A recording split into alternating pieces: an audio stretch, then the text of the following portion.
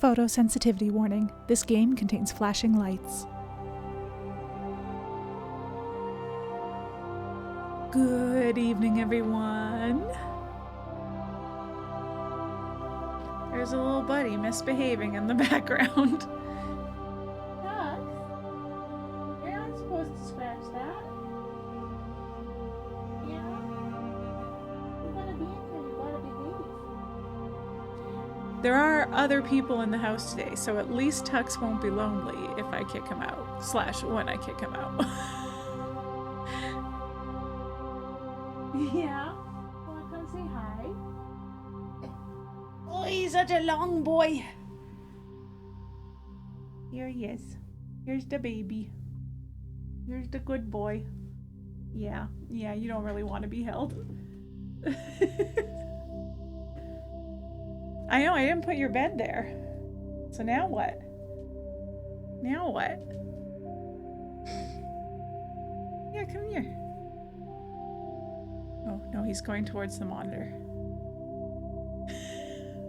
He's just out of frame. Come a little closer. A little closer, buddy. Yeah.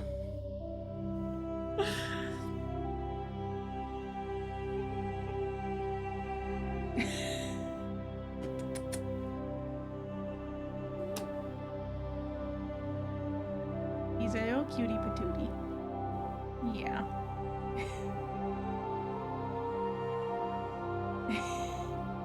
His tail has hit something on the wall and now he's distracted by it. Yeah. Yeah. Do you want down? You can do it. I believe in you. I don't think you need my help. Yeah, there we go. Oh, yeah. Silly little guy. Anyway, hi. I'm back to play more games. Yes, Tux. To play more games. Hold on, let me turn this up just a little bit. I'm not sure about my mic level. I've been like, I feel like I've been struggling to find the right place, a distance to have it from me, level to have it on. It's all very exact and I'm not nailing it, but you know what? We'll get there, you know? Nobody's perfect. Anyway, hi. Finally, what I have long promised is happening. I'm going to play the Mass Effect trilogy, which anyone who's familiar with it will recognize the music in the background. It is the menu music for Mass Effect 1, but it's also from, as most menu music for games are, it's in the game itself. I shan't spoil when now, but You'll know it when we get to it. But yeah. Unless it goes on, I don't have my headphones in right now, so there's like a non-zero chance that it would go to like a trailer or something. I think Mass Effect 2 does that. I think Mass Effect 2 goes to its trailer, but I think it goes on to the trailer from the starting screen and not from the menu. So anyway, yeah, we finished up Man of Medan last week, which was lots of fun, though I didn't realize I was not paying attention to the actual date, so it wasn't till the next day that I realized that I was finishing Man of Medan the day before N7 Day, which is November 7th, which is Mass Effect Day, for reasons we can get into, I guess, when we get into the game. But if you've seen any of the like artwork and official like artwork for Mass Effect games, you'll probably have seen the N7 logo. It's on my purse. I have a pin with the N7 logo on my purse. I had sweaters that were N7 sweaters. I'm not sure what's happened to them now, but yeah, it is like a thing in universe that we can talk about a bit. Yeah. Buddy? Tux? Yeah, let's not scratch that. Do you want out? Oh, you're coming back over here. Yeah. You feel risky. I think he just wants attention when I'm streaming because I'm giving something else attention, you know? You know, buddy? Well, you know what? There's all kinds of people out there. Yeah. You don't want to come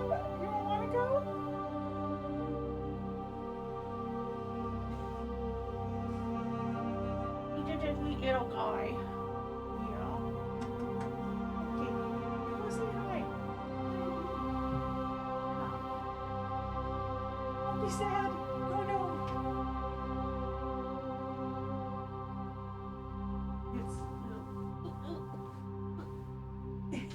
There we go. Never does he want to be in my room more than when I'm streaming. He knows somehow. I think he knows. I think the lighting, maybe he's familiar with the lighting. I don't know. But yeah. Yeah, so is that it? Is that all I have to say? Yes. I guess reminder that I am not streaming on Mondays for the remainder of November, though I may try and find some time to sneak in another stream, because I saw today that there's a new Phasmo map. I have not been up on my Phasmo news. There's a whole new map. Like, we got the 2 updated maps that we were promised. There's a whole new one. I didn't even know that there was going to be another one. I knew about the lighthouse for ages ahead of time, so I'm clearly very behind on my Phasmo news, so maybe I'll try to sneak something in. But for now, let's assume no Monday morning streams. Certainly not the 24th. Yeah. Anyway, but I will be streaming tonight, obviously, and next Thursday, and then the following Thursday, the 27th, I will not be streaming. But I should, in theory, be back the week following that. We'll see. As we get into December, things perhaps become a little more chaotic, so I'll keep you posted on what's going on there. But speaking of keeping you posted, here's the link tree to all my social media so that you can stay appraised of the situation. I tend to update my Instagram stories and my Blue Sky and my threads, and sometimes proper Instagram posts. So that's where you can find updates on my schedule. But yeah. Anyway, Mass Effect. Mass Effect is the Mass Effect trilogy is one that I have played through several times. I played the third game when it was released. I played the first 2 between the release of the second and third. I want to say the second had been out for a little bit when I played it, but the third was one I very clearly remember the anticipation of that. I was watching all the trailers and paying attention to all the news following. There was a Twitter, in-character Twitter account thing that you could follow that did a very dramatic countdown to the release. That was a lot of fun for me to follow. All kinds of stuff. I was big into it as it was coming out, and then was hugely excited for the Legendary Edition, which is what we will be playing. The Legendary Edition is a remaster of the whole trilogy, where that is the most noticeable is in this first game here. So it's updated the graphics slightly for Mass Effect 3, but otherwise Mass Effect 3 is basically the same. Mass Effect 2 also is a little closer, graphically now to the way Mass Effect 3 was, and is nice and all that. But the big one is Mass Effect 1. So they've changed some of the controls so that they line up to what you do in 2 and 3. Mainly that shift and spacebar. Their functions switched after Mass Effect 1, they swapped places. And that's not the case anymore with the Legendary Edition, which is very nice because it does mean I won't spend at least the first couple hours of Mass Effect 2 forgetting which button to press when I get there. But graphically hugely improved, but also ironed out some of the jank. If you have heard me talk about Mass Effect before, and I'm sure talking to other Mass Effect fans, you'll see a lot of people who are the gameplay specifically the combat in Mass Effect 1 leaves something to be desired. It's pretty janky, and it's still got some jank, but it is much improved. There's a lot of quality of life improvements made to the first game in the Legendary Edition. So this will only be my second time playing through the Legendary Edition. I've only played through the Legendary Edition once, played through the original trilogy many, many times. But yeah, only played through the Legendary Edition once, and it was close to-ish when it came out. So it has been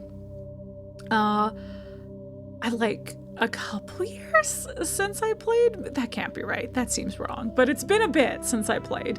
At least a year since I've played through the trilogy. So I'm sure I've forgotten stuff. I'm sure stuff will come back to me as I go. But we're going to go on this journey together. My plan for anyone who's familiar with the series is to go as a renegade with a heart of gold. So that is to say, kind of no nonsense, but like making a lot of big Paragon choices. But yeah, because that's the big like player morality mechanic is Paragon versus Renegade in the Mass Effect series. So we'll see how that works as we go. Or if you've watched my video on Mass Effect over on the Polychrome YouTube channel, where I have like a guide to the first game, where I go through a spoiler-free guide to the first game, where I go through what all that means. So yeah, so you can check that out if you want a primer, I guess, on the Mass Effect series. But as it is, let's get into it. I don't think I have anything more to say. I think we'll let the game speak for itself. I did, back when I was like originally gonna play Mass Effect on stream and then got decided to do all kinds of different things instead, and then got work and all that fun stuff that that delayed it until now.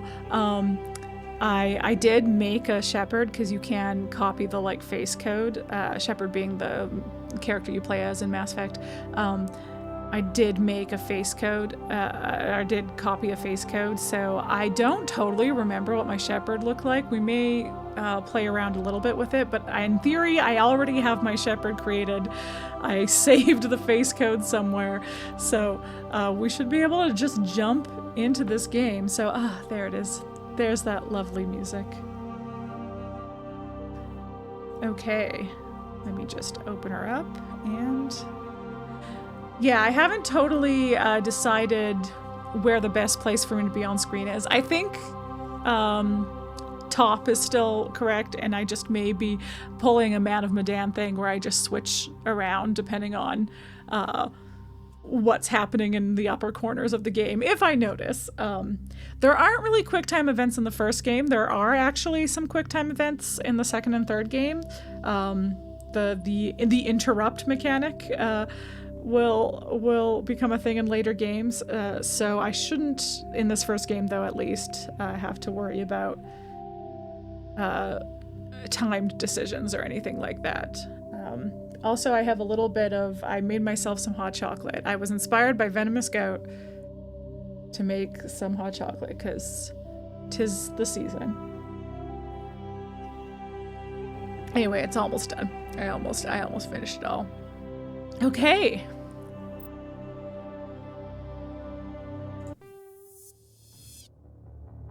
Welcome to Alliance Military Database. Classified information requested. It's like, was I already on the wrong side of the screen? Establishing secure connection. Secure connection confirmed. Enter new ID. So that was the quick start up there. So the other thing, so for quick starts, they have the default Shepard appearance. So this is the other thing that has changed, is this default Shepard, the Fem Shep, as she's known to fans, the female version of Commander Shepard, didn't have a like a special default appearance until the third game, until Mass Effect 3. This Shepard, the male Shepard, has existed since the beginning of the game, where he had like a face model and all that jazz. But the female Shepard, the default female Shepard, was just like someone you could create from, like, you cannot create this Shepard in the character creator. You cannot create this Shepard in the character creator either. The original female Shepard, though, you could. She was just kind of the default selection of traits from the character creator rather than like a specifically designed character. And it wasn't until the third game that she got this appearance. That's a whole thing we can get into later. There is a little bit of controversy around how they came up with this Shepard. There was like kind of a beauty contest. It wasn't meant to be a beauty contest, but it's kind of the way it came across, where you got to like vote on the FemShep appearance. They had like a bunch of different designs for her.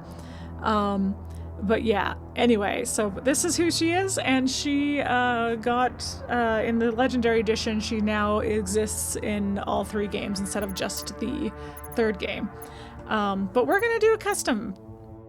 Please log in to access your profile. Oh yeah, I didn't think of names. I forgot we have to start with a name. I don't know if anyone has name suggestions, but what do I got? Okay, what we've had for character names so far have been Dragon Age character names. So we had Quaitriel, because she was an elf in Dragon Age Origins. So that was based on Quite Contrary. It was Quaitriel.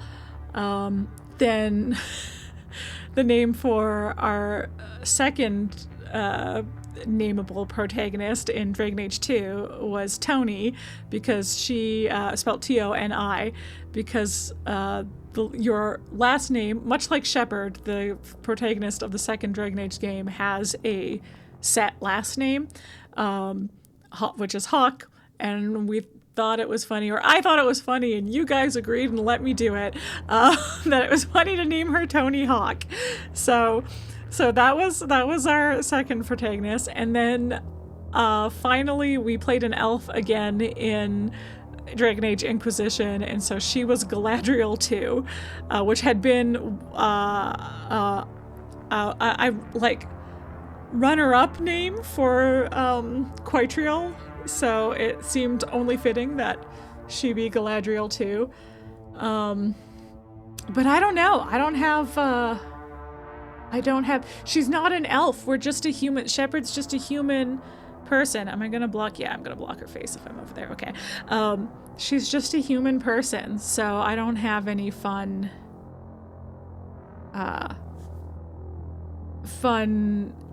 elfifying of Quite Contrary that I can do.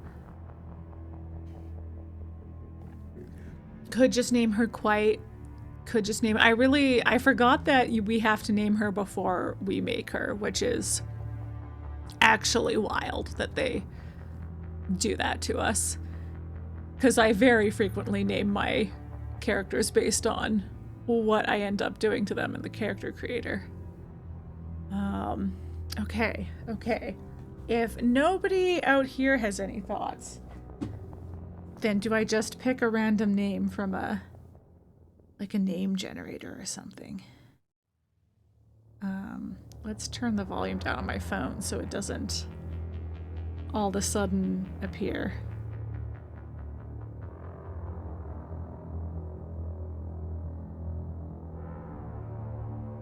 Jane is the default, always fun. Sometimes I like to do variations of the default. Oh yeah, because I haven't chosen my backgrounds or anything either. There will be backgrounds that we'll get into that if people want to help out with, but you also don't have to. I know this is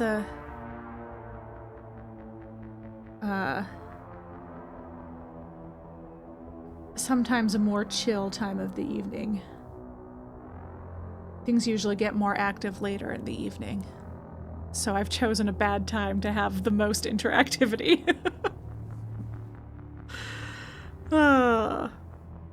Okay. I've never heard a name before in my life. I'm absolutely blanking on any name that she could have. Some kind of variation on streaming, some kind of variation on girl. I could name her after my first ever Shepard, who was Donna, who in turn was named after Donna Noble from Doctor Who. Which I did the same thing my first Legendary Edition Shepard. I was like, you know what? For the sake of tradition, since she's my first Shepard in the Legendary Edition, I named her Martha after Martha Jones, who is also a Doctor Who companion. So I could continue that tradition. I could name her after another sci-fi legend. Her name is 7 of 9. That is where you can have Jane and just call her Janeway. That would be Catherine, though. Catherine would be Catherine Janeway.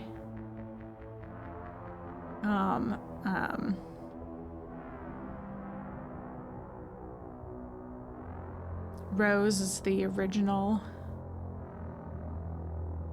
Shepard.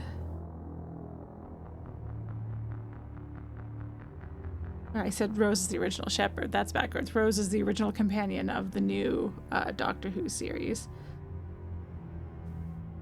Ruby was one of the new Doctor Who series. I was just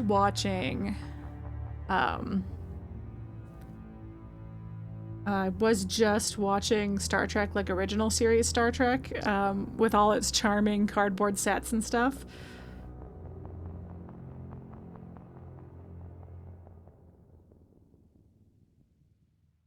We can name her Christine after Nurse Chapel. She's fun. We could call her Chapel, and then it's after Chapel Rowan and Nurse Chapel. Why don't we go with Christine? Why not? Why not? Unless anyone has any objections. Just because that was there. I was like, what was the last sci-fi I watched? I also was rewatching, this was a bit ago now, but was rewatching Firefly, which has some fun, you know, Kaylee and Nara, Zoe, all those fun things. But let's go with an OG. To be clear, when I name characters after other characters, this in no way translates to how I play their personalities. Lest anyone be horrified and think that's not how Nurse Chapel would act at all. Okay. There were no objections, so I'm moving on. Warning, data corruption detected. Please reconstruct profile. You got it. Here's their fun little in-universe reason. Once again, I don't think we have enough activity to vote on what we want to be, but like we've got our backgrounds are Spacer. Both of your parents were in the Alliance military. Your childhood was spent on ships and stations as they transferred from posting to posting, never staying in one location for more than a few years.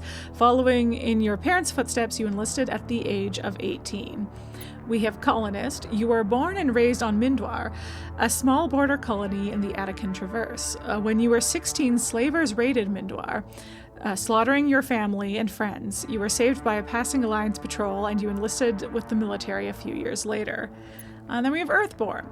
You were an orphan raised on the streets of the great megatropolises covering Earth. You escaped the life of petty crime and underworld gangs by enlisting with the Alliance military when you turned 18. There is something fun about each of these backgrounds. Colonist and Earthborn are like kind of the most interesting in terms of just like being kind of darker backstories for Shepard. Earthborn being like, yeah, you we're kind of like in a gang, and you can have a lot of fun headcanons about what your life was like as an Earthborn. These will come into play a little bit, not a lot. We'll have each of these will have a specific mission inspired by, or a specific mission that is very small, it's very short, usually like one scene, that is directly related to your background. You also do not get the other ones if you pick Spacer, you're not going to get the Colonist and Earthborn scenes.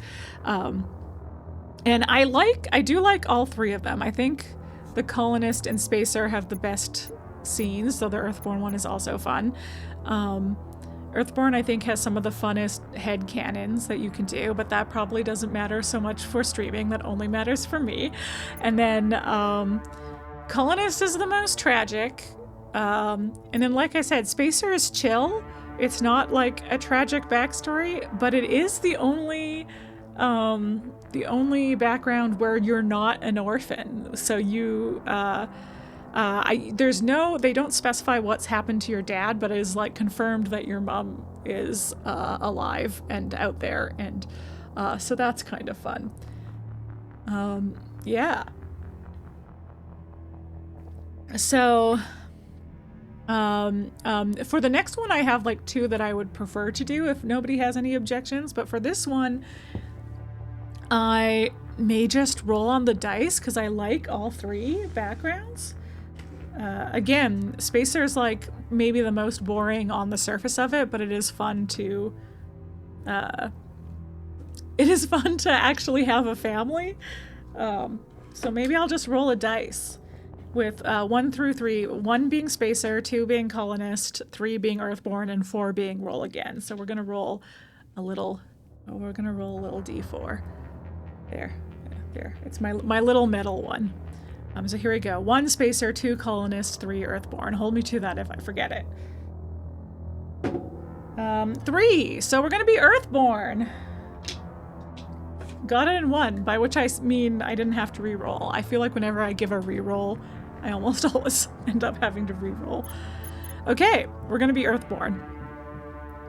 Once again, you were an orphan raised on the streets of the great megatropolises covering Earth. You escaped the life of petty crime and underworld gangs by enlisting with the Alliance military when you turned 18.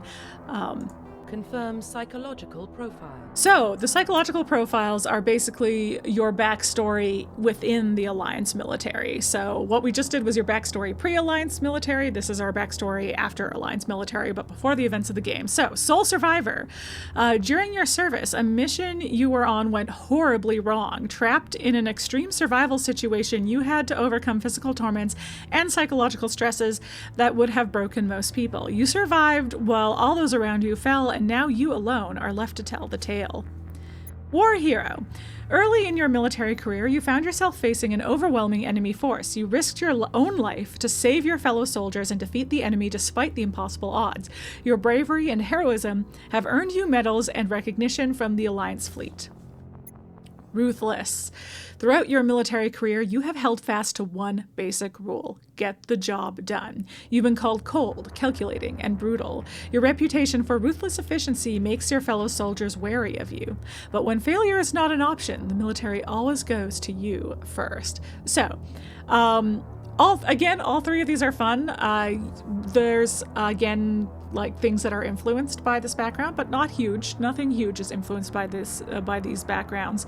And the like special scenes you get for each of them are parts of missions that you will be able to do regardless. So if like you chose the Ruthless backstory, the scenes where you would get, or the missions where you would get specific stuff for being a war hero and specific stuff for being a sole survivor, those stories will still happen. You just won't have the personal connection to them. So it's like, I feel like you do miss out on less with this choice.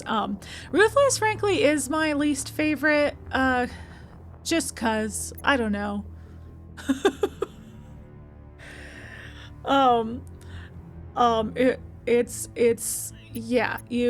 We might, there's something to be said for playing ruthlessly, but I am kind of meh on it as a backstory.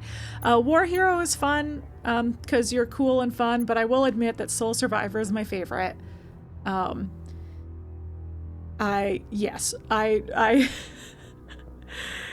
It's unless anyone wants to vote for one or like put in their opinion for one, I would like to go with Soul Survivor, but I do like all three, with War Hero and Soul Survivor being my favorites, and Soul Survivor being my very favorite. So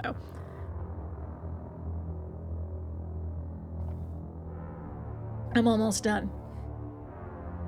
I'm just gonna finish it up.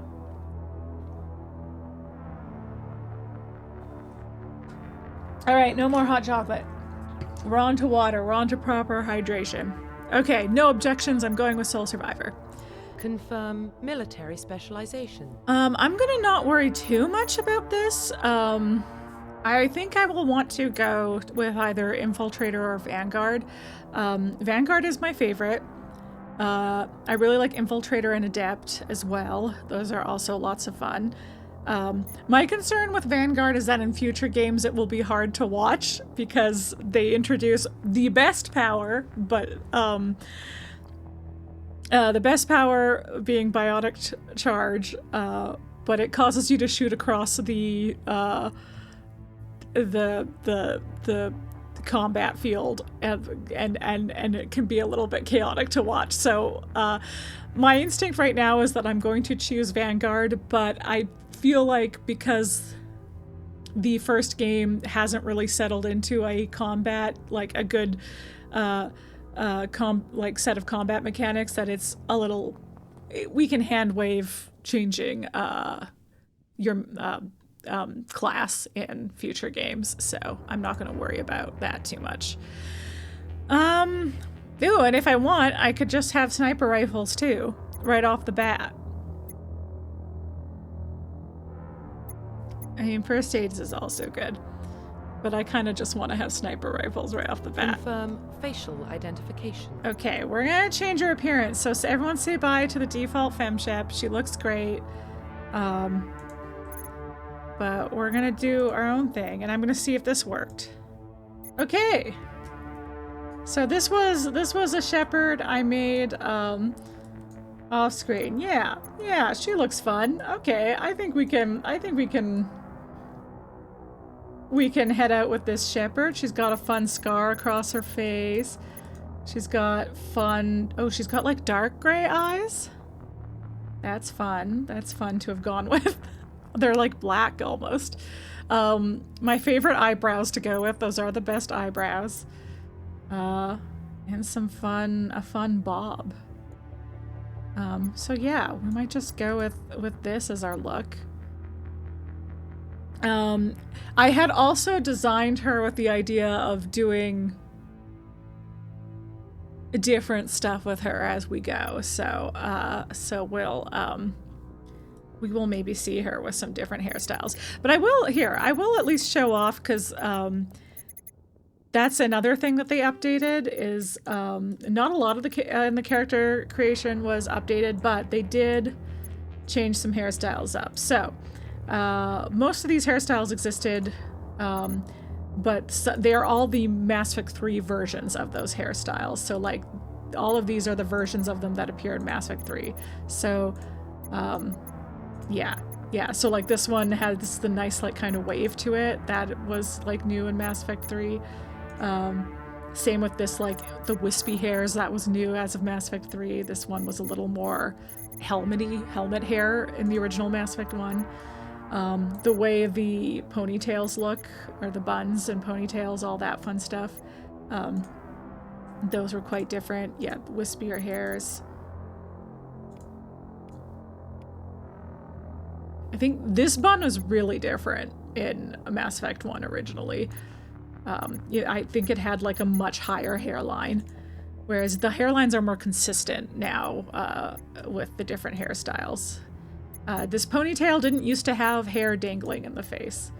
I kind of like this ponytail. Should we go with a ponytail instead? What if we went with a ponytail instead? That would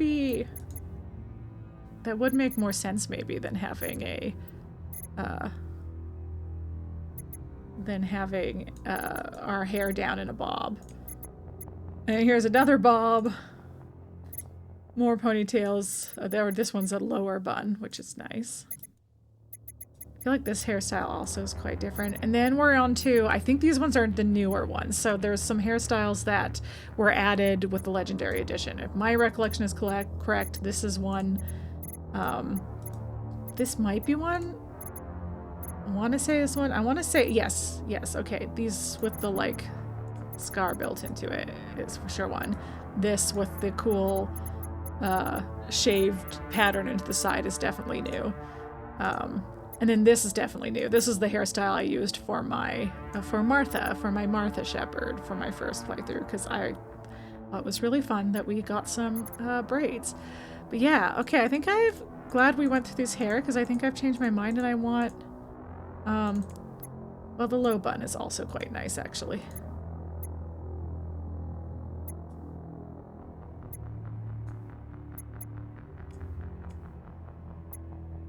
Yeah, maybe I'd prefer the low bun to any of those options. I love a good hair wisp, but there's something a little more professional about. I liked in previous playthroughs, back in the day, before the Legendary Edition, where the hairstyle, where you kind of had to keep the same look, there was something about the adding of the wispy, I would have the ponytail and the wispy hairs wouldn't come until later. And I was like, yes, she's becoming more unraveled as we go, which makes sense. But I do kind of like these. She did come from, we did end up with the Earthborn backstory. So, you know, she maybe came from a more rebellious start. So, okay, I think I want either ponytail or, where was the low bun?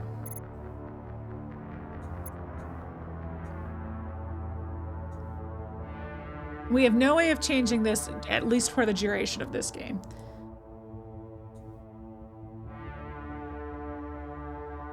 She does look good with a low bun. She looks younger with this.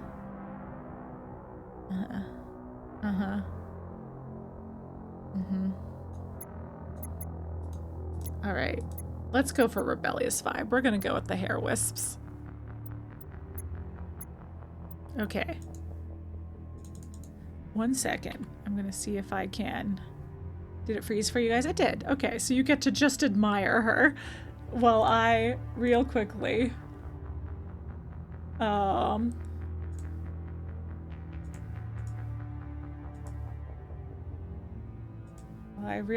why is this not working?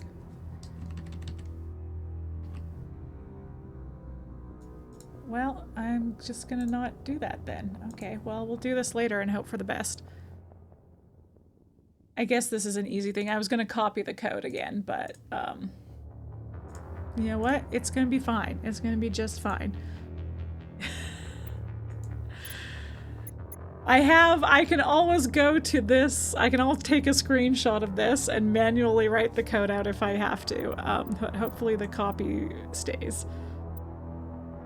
Profile reconstruction complete. Okay, so here we are. Christine Shepard, origin, Earthborn, reputation, sole survivor, class, Vanguard. You know what? I want to say my first ever Shepard was an Earthborn sole survivor. And then my second was a spacer war hero. And then I definitely did have like a ruthless colonist at one point. And then I had a colonist sole survivor, which is the most tragic your backstory can be. A colonist sole survivor is your backstory is everyone you've ever known has died. So yeah. Now, being a Vanguard with sniper rifle is a little antithetical. We'll get into it, but it's gonna be fine. It's gonna be fine. I didn't explain biotics, but you know what? You don't have to.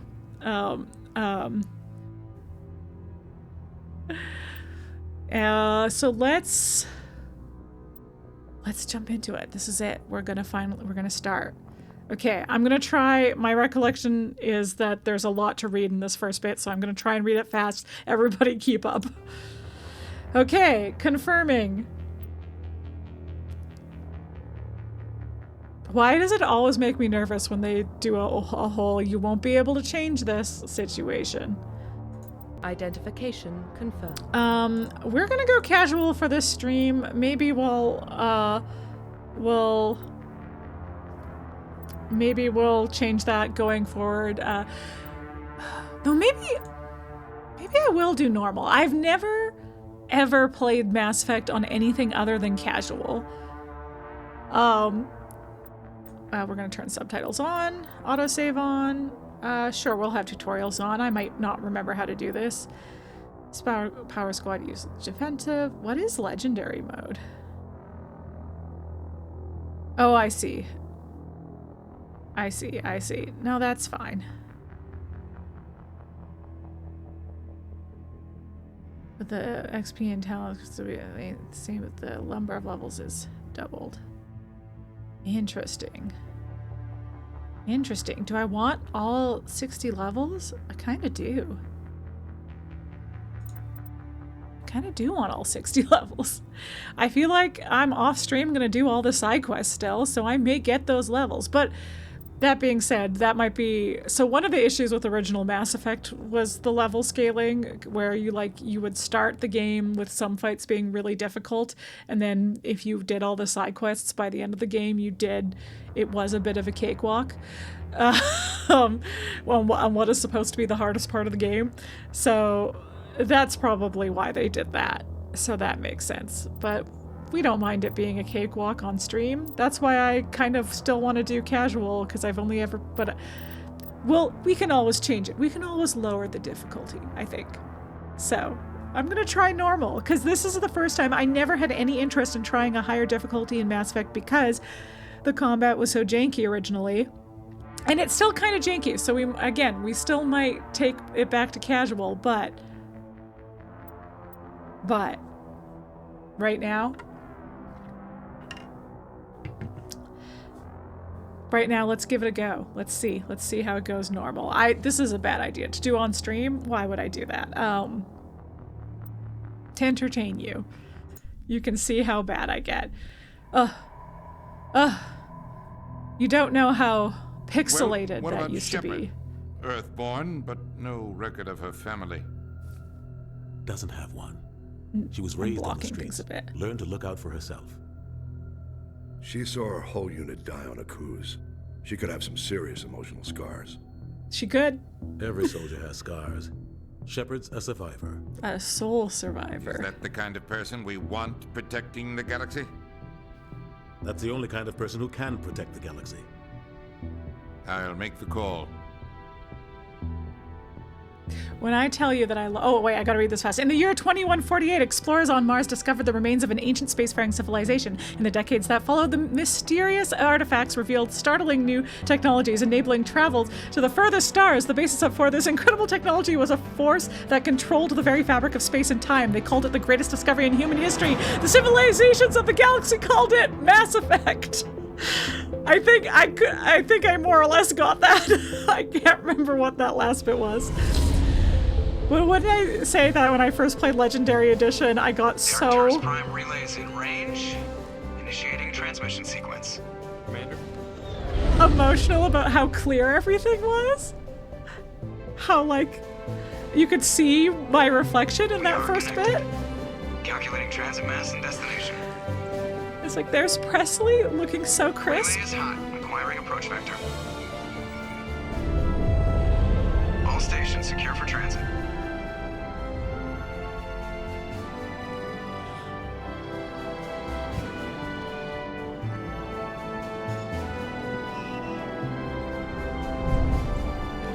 And there we are.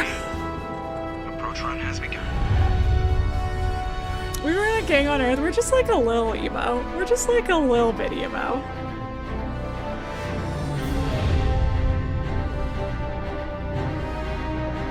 Hitting the relay in 3, 2, 1.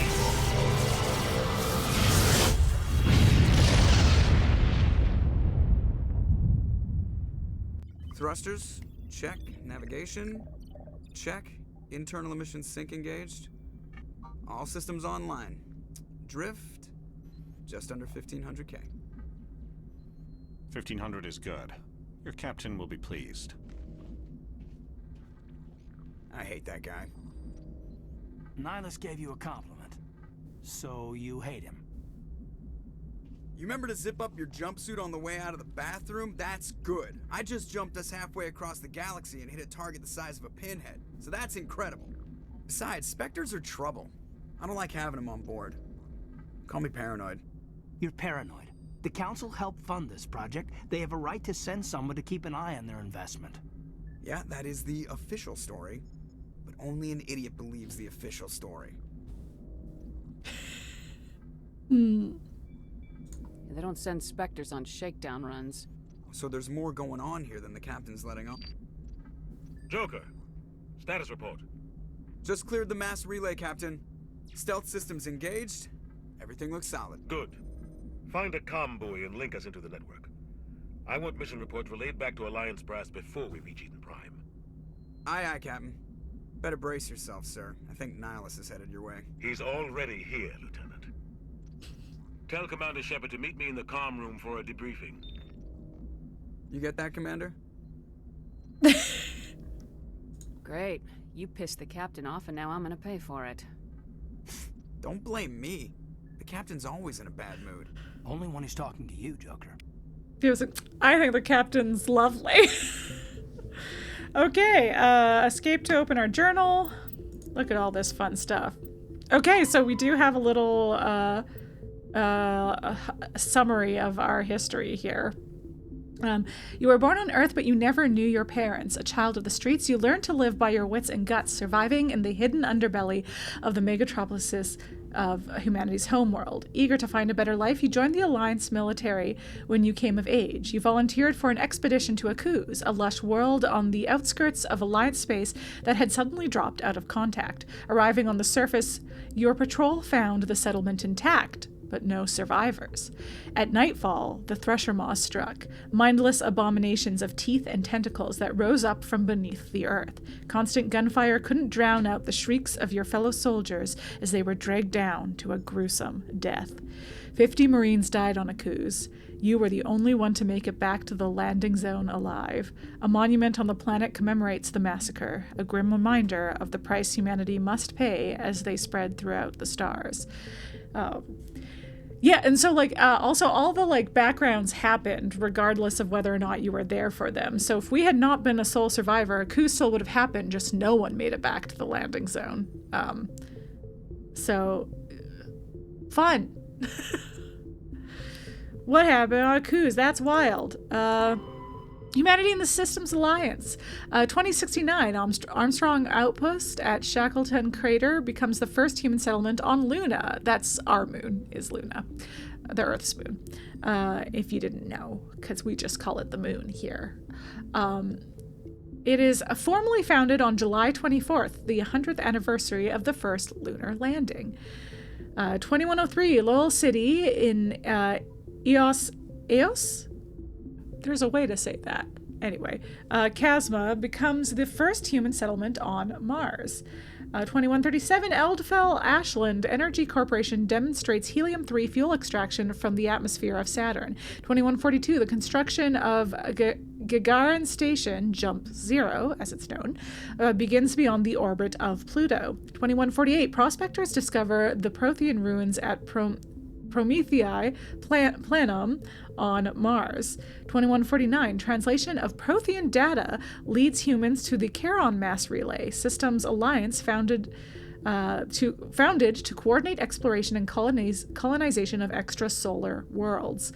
2151, a shipping accident at Singapore International Spaceport exposes downwind communities to containers of dust form element 0. Alliance begins construction of Arcturus Station. 2152, roughly 30% of the children born in Singapore after element 0 exposure suffer from cancerous growths. Systems Alliance begins settlement of Earth's first extrasolar colony world, the planet Demeter. 2154, Commander Shepard is born on Earth and joins some gangs. I mean, not as a baby, probably. We don't know what happened to our parents. 2155, Systems Alliance occupies completed portions of the Arcturus station as a headquarters. 2156, some children of Singapore exhibit minor telekinetic abilities. Oh, I had a Earthborn Shepherd once who I also named after a beloved sci-fi character. I named her Breck after the main character in the Imperial Raj series, aka Ancillary Justice, Ancillary Sword, and Ancillary Mercy. And my headcanon was that she read those books and dreamed of space, and like that she named herself Breck after that character. So maybe something similar happened here. Maybe we saw some Star Trek and dreamed of space and named ourselves Christine, you know? Anyway, 2157, Turians encounter human explorers. First Contact War. Occupation and liberation of the human colony of Shang-Chi. 2158, humans learn potential of biotics. An international effort to track element zero exposures begins. Roughly 10% of exposed children show some level of biotic ability. The biotics are basically, well, we'll see it in action later, but it's space magic. It's the Force. It is basically just the Force from Star Wars, but shiny and blue.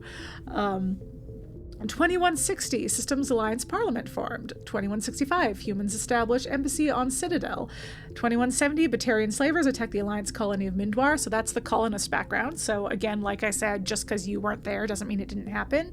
So we weren't a colonist in this. We were on Earth, but the slaver attack on Mindwar still happened. 2176, Skillian Blitz. Pirates and slavers attacked Elysium, the human capital in the Skillian Verge. So that's the war hero backstory would have had us on Elysium during the Skillian Blitz. 2177, Thresher Maws devour the Alliance colony of Akuz. So that is what our backstory is. 2178, in retaliation for the Skillian Blitz, an Alliance fleet wipes out an army of slavers on the moon of Torfin. So that would have been our background had we been ruthless. We would have been known as the Butcher of Torfin. 2183, current date. So yeah, that was just like a lot of backstory, but the summary of it is that basically we discovered alien ruins on Mars that helped jump forward our technology a whole bunch to allow for like easier space travel and space exploration, and also led us to the Charon Relay, which the mass relays are what allow huge jumps through space. So by using that relay, we found ourselves in a whole new world of aliens and already like pre-existing, we'll get into it as we go along, but like a pre-existing civilization of various alien species. We had a little war about it. We all figured out eventually that it was just a big misunderstanding and everything's fine.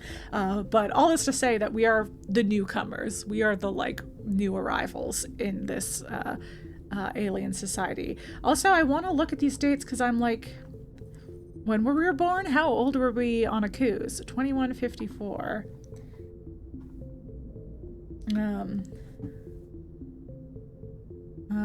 I feel like not old, like 23? Am I mathing that right? Yeah, we were 23. Oh, babies. We were babies. Okay. Okay. Squad. So this is where we're gonna do all our leveling up and shit. I have some points. So my advice. Oh, we're a little bit more renegade than we are Paragon. We're gonna have, so the main mechanic for this game, the morality mechanic, is like more direct approach, violent approach, more ruthless approach. That's gonna get us renegade points. The more diplomatic approach, just more chill approach, generally nicer approach. Not always nice. Paragons aren't always nice, but they're more diplomatic, which often translates to nice, but not always. That will get us Paragon points. As we hit certain thresholds of Paragon or Renegade, we will unlock more of these. So as you can see right now, we have Charm and Intimidate as stuff we can put points into. Right now we can only get up to 3. As we get more Renegade points, we will unlock more Intimidate spaces. And as we get more Paragon points, we will unlock more Charm spaces. Because Paragon and Renegade tend to be opposing decisions, we will not be able to unlock all of the Charm points if we're unlocking all of the Intimidate points and vice versa. So like one is going to, it's like one is likely going to get higher than the other. Now that being said, because I kind of have committed to the idea of us being kind of renegades with a heart of gold, we may end up in a case where we have a pretty even score. That being said, my renegades with hearts of gold include a love for their crew, so I am often very nice to crew and just mean to others. So I should maybe hedge my bets and do Charm, because I might end up with a higher Paragon score. But it is likely this playthrough that we're going to not see, because the more Charm or Intimidate points you have, the more Charm and Intimidate dialogue options you can pick. So I think it is unlikely that we will unlock enough points the way I'm going to play. But who knows? Maybe I'll feel differently. Let's go for Charm. We'll go for Charm for now.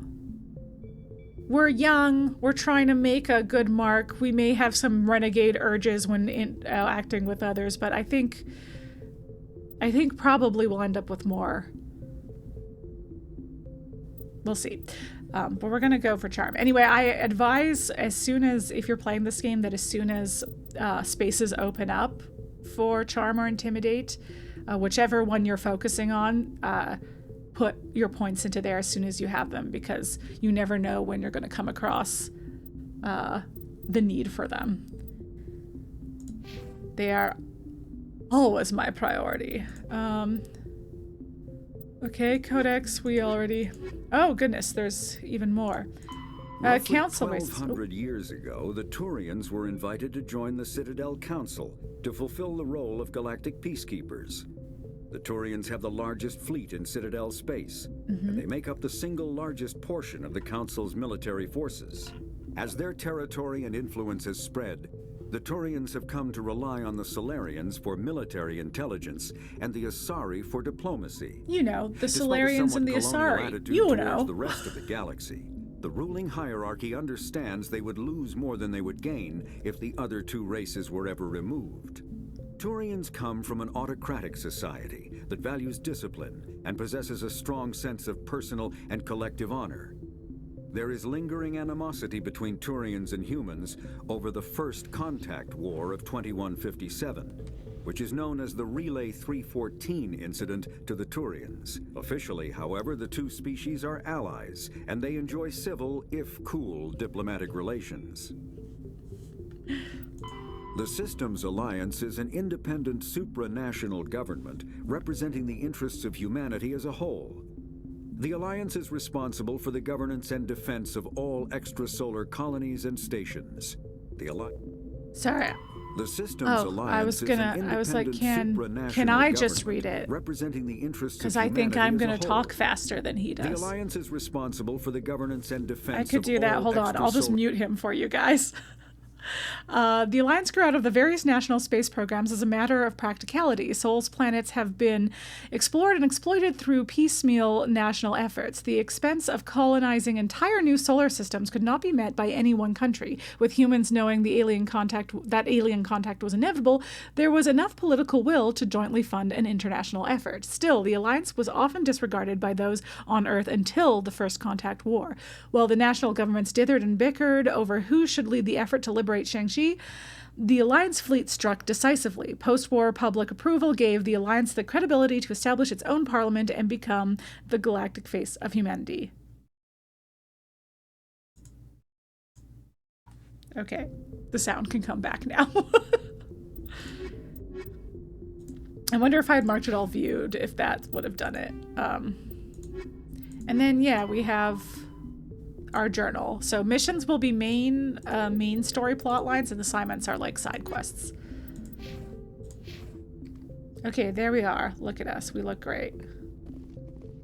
The captain's waiting for you in the comm room, Commander. Okay. Joker, voiced by Seth Green. You probably don't want to keep the captain waiting, Commander. Caden, voiced by Raphael Sparge. I'm telling you, I just saw him. He marched by like he was on a mission. He's a Spectre. They're always on a mission. And we're getting dragged, right along with him. Relax, Presley. You're gonna give yourself an ulcer. Congratulations, Commander. Looks like we had a smooth run. You heading down to see the captain? Where are you about? Sounds like you don't trust our Turian guest. Sorry, Commander. Just having a chat with Adams down at engineering. I didn't mean to cause any trouble. But you have to admit, something's odd about this mission. Something is The whole crew odd. Feels it. You think the Alliance brass is holding out on us? If all we're supposed to do is test out the stealth system, why is Captain Anderson in charge? And then there's Nihlus. Spectres are elite operatives, top covert agents. Why send a Spectre, a Turian Spectre, on a shakedown run? It doesn't add up. What do you know about the stealth systems? I just know it masks our location from scans and sensors. Cutting-edge technology. Cool. The Normandy's the only ship with this prototype drive. But why are we fully staffed? A skeleton crew would be cheaper. Less chance of security leaks, too. That's a good point. Plus, there's Nihlus. It's pretty obvious this shakedown run is just a cover. For what? Damned if I know, Commander. We're out here on false pretenses. I'm not a fan of being left in the dark. Me neither. Do you have a problem with the captain? No, ma'am. But I can't figure out what he's doing here. Captain Anderson is one of the most decorated Special Forces officers in the service. If he melted down all his medals, he could make a life-size statue of himself. You don't send a soldier like that on a do-nothing mission. He's treating this shakedown run too seriously. Something big is going on. You don't trust Nihlus? I don't like Turians in general. It runs in my family. My grandfather fought in the First Contact War. My racism's genetic. Turians hit us. I think we are a little sketched out of him at this point as well. We're gonna learn to overcome our prejudice, though. Don't you worry. Nihlus is no ordinary Turian. You've got that right, Commander. We're an Alliance vessel, human military, but Nihlus doesn't answer to the captain like the rest of us. Spectres operate outside the normal chain of command, and they don't come along just to observe shakedown runs. Nihlus looks like he's expecting some heavy action. I don't like it. I'll see if I can get some answers when I see him. Good luck, Commander.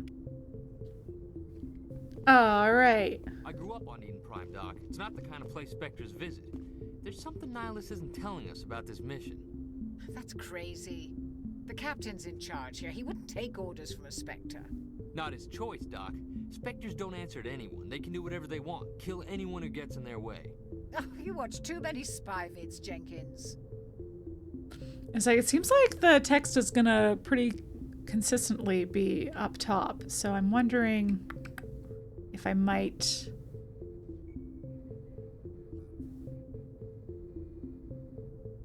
I should switch one of these screens. One of me should be on the bottom, I think.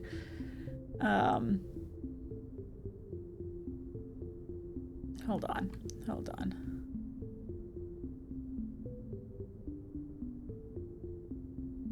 There's always a bit of this, isn't there? There's always a bit of me, and the first time we play, moving myself, finding a new place to hang out. I think I'll leave the other one in the top corner so that if there is something on the bottom that we want to look at, we can still just switch screens rather than have to stop what we're doing and move.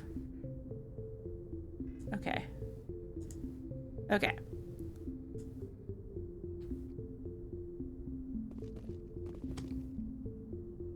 What do you think, Commander? We won't be staying on Eden Prime too long, will we? I'm itching for some real action. I sincerely hope you're kidding, Corporal. Your real action usually ends with me patching up crew members in the infirmary. Yeah, there we go. Because when it's here, I can be up here. But when it's up here, I can be down there. So I'll switch between them. You need to calm down, Corporal. A good soldier stays cool even under fire. Sorry, Commander, but this waiting's killing me.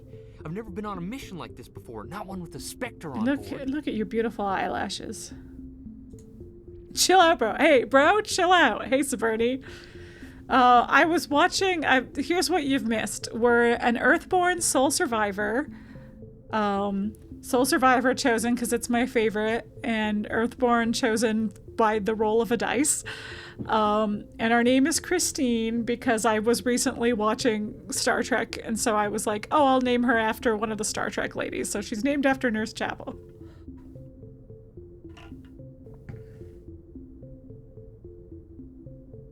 What can you tell me about Nihlus? Turians are generally well respected by the other species. Their fleet has more patrols protecting Citadel space than any other. They don't always get on well with us, though. Some people find them too rigid. Others still blame them for the First Contact War. As for Nihlus, I haven't said more than 2 words to him. He usually only speaks to the captain. I heard Nihlus once took down an entire enemy platoon all by himself. Man, I can't believe I'm on a mission with an actual Spectre. What do you know about the Spectres? Only what I've heard. Spectre agents work directly for the Citadel Council. They usually work alone or in small groups. Spectres don't have any official power, though. Basically, they're a shadow organization with a mandate to preserve and protect galactic stability. Protect it at any cost. Don't forget that part. Spectres operate above the law. Why don't we have any of our own people in there? Spectres usually come from the Council races, like the Turians. We've been trying to get a human accepted into their ranks for years now. So far, it hasn't happened. Hey, Commander, you'd make a good Spectre. No. Always getting dropped into impossible situations, forced to survive unbeatable odds. Just like you on a cruise. Hey, that was a bad time. I try not to think about Akuz. Sorry, Commander. I didn't mean to offend you. I respect what you did there. We all do. Let's not dwell on the past, Commander. Was there something else you needed? How do you control agents with unlimited power? I suppose the Council could revoke the Spectre status of an agent who got out of hand. At that point, Citadel Security Services would take over. Those C-Sec grunts wouldn't stand a chance. The Spectres were 20 ordinary soldiers. Sorry, I've turned on the fan. Themselves. An agent goes rogue, they send another agent to take him down. That's Spectre justice. Spectre the justice. Corporal's confusing romantic legends with reality, Commander. You're from Eden Prime, aren't you, Jenkins? What's it like? It's very peaceful, Commander. They've been real careful with development so you don't have any city noise or pollution. My parents lived on the outskirts of the colony. At night, I used to climb this big hill and stare across the fields back at the lights from the main settlement. It was gorgeous. But when I got older, I realized it was a little too calm and quiet for me. That's why I joined the Alliance. Even Paradise gets boring after a while. Any idea why Eden Prime was chosen as our destination? Not really sure, Commander. Eden Prime's one of our most stable colonies. Good place to take the Normandy for a shakedown run, I guess. No real danger there. There's gotta be something else going on. We've got a Spectre on board. That's why I'm so wound up. I can't wait for the real mission to start. Do your job, follow my orders, and there won't be any problems. Easy for you to say. You proved yourself on a cruise. Everybody knows what you can do. This is my big chance. I need to show the brass what I can do. Hey, chill out. This mission isn't about personal glory, Corporal. We have a job to do. Don't do anything stupid to mess it up. Don't worry, ma'am. I'm not gonna screw this up. Yeah, good kid. Jenkins, you just need to chill the fuck out. The captain's waiting for me. Goodbye, Commander. Oh yeah, see, we got some Paragon points because we just so nice. We're just so nice to our crew. Yeah, okay, we're gonna go in here. Did you see how beautiful and clear the Legendary Edition is? Wow.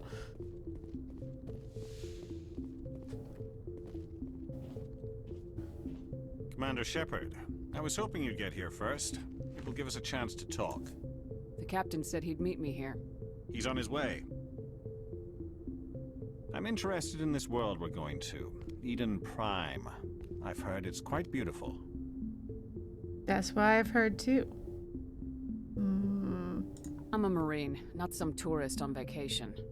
It's more than just a tourist destination, isn't it, Shepard? Eden Prime is a symbol of your people. A perfect little world on the edges of your territory.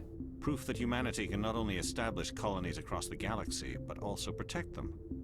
But how safe is it really? Are you trying to scare me, Spectre? Your people are still newcomers, Shepard. The galaxy can be a very dangerous place. Is the Alliance truly ready for this? I think it's about time we told the Commander what's really going on. This mission is far more than a simple shakedown run. I figured there was something you weren't telling us.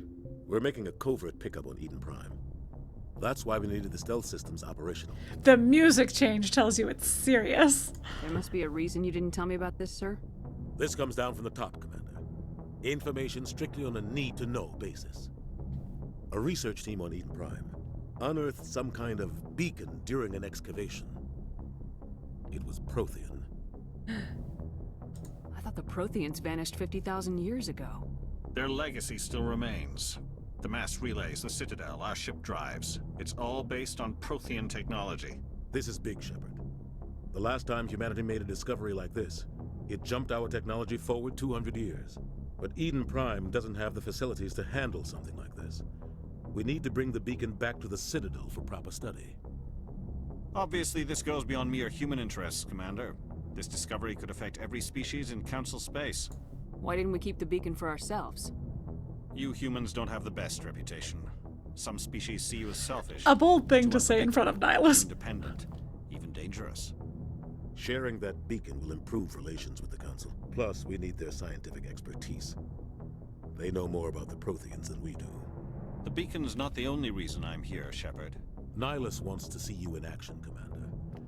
He's here to evaluate you. Since when do we answer to the Spectres? You're smart enough to know how things work, Commander. The Alliance has been pushing for this for a long time. Humanity wants a larger role in shaping interstellar policy. We want more say with the Citadel Council. The Spectres represent the Council's power and authority. If they accept a human into their ranks, it shows how far the Alliance has come. Not many could have survived what you went through on Akuz. Everyone bringing up Akuz. Akuz. Remarkable will to live, a particularly useful talent. That's why I put your name forward as a candidate for the Spectres. Why would a Turian want a human in the Spectres? Not all Turians resent humanity. Some of us see the potential of your species. We see what you have to offer to the rest of the galaxy, and to the Spectres. We are an elite group. It's rare to find an individual with the skills we seek. I don't care that you're human, Shepard. I only care that you can do the job. I assume this is good for the Alliance. Earth needs this, Shepard. We're counting on you. I need to see your skills for myself, Commander. Eden Prime will be the first of several missions together. You'll be in charge of the ground team. Secure the beacon and get it onto the ship ASAP. Nihlus will accompany you to observe the mission. Fine, Dad. Yeah, that was 100% the motivation for being like, hey, you're cool with this? Is to be like, if you're not cool with this, I got your back. I got your back, Captain. If you're not cool with this, then we fight. But fine, if you want me to, then fine. That's our space dad, everybody. That's our Captain Harrison's our space dad. What do you know about the Protheans? Just what they taught us in school. They were a technologically advanced species that ruled the galaxy 50,000 years ago. Then they vanished. Nobody really knows how or why, though I've heard plenty of theories. But everyone agrees, galactic civilization wouldn't exist without them. Their citadel is the very heart of galactic society, and without their mass relays, interstellar travel would be impossible. We all owe the Protheans a great debt. I'd like to know more about Eden Prime before we touch down. It's a peaceful farming world, but it represents something much bigger. Eden Prime is one of our oldest and most successful colonies. It proved we were ready to face the challenges of settling new worlds, to forge a place for humanity beyond Earth. It symbolizes humanity's growth and evolution as a spacefaring species. And after this, it will be known as the world where humans made a discovery of galactic importance. Why is this beacon so important? All advanced galactic civilization is based on Prothean technology, even yours. If we hadn't discovered those Prothean ruins buried on Mars, we'd still be stuck on Earth. That was just a small data cache. Who knows what we can learn from this beacon? What if it's a weapons archive? We can't let it fall into the wrong hands. Like who? The Attican Traverse isn't the most stable sector of Citadel space. There are plenty of raiders and criminal groups active in the region. They might figure a Prothean beacon is worth the risk of attacking an Alliance ship. Plus, Eden Prime is right on the border of the Terminus systems. The Attican Traverse is under Citadel protection. If the Terminus systems attack, it's an act of war. Technically, yes. But some of the species in the Terminus might be willing to start a war over this. The last like thing the Batarians? is to get dragged into a major conflict with the Terminus systems. We have to keep this low-key. Okay, I think that's everything. Just give the word, Captain. We should be getting close to Eden. Captain, we got a problem. What's wrong, Joker? Transmission from Eden Prime, sir. You better see this. Bring it up on screen.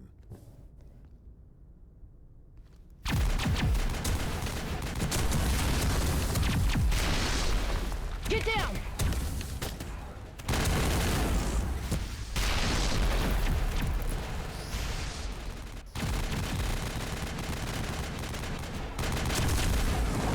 We are under attack, taking heavy casualties. I repeat, heavy casualties. We can't get evac. They came out of nowhere. We need.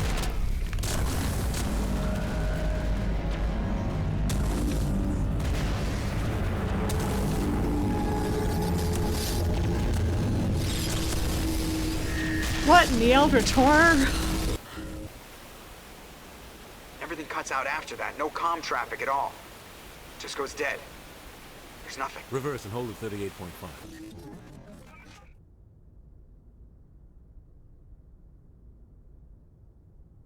Status report. 17 minutes out, Captain. No other Alliance ships in the area. Take us in, Joker, fast and quiet. This mission just got a lot more complicated. A small strike team can move quickly, without drawing attention. It's our best chance to secure the beacon. We're gonna find that's Grab your gear and true meet us in the cargo for a hold. lot of missions. Tell Alenko and Jenkins to suit up, Commander. You're going in.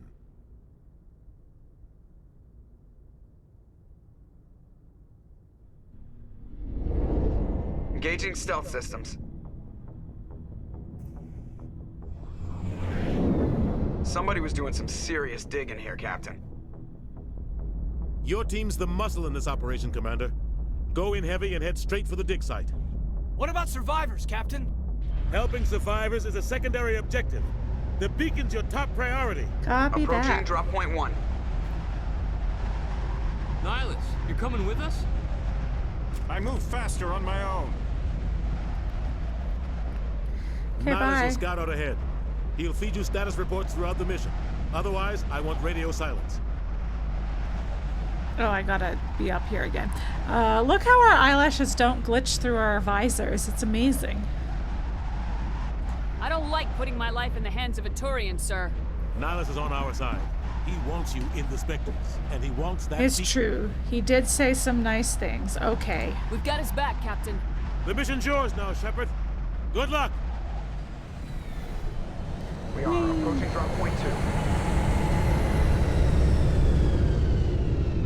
Did we jump from there? How did we... Ship perimeter secure, Commander. Yeah, I don't see the Mako. I feel like we... Did we just jump from there? This place got hit hard, Commander. Hostiles everywhere. Keep your guard up. Okay.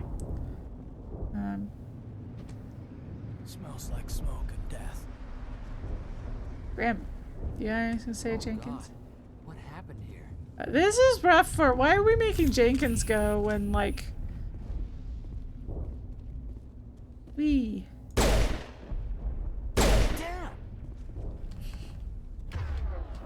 Clear. Why are we making Jenkins go when this is like... Maybe he would have wanted to go. It was like, this is his home. Anyway, so the usual strategy for Vanguard is to just charge in and do things close combat. But we will occasionally take advantage of our sniper rifle skill, which is why I grabbed it.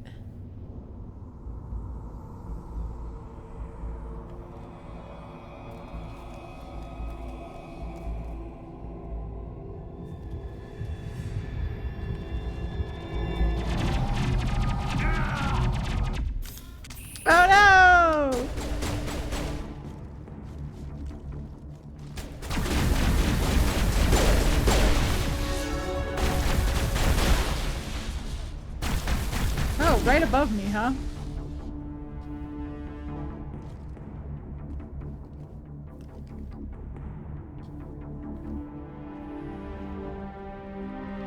Ripped right through his shields. Never had a chance.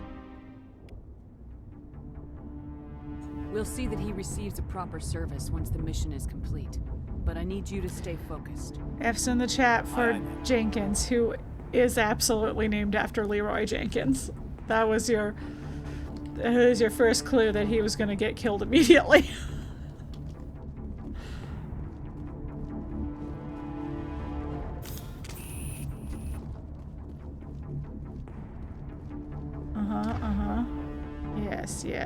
Yes, okay.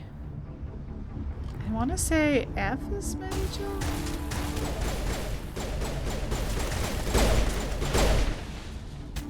What do I have for... Do you have... Oh. Okay, and then... Got some burned out buildings here, Shepard. A lot of bodies. I'm gonna check it out. I'll try to catch up with you at the dig site. Okay, Nihlus. You got it. Okay. Okay. Just me remembering how to play the game. So that's one of the main things that changed about this is if you weren't trained in a weapon, originally you could not use it. Or you could use it, but it would wobble like so much. I don't think that's the case anymore. But again, I've only played through the Legendary Edition once.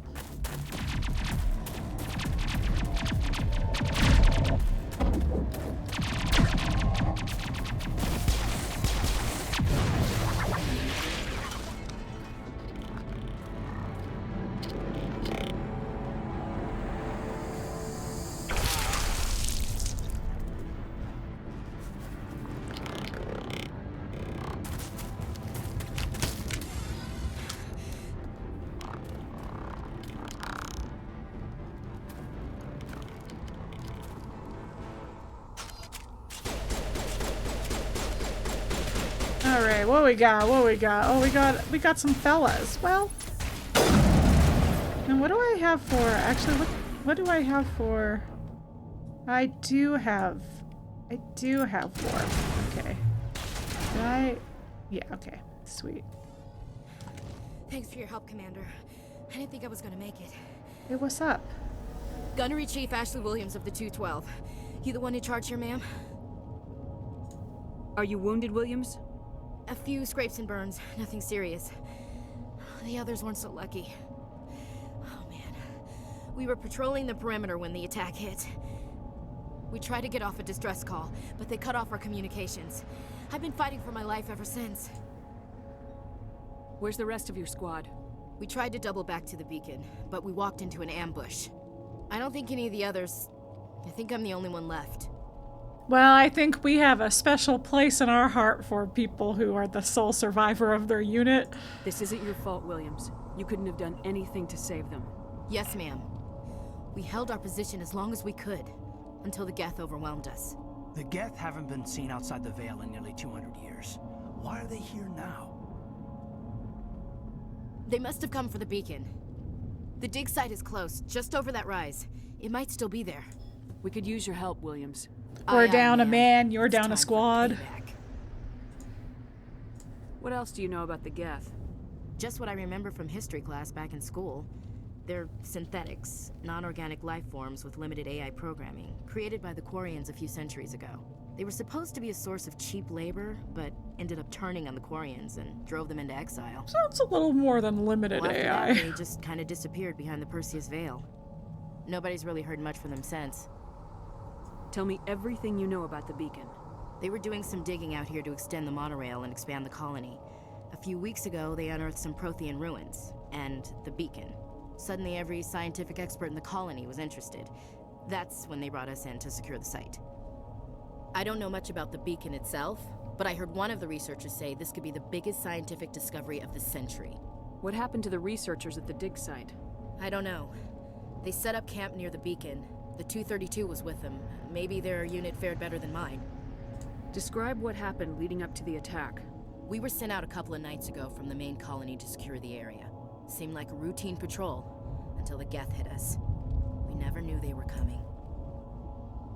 Have you seen a Turian Spectre around here? There aren't any Turians on Eden Prime. None that I've ever met. Not sure I'd be able to tell if one was a Spectre anyway. If you saw this guy, you'd know. Carries enough firepower to wipe out a whole platoon. Luckily, he's on our side. Sorry. Like I said, no Turians. Okay, I think that's everything. Move out! Okay. Ooh. Oh, yes, okay. At the far end of this trench. New squad. Yes, I perhaps did not bother to put any points into Jenkins. Yeah, okay. So, yeah, so I haven't unlocked shotguns yet. But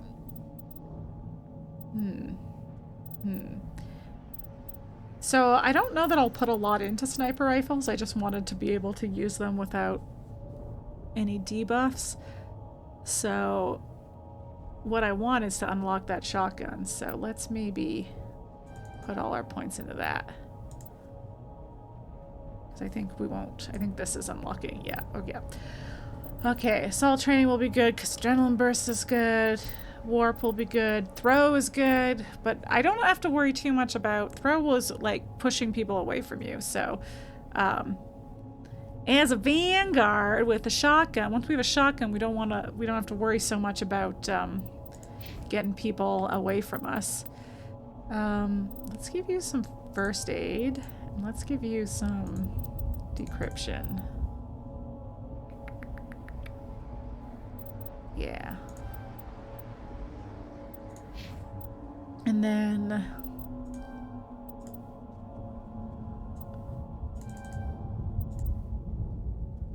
okay. Yeah, okay. Codex, oh my god, there's so many new codexes. Roughly 50,000 years ago, the Protheans were the only once again, species in the galaxy. I'm gonna read it because he reads slow.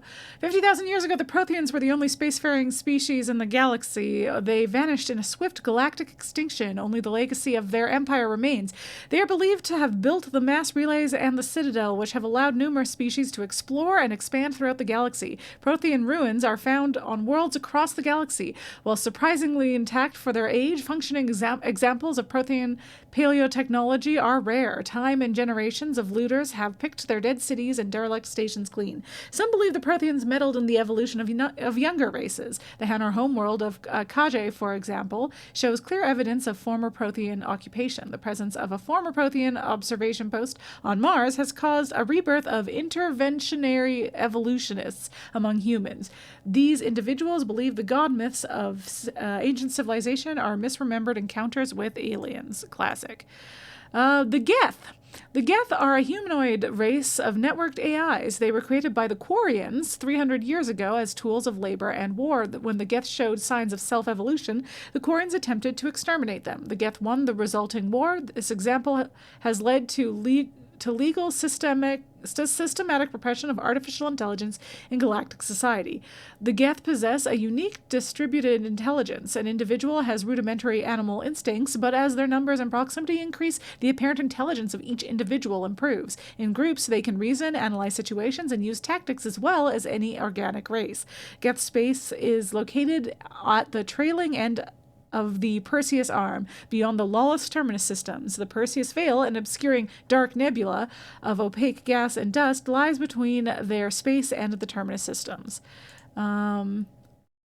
Okay. Well, we won't read about the Spectres. You kind of get the idea. Spectres, above the law, they work for the Council, which is like... The Council is like... the head of galactic civilization, kind of. First Contact War, we've already kind of heard about. System Alliance.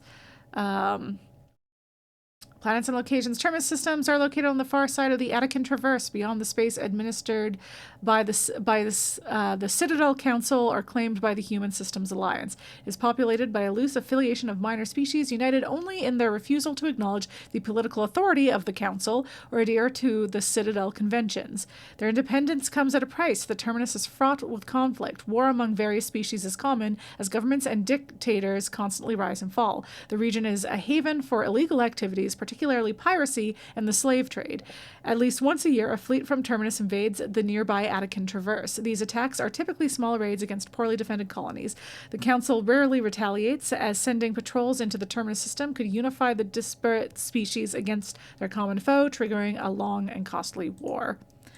Cool. Yeah, we don't really need to read about that. That's just, space technology, you know? You get it. You get it. Space technology.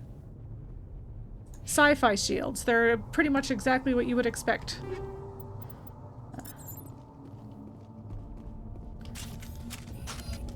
I will try to...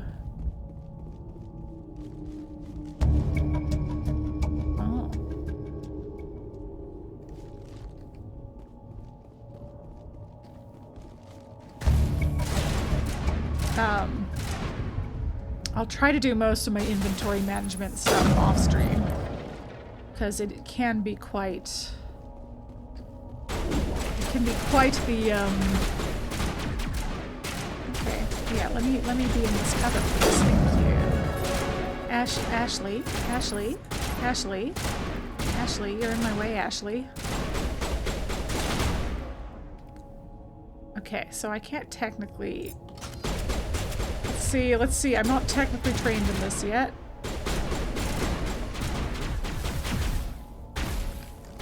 Whee! Oh, hello. Oh, I pressed the wrong button.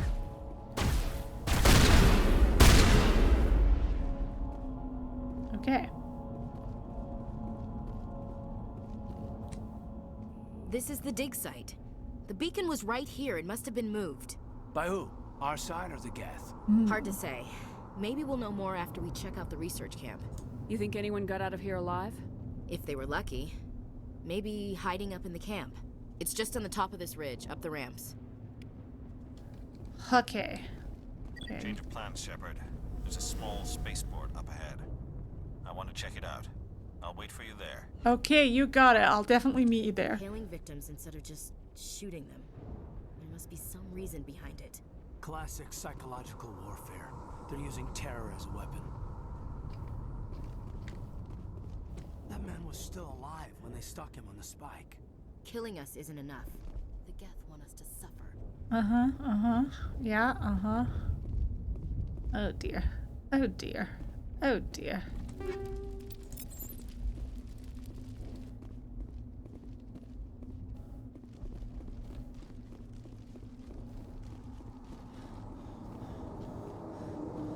I got tired.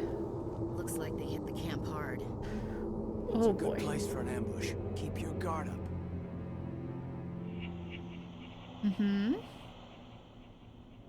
They look fine. Oh god, they're still alive. What did the Geth do to them? Uh-oh.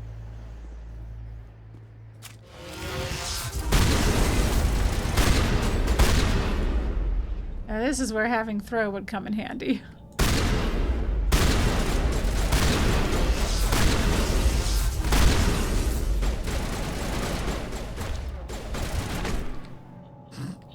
I just punched him. I just punched that guy. So, you know, uh-oh, they're turning our people into space zombies. Spombies.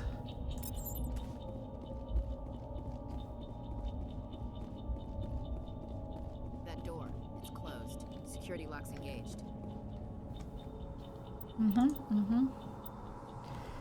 Okay. Uh-oh. I did a bad job. There we go.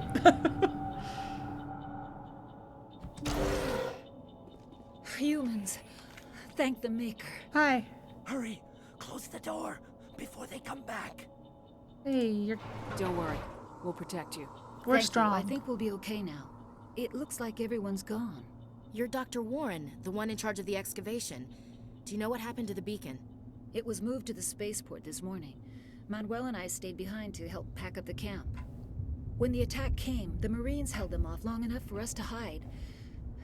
They gave their lives to save us. No one is saved. The age of humanity is ended. Soon, only ruin and corpses will remain.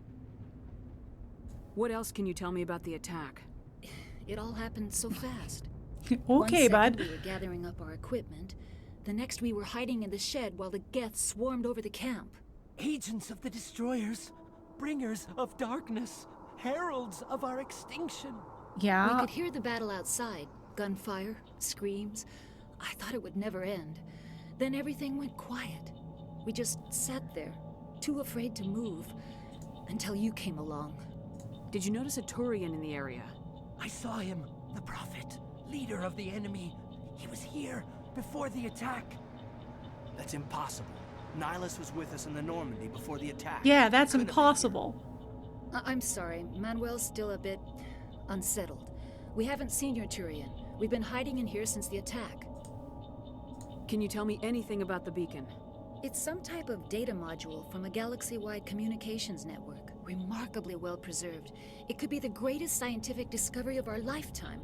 Miraculous new technologies, groundbreaking medical advances. Who knows what secrets are locked inside? We have unearthed the heart of evil, awakened the beast, unleashed the darkness. Manuel, please. This isn't the time. I'd be like, Manuel, we talked about this. What's wrong with your assistant? Trauma. Manuel has a brilliant mind, but he's always been a bit unstable.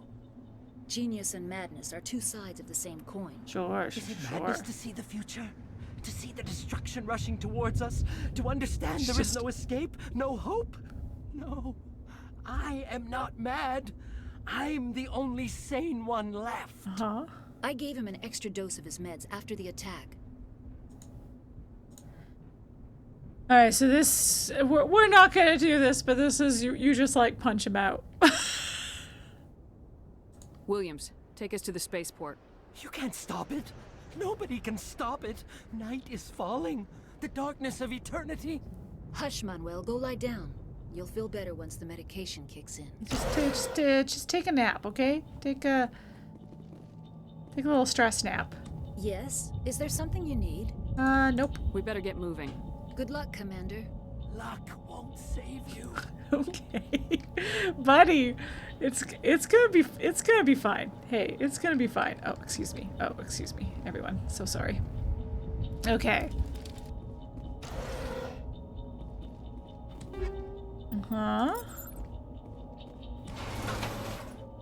Found some Omnigel. I actually don't use Omnigel much, but it is useful once we get to the harder decryptions. Oh.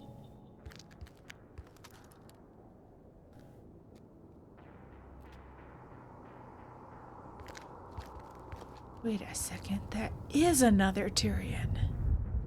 Saren.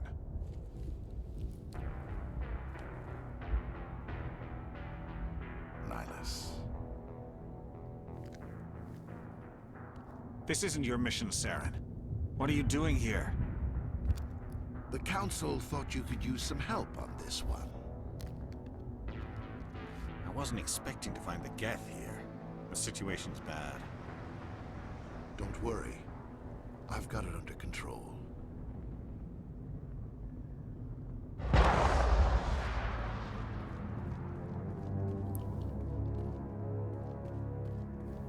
What is that? Off in the distance. It's a ship. Look at the size of it.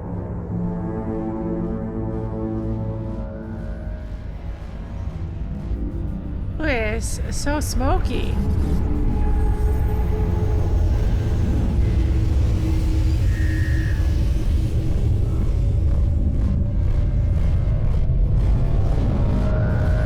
Damn, okay.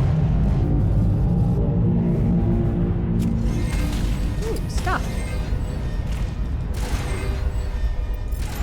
Okay, hold on. Hold on, let's see if I can It might be moving too fast for me. Ooh, oh. Oh no, overheated weapon.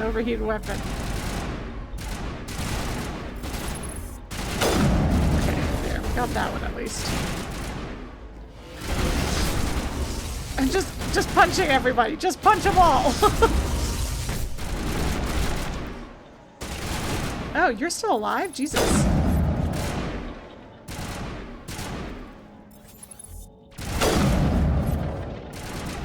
Okay.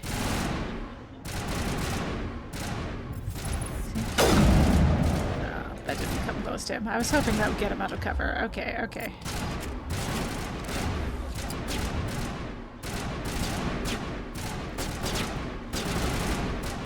Come out. Hello.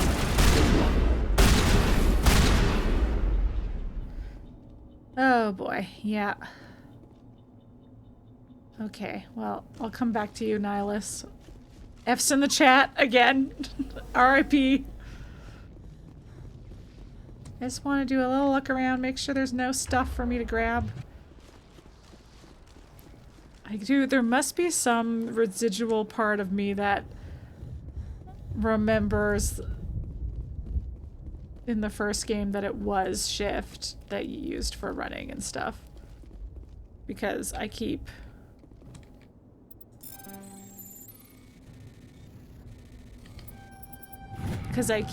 Everybody stay calm out there. We're coming out. We're not armed. Uh-huh. Is it safe? Are they gone? You're okay now. Nobody's gonna hurt you. Those things were crawling all around the shed. They would have found us for sure. We owe you our lives. Yeah, sure. I still can't believe it. When we saw that ship, I thought it was all over. It showed up right before the attack. Knew it was trouble the second I saw it, so we made a break for the sheds. Tell me everything you remember about the attack. The three of us were working the crops when that ship showed up. We just saw it and ran. I don't know what happened to the rest of the crew.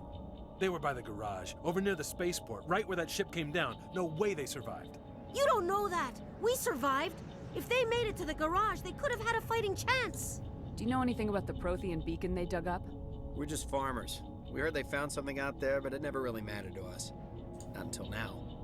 What else can you tell me about the ship you saw? I was too busy running to get a clear look at it. I think it landed over near the spaceport. Tell them about the noise, Cole. That awful noise. It was emitting some kind of signal as it descended. It sounded like the shriek of the dam. Uh-huh, good, yeah. It was coming from inside your own head. Uh-huh. It was probably trying to block communications. Yeah. Whatever it was, felt like it was tearing right through my skull. Almost made it impossible to think. I have to go. Hey, Cole, we're just a bunch of farmers. These guys are soldiers. Maybe we should give them the stuff. Jeez, Blake, you gotta learn when to shut up. If there's something you're not telling me... Some guys at the spaceport were running a small smuggling ring. Nothing major. In exchange for a cut of the profits, we let them store packages in our sheds. You greedy bastard. You weren't running for your life. You were running to check on your merchandise. No, it's not like that. I just knew there were some packages here, something we could use. I found a pistol. Figured it would come in handy if those things came back. But you'll probably get more use out of it than we will. We're risking our lives to save this colony. You sure there's nothing else in here that could help us out? Yeah, there's one more thing. I was gonna sell it after this was over, but you probably deserve it more than I do. Thanks. Who's your contact at the spaceport, Cole? What's his name? He's not a bad guy. I don't want to get him in trouble. Besides, I'm not a snitch. He might have something to do with this whole attack, Cole. We need his name. It's important. Yeah, okay, you're right. His name's Powell. Works the docks at the spaceport if he's still alive. I have to go. Good luck. Oh. Anything else in here you didn't tell us about? Oh.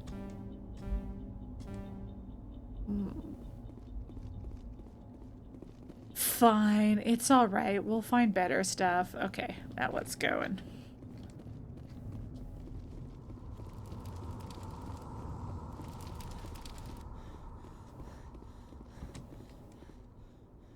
Medigel. That's basically healing potions, but in space. Something's moving over behind those crates. Wait! Don't shoot! I'm one of you! I'm human! Powell, Sneaking up on us like that nearly got you killed. I am sorry, I was hiding from those creatures. My name's Powell. I saw what happened to that Turian. The other one shot him. The other one? What the hell are you talking about?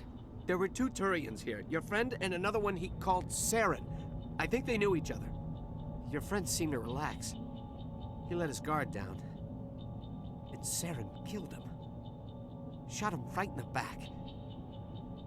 I'm just lucky he didn't see me behind the crates. We were told a Prothean beacon was brought to the spaceport. What happened to it? It's over on the other platform. Probably where that guy Saren was headed. He hopped on the cargo train right after he killed your friend. I knew that beacon was trouble. Everything's gone to hell since we found it. First that damn mothership showed up, then the attack. They killed everyone. Everyone. If I hadn't been behind the crates, I'd be dead too. You're Cole's contact here on the docks for the smuggling ring. What? No! Not even! I mean, what does it matter now? So I'm a smuggler, who cares? Who hasn't done a little bit of smuggling? Dead. The entire crew's dead. Doesn't matter now, does it? Anything hidden nearby that we could use against the Geth? A shipment of grenades came through last week. Nobody notices if a few small pieces go missing from the military orders. You greedy son of a bitch. We're out here trying to protect your sorry ass, and all you can think about is how you can rip us off? I never thought you'd actually need those grenades. Who'd want to attack Eden Prime? We're just a bunch of farmers. How was I supposed fairness. to know? Just give me the grenades. They're yours. Take them. My smuggling days are over, I swear. A lot of Marines died here, Powell. Those grenades could have come in handy. If I were you, I'd think of some way to make it up to them. Yeah, okay.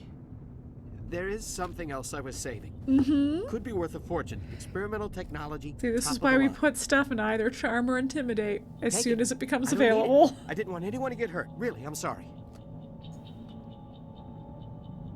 Tell me about the Geth attack. It was quick. 1 minute that ship was descending, the next, those Geth were swarming over the platform. Thousands of them. They must have been inside that mothership. They shot anything that moved. It was a massacre. How come you're the only one who survived? Why didn't anyone else try to hide behind the crates? They never had a chance. I was already behind the crates when the attack started. Wait a minute. You were hiding behind the crates before the This attack? is how if you didn't find Cole.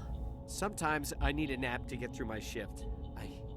I sneak off behind the crates to grab 40 winks where the supervisor can't find me. You survived because you're lazy? If you hadn't snuck off for that nap... I'm not mad about it. Sometimes you gotta nap. Yeah. Yeah, I guess. I don't really want to think about it. Is there anything else you can tell me about the beacon? They brought it here this morning. We loaded it up onto the train and shipped it to the other platform. Hard to believe that was only a few hours ago. Feels like a whole other life. I bet. Tell me about this mothership you saw. I've never seen anything like it before. It was huge. Landed over near that platform. The whole place got dark as it came down. And it was making this noise, this sound that bored right into your brain. That's what woke me up. The attack came a few minutes later. What if he just slept through the attack and woke up and was like, damn, how long was I asleep? We need to find that beacon before it's too late. Take the cargo train. That's where the other Turian went. You got it. I can't stay here. I need to get away from all this. Woohoo! Okay. Now, will I remember to use these? Who knows?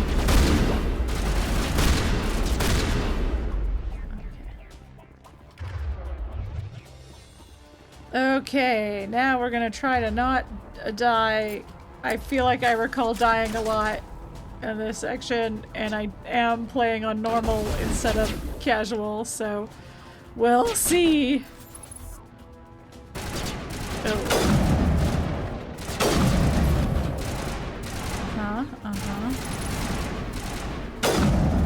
Oh, nice. Okay.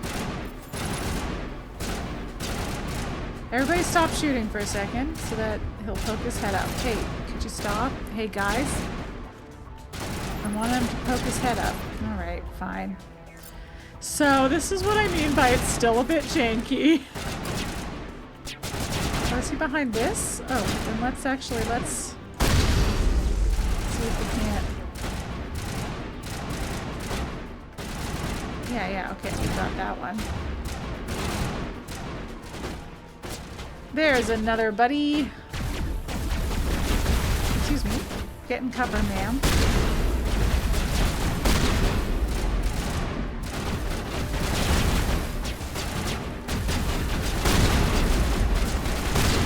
Hi, J Falcon. I didn't take 2 hours for character design, only because I had already pre-designed it and pre-designed her and saved the character creation key. However, I did take a long time deciding on not the design, but other character elements like name and background and stuff like that.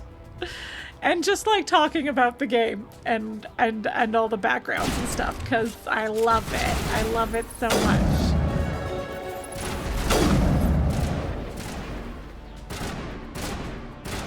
I feel like they're not gonna let this guy up either.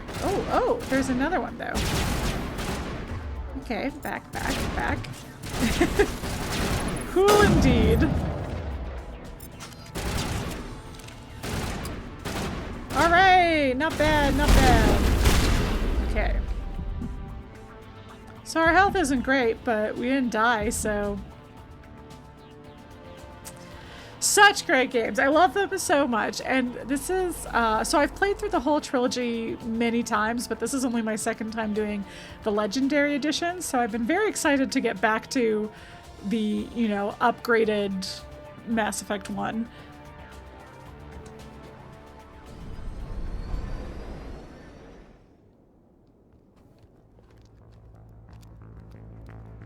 Set the charges. Destroy the entire colony. No! Leave no evidence that we were here. Wait! But I'm on the colony.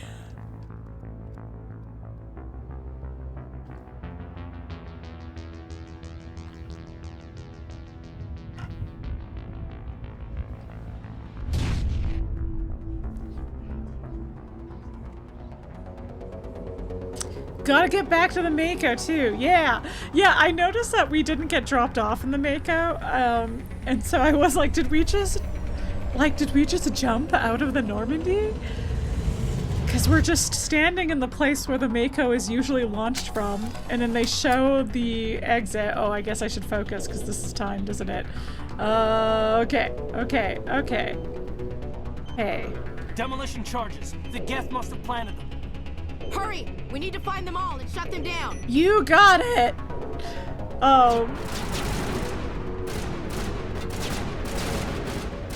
We went from...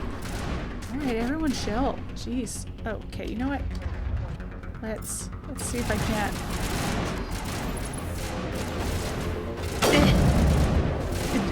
No, shoot. Oh, there's somebody so close by too. Okay, back to this. Okay. You guys keep shooting. I'll keep doing this. Nice to hear Caden again. He's one of your favorites. I quite like Caden. I am fond of him. Yeah. Whoop. Who's shooting rockets at me? Who do that? Okay, excuse me. Oh.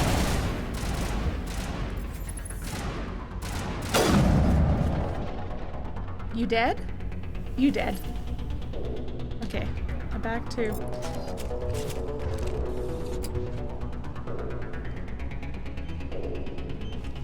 Okay, I'm disarming it with my back, which I actually think is a sign of how incredibly talented I am. Okay. Oh! Who's shooting from where? Oh, from this corner. Okay. Well, I'm going to actually let you guys take care of that and get rid of this last... We have plenty of time, but... It's just one less thing to worry about.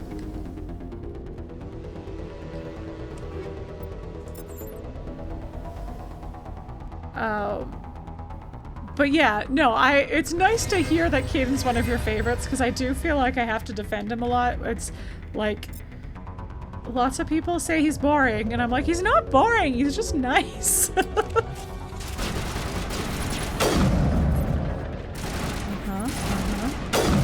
Oh, missed that. Well. Okay. Is it just you left? Oh gosh, there's one right next to me. Okay, alright.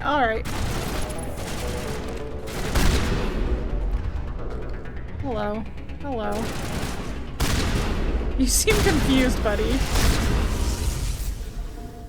Alright, you know what? That went swimmingly.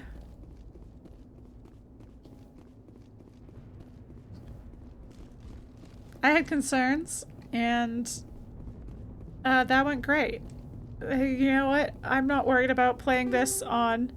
Caden is a nice Canadian guy. Maybe that's why I like Caden so much. I'm like... He's out there representing my people. You know?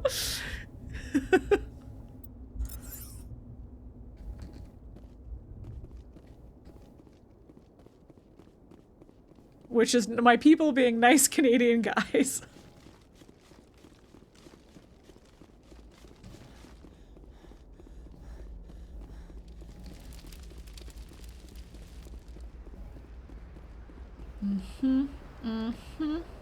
Okay, there's a crate over there. We'll come back for it.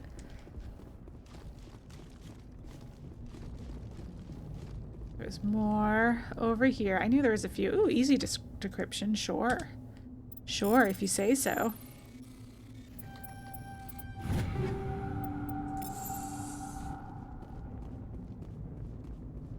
Okay.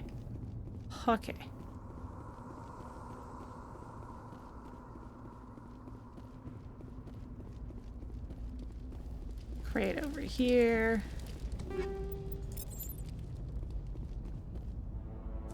My God. It's like someone dropped a bomb. I mean, must be where the Geth ship landed. And took off. Poor Eden Prime indeed. Fucked up. Okay, did I miss anything?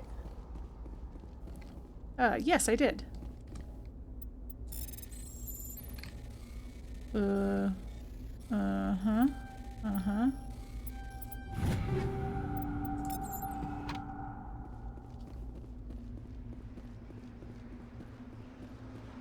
Okay, this is just another place to be shooting things from. We don't need that.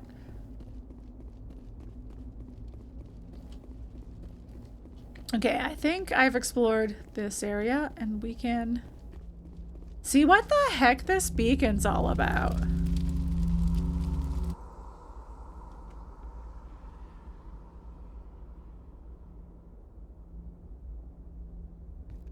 Normandy, the beacon is secure. This is amazing. Actual working Prothean technology.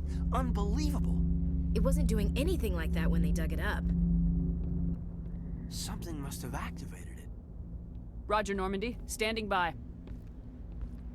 Something? Someone?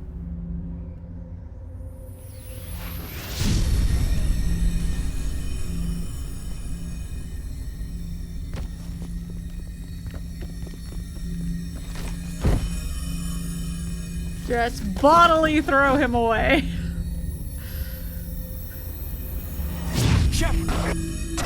No, don't touch it. It's too...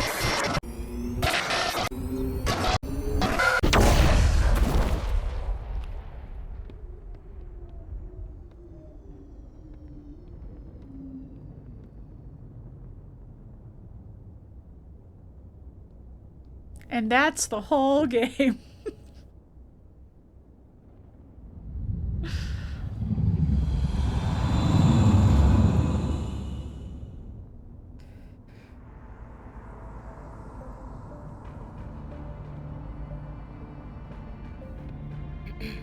identified the ship that touched down on Eden Prime.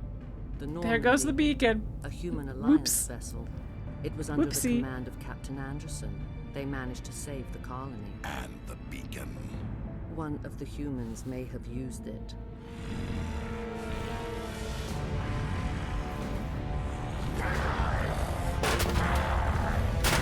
I do like her little just out of the way. Just a casual. It is. Human must be eliminated.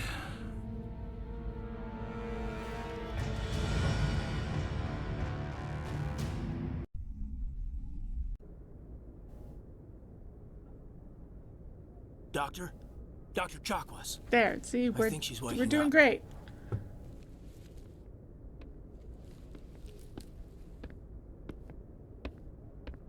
You had us worried there, Shepard. How are you feeling? Saren is such a grump. He's so grumpy. Lighten up, dude. Like the morning after shore leave. How long was I out? About 15 hours. Something happened down there with the beacon, I think. It's my fault. I must have triggered some kind of security field when I approached it. You had to push me out of the way. You had no way to know what would happen. Actually, we don't even know if that's what set it off. Unfortunately, we'll never get the chance to find out.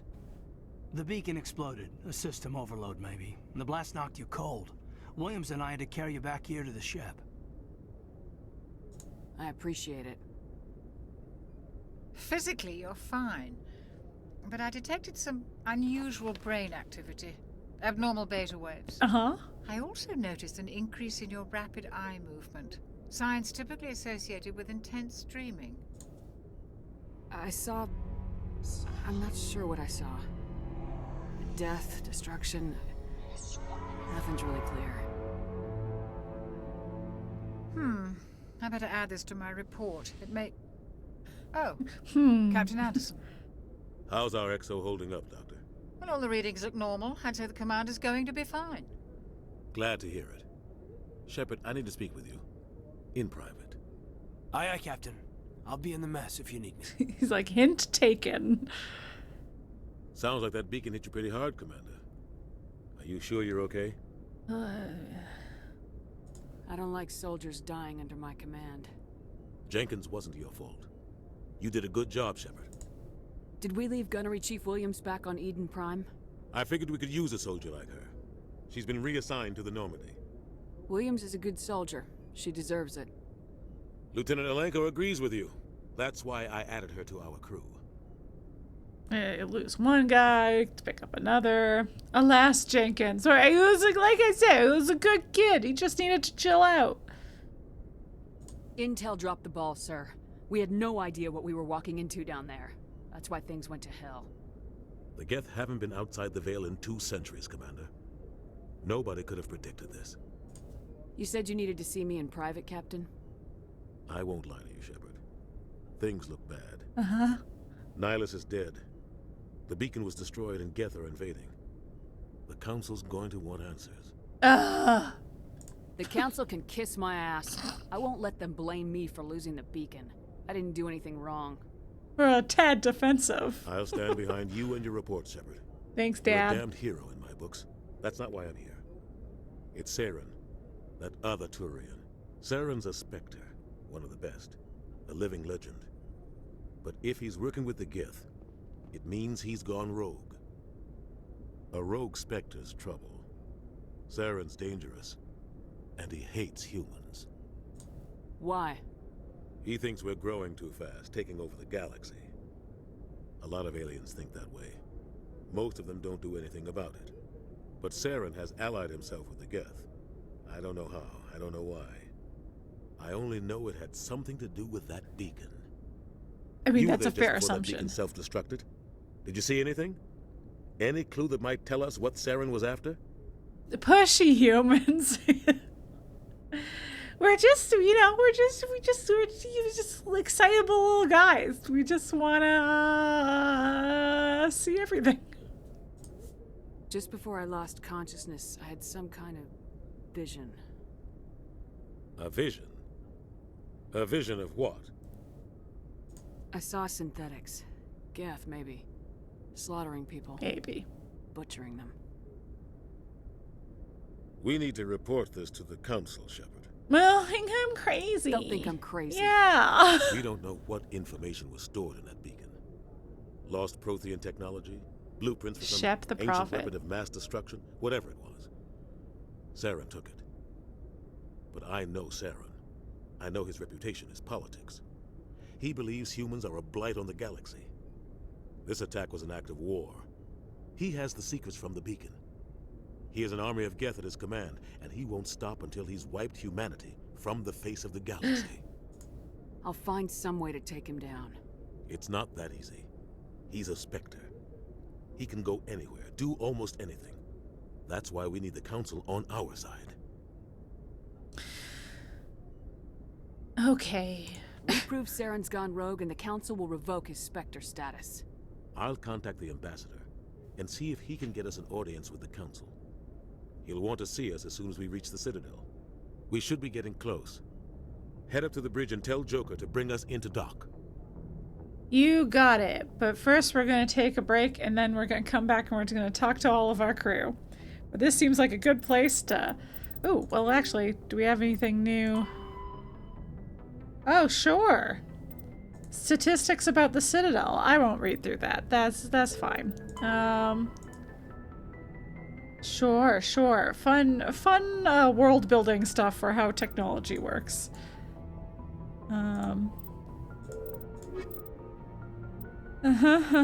This combat hard. Yeah, that's okay. That's okay, buddy.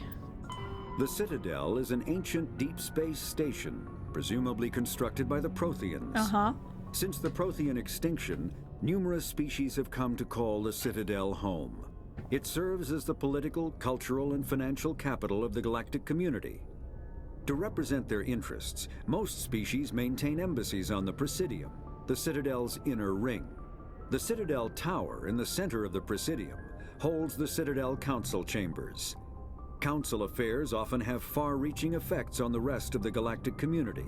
5 arms, known as the wards, extend from the Presidium. Their inner surfaces have been built into cities, populated by millions of inhabitants from across the galaxy.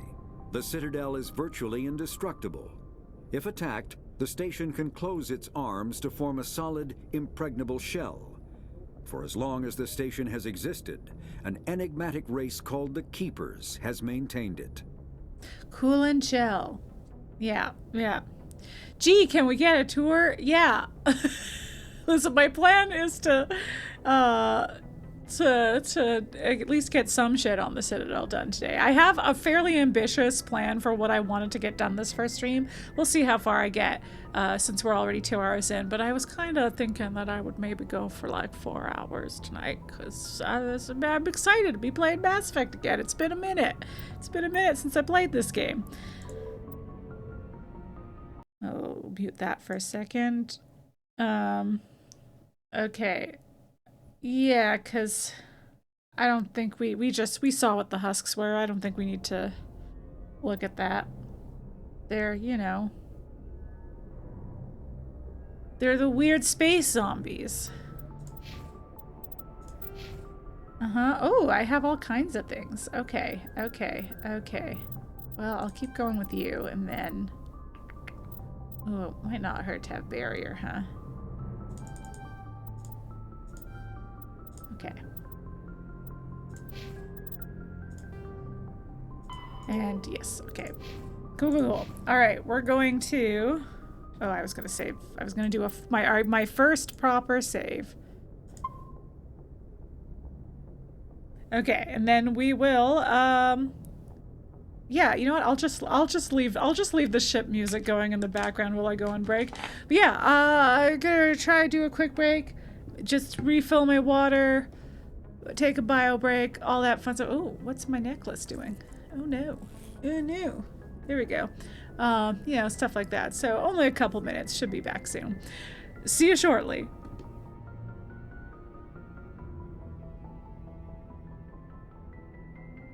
I'm back. right. Let's dive back into it. We just finished, for those just joining, we just finished Eden Prime. Where things went terribly awry. Glad to see you're okay, Commander. Thanks, Caden. Commander, I'm glad to see you're okay. Losing Jenkins was hard on the crew, and he was a good little bean. I'm glad we didn't lose you too. Things were pretty rough down there.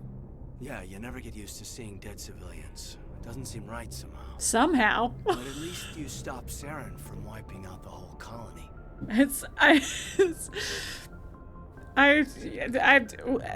Yeah. I couldn't have done it without you. We're Marines. We stick together. Yeah. I'm just sorry that we lost Jenkins. Yeah. I wish I could have done something to save him. I was there. You did everything right. It was just bad luck. It's been a hell of a shakedown cruise. Our first mission ends with one Spectre killing another. Jenkins will be remembered. The Citadel Council's not going to be happy about that. Probably use it to lever more concessions out of the Alliance.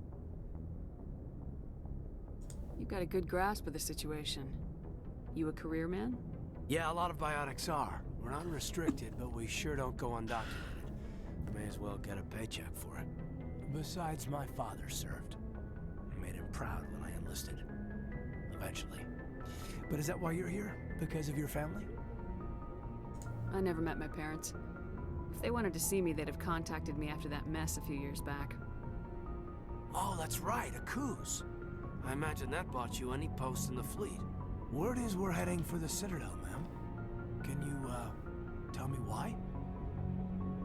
The captain hopes the ambassador can get an audience with the council. Tell them what Saren's been up to. Makes sense. They'd probably like to know he's not working for them anymore. Whatever happens, we'll be ready, Commander. I think I might actually turn up the game a little bit. Because I feel like I'm getting quite loud. And that the game could be louder. Okay, y'all let me know if I have it popping off too much now. Yes, Commander? Is there something you need? That looks like it could be close to too loud, so hold on one second. Maybe just turn it back down a little bit. Because that was close to yellow. Yeah, okay, I was like, that was close to yellow and she was not talking that loud. Okay, I've split the difference. See how this is. How did you end up serving on an Alliance ship? I enlisted right out of med school. Earth always seemed boring to me. Too safe, too secure. I figured the colonies were teeming with exotic adventure. I wanted to travel the stars, tending the wounds of tough soldiers with piercing eyes and sensitive souls. Turns out military life isn't quite as romantic as I'd imagined. But humanity needs the Alliance if we want to keep expanding through the Traverse, and the Alliance always needs good doctors. So I stayed on to do my part. You played through the trilogy 3 times, but that was several years ago. Yeah, I was like, I want to say I played through it, maybe not to completion, but I have like had like 9 Shepards in my life, and then probably 4 times at least made it through the very end. There's all of them have made it to at least Mass Effect 3. And then, yeah, most recently was I replayed when the Legendary Edition came out and I started a new Shepard. And then that was my first time playing through the trilogy straight through. Because I had played before Mass Effect 3 came out, I had a lot of playthroughs that were like Mass Effect 1 and 2, and then I played 3, and then I played 3 again, and then I'd be like, oh, I don't want to I don't want to play 3 again, so I'm going to start from the beginning. Oh, okay, now I have an itch for 3, so I'm going to do my other, like, I kept doing weird order stuff, and then finally did a playthrough for the first time that was starting from the very beginning and going all the way through to the end of 3 for the Legendary Edition. But that was, I don't know, whenever Legendary Edition came out, I do think I was a couple months late to the party there. Just because life got kind of busy around the time it came out, but yeah, it's been at least a year since I played, maybe a couple years. And of course you have to go back to see Jenkins again. Dear sweet Jenkins. We knew him for such a short time. But yeah, he wasn't here for a long time, but he was here for a good time. Ever think you made the wrong choice? Sometimes I think about opening a private practice back on Earth. Or maybe taking a position at one of the new med centers out in the colonies. But there's something special about working on soldiers. If I left the Alliance now, I'd feel like I was abandoning them. What do you know about Captain Anderson? I've served with him for a few tours now. He knows when to let things slide and when to crack the whip. The crew knows he's seen pretty much anything they'll ever run into. And he cares about the people under his command. Yeah, he does. How well do you know the lieutenant? I'd never worked with him before this mission.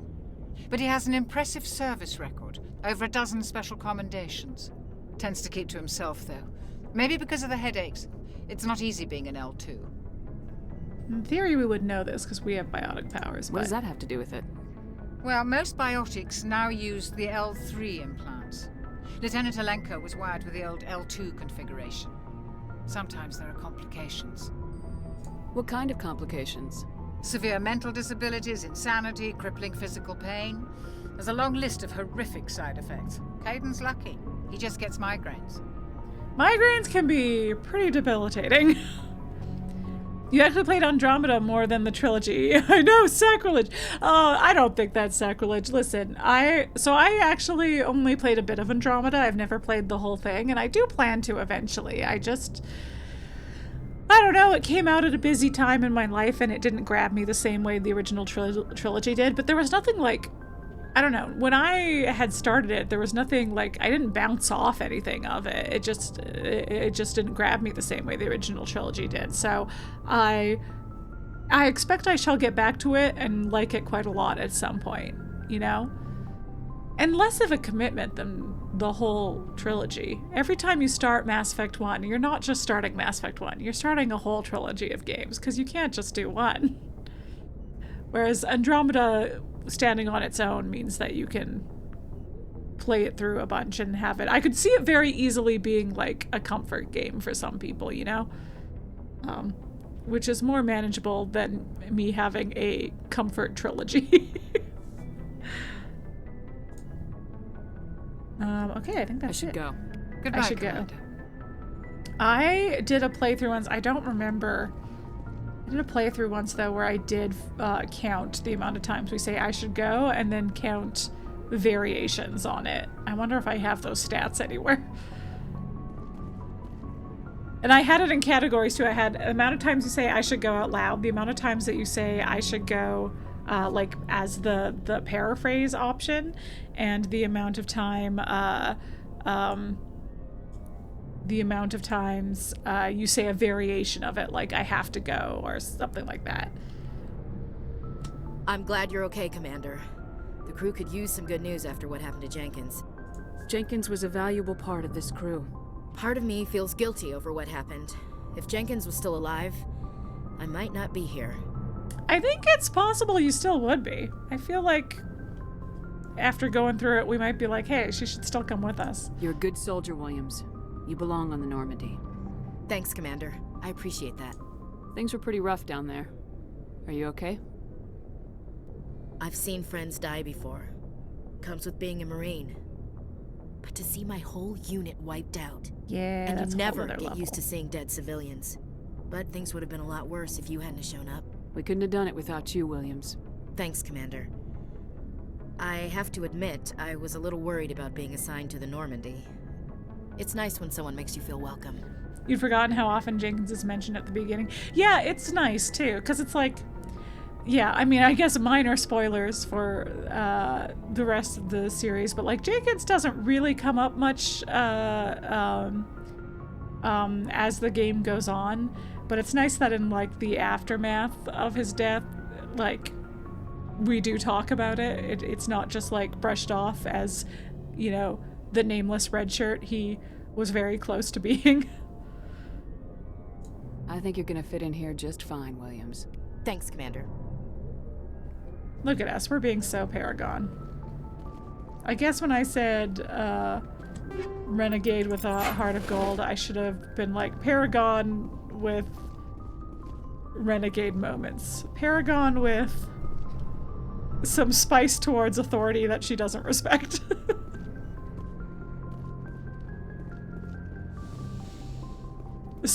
Paragon with some minor trust issues with some authority figures, but not Anderson. Go speak to Joker when you're ready.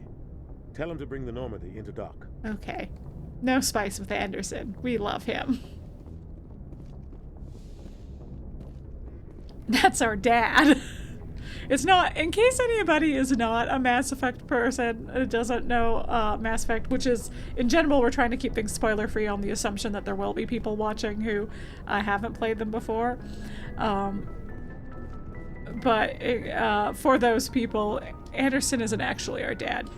He's just, you know, he's just our space dad. Oh, can I use the elevator already? Anderson and Hackett. Hackett is... Dad doesn't feel quite right to me for Hackett, though I can see why it would... Yes, okay, yes, I will spend a lot of time down here doing equipment management. I just want to see if I can talk to Engineer Adams already. Get some... Here's our beautiful engine. Wow. So cool. It's like Hackett, I was like, Grandpa doesn't feel right either. Hackett is... Uncle also isn't the right vibe. Maybe he is Dad, just different Dad. Shame about Jenkins, Commander. Thanks, Adams. I wonder if I could have talked to you at the beginning. I've never tried that. Is it possible after all these playthroughs that there's something I've missed this whole time? Oh, hi. Hey, Commander. Looking for some extra supplies before you head out? What have you got? Whatever you want. Armor, weapons, mods. It's not standard Alliance issue, but that's not necessarily a bad thing. Well, as long as you don't mind paying for it. Why should I pay you for my weapons and armor? My stuff doesn't come from the Alliance. I have to purchase it myself, it's not mine. And it's not cheap. Hell, the licenses alone have set me back more than I'd like. But no licenses, no goods.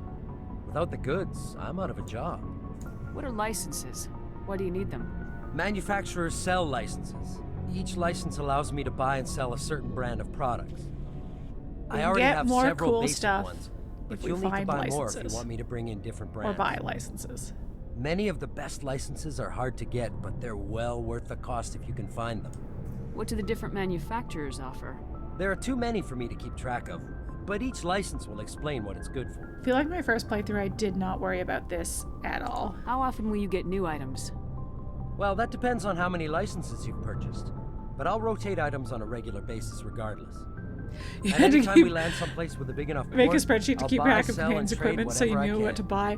Yeah. Check back often. I need to move items quickly, so only the most basic items will be stocked consistently. I tended to prioritize like what my usual crew was, but yeah, the inventory management in the Not first right now, game thanks. No problem. is Keep checking back. a lot. and that has not changed with the Legendary Edition. It is still a lot. Wow, look at our shadow go. Whoa. Whoa, what's it doing?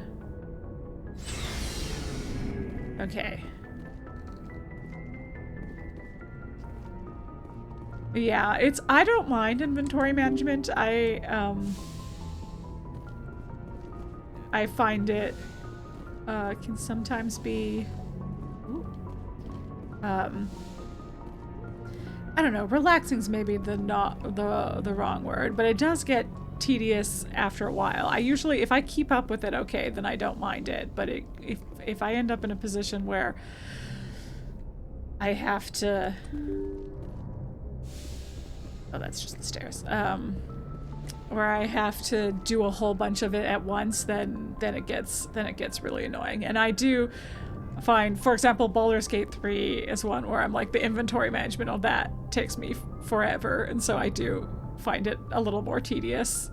But in general, I don't mind it so much. I'm glad you're okay, Commander. Losing Jenkins was hard enough on the crew. Thanks, Presley. Okay. Let's go talk to Joker. Hi, buddy.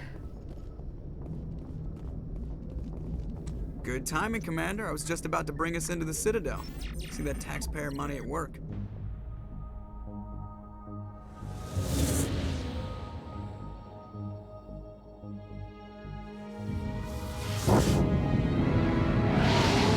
Baldur's Gate inventory looks horrific. It really is. Look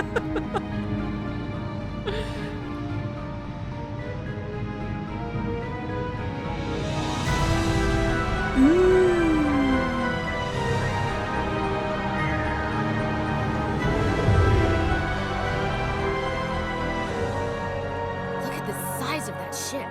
The Ascension, flagship of the Citadel fleet. Well, size isn't everything. Why so touchy, Joker? I'm just saying you need firepower too. Look at that monster. Its main gun could rip through the barriers in any ship in the Alliance fleet. Good thing it's on our side then. Citadel Control, this is SSV Normandy, requesting permission to land. Stand by for clearance, Normandy. Clearance granted. You may begin your approach. Transferring you to an Alliance operator. Roger, Alliance Tower. Normandy out. Normandy, this is Alliance Tower. Please proceed to Dock 422.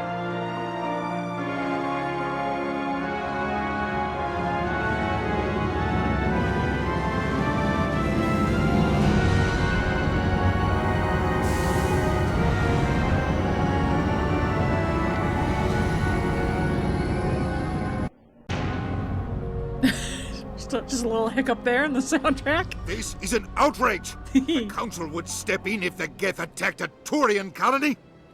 Yeah! The Turians don't found colonies on the borders of the Terminus systems, Ambassador. Humanity was well aware of the risks when you went into the Traverse. What about Saren? You can't just ignore a rogue Spectre. I demand action! Yeah! You don't get to make demands of the Council, Ambassador. Citadel Security is investigating your charges against Saren. We will discuss the CSEC findings at the hearing, not before. Captain Anderson, I see you brought half your crew with you. Just the ground team from Eden Prime, in case you had any questions. I have the mission reports. I assume they're accurate? They are. Sounds like you convinced the Council to give us an audience. They were not happy about it. Saren's their top agent. They don't like him being accused of treason. I'm not gonna sit on my ass just because the Council doesn't want to do anything. If they won't stop Saren, I will. Settle down, Commander. You've already done more than enough to jeopardize your candidacy for the Spectres. The mission on Eden Prime was a chance to prove you could get the job done. Instead, Nihlus ended up dead and the beacon was destroyed. Okay, that's so Saren's it looks fault, bad. not hers. Yeah. Then we better hope the CSEC investigation turns up evidence to support our accusations. Otherwise, the Council might use this as an excuse to keep you out of the Spectres. Come with me, Captain. I want to go over a few things before the hearing.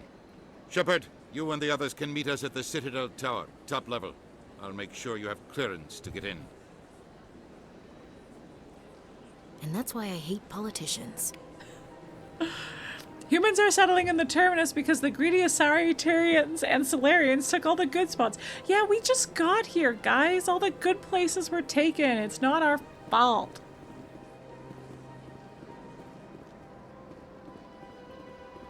Can I snoop? Can I snoop? More snooping? Snooping? Snooping. Uh-oh. Uh-oh. Uh-oh. Uh-oh. Uh-oh. Uh-oh. Uh-oh. Uh-oh. Uh-oh. Uh-oh. Uh-oh. Uh-oh. Okay, there we go. Lines Patrol report. Captain Hendrickson reported some unusual energy readings during a patrol of the Argus Row cluster. She had particular concerns about the Hydra system, but was recalled before her team could investigate further. No patrols are scheduled for that sector. Do we want to send in a recon team? I should go. But then I suppose Earth is a good spot, but it's small. It's too small for us. There's a whole bunch of us now, you know? Oh, hey, guys.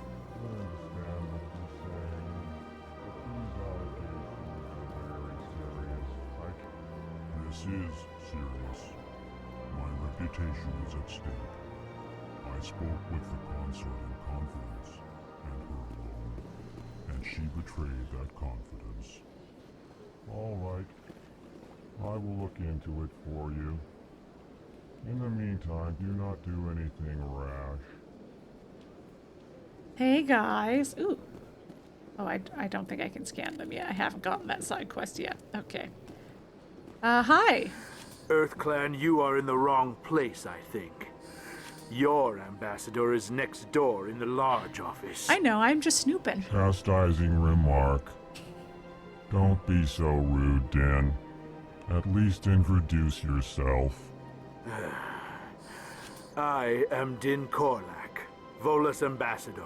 Is there something I can do for you, EarthClan? He's so angry. What is this place? You are in the embassy for the Volus and the Elcor. Your ambassador is next door, in his own office. In this shared space, I aid my fellow Volus when I'm not being interrupted. I'd like to know more about the Volus. I'm sure our history and culture would bore you. Nah, I like lore. Actually, I would like to know more about your history. My people came to the Citadel shortly after the Asari and Salarians had discovered it. We were instrumental I also like that he in says establishing EarthClan, yeah. a standardized galactic economy. However, despite our long association with the Citadel and our many contributions to galactic society, we still do not hold a seat on the Council. Tell me about Volus culture. We are tribal by nature, but our ways are not violent. We barter and trade our lands and tribe members in order to increase status. Cool. Larger tribes often engulf smaller ones and eventually split again. Our society is very malleable, and our government is always shifting and changing. Since we're not physically adept, we trade our services for protection. What is it you do here? I look out for the best interests of the Volus people. No easy task considering how often we are overlooked by the Council. Chastising rebuke, Din. A lot of chastising rebukes. The Council favors your species greatly. You are naive. The EarthClan will be invited to the Council long before our species will. Why aren't the Elcor or Volus part of the Council? All species must prove themselves before they join the Council. All but the EarthClans, it would seem. Dismissive. Ignore the Volus ambassador, human. He is incorrect in his assessment. You know, I don't know that he is. Really? How long have we been waiting? How long do you think we'll continue to wait? Bah, this talk is wasted on the humans. You seem to have a bit of a chip on your shoulder, Din. You humans are new to the Citadel, and yet the Council has granted you great favor. Chastising Another rebuke, chastising Din. rebuke. Your species has always been granted many concessions. EarthClan's the Volus fair-haired territory has species of the expanded galaxy. tenfold since coming to the Citadel. Details. We still have no real say in the decisions that affect Citadel space. I should go. Goodbye, Ambassador. Yes, yes. Good day, EarthClan. Can I talk to you now? Pleased greeting. Human, it is always good to see your kind. I am Ambassador Kalen. Genuine query. Is there something I can do for you this day? Why do you explain what you're about to say? Our people communicate less through words and more through scent and slight movements. Plainly, we discovered our vocal expression was not enough to convey the feelings of our conversations to other species. Why do you bother, Kalen? These EarthClan don't really care about our ways. I asked because I Remorseful do response, care. Din. You don't truly believe that, and if you do, I am very sorry for you. Tell me more about your species. Genuine enthusiasm. I delight in telling the history of my people. It is agreeable to share our culture with others. Tell me about the history and origins of the Elcor. The Elcor were just beginning to explore Council space when the Asari first made contact with us. With their help, we discovered the relay closest to our system, and from there the Citadel. Proudly, within one lifetime we established a regular route to the Citadel, and quickly became one of the more active species living on this great station. I'd like to know more about the culture of the Elcor. Frankly, we Elcor prefer the safety and familiarity of our own colonies to the confines of space travel. Honestly, that's so fair. Our society is built on small, tight-knit groups. Though we are always welcoming to outsiders, our government tends to be very stable. Our people are not very comfortable with sudden changes. Sure. What do you do here? Modestly, What do you do here? I work to bring the problems and the requests of the Elcor groups to the attention of the Council. Ha! They only give us these positions to keep us quiet. The Council doesn't care about our races. Chastising rebuke. Another Your chastising tone is inappropriate, Din. This human is not to blame for your malcontent or your misconceived suspicions. Thank you, Caitlin. You're very reasonable. We know you deal red sand. Oh. Hey, I mean, listen. Who hasn't dealt a little red sand in their time? we're Earthborn. I think the Elcor are very fun. I think they are a very fun piece of world building. Goodbye, Ambassador. Sincere farewell. Good day to you, human. Enjoy your time on the Citadel. I will, maybe. We'll see. I have to go to a hearing, so. Hello there, human. Sincere apology, but I am here on business and cannot be distracted right now. You seem distressed. Is there something I can do to help? Alarmed response. You overheard that, did you? This is all going so wrong. And it is the Asari Consort's fault. She's the one who started all this. What did this Asari do to get you so upset? I cannot speak more about this problem. It is too sensitive. Suffice it to say, she has compromised my authority as a diplomat. Where can I find this Asari consort? She is across the bridge from here. Her offices are easy enough to spot. Good day, human. Okay.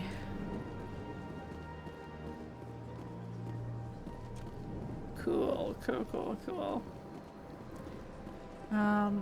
Okay, oh, we can't go through there.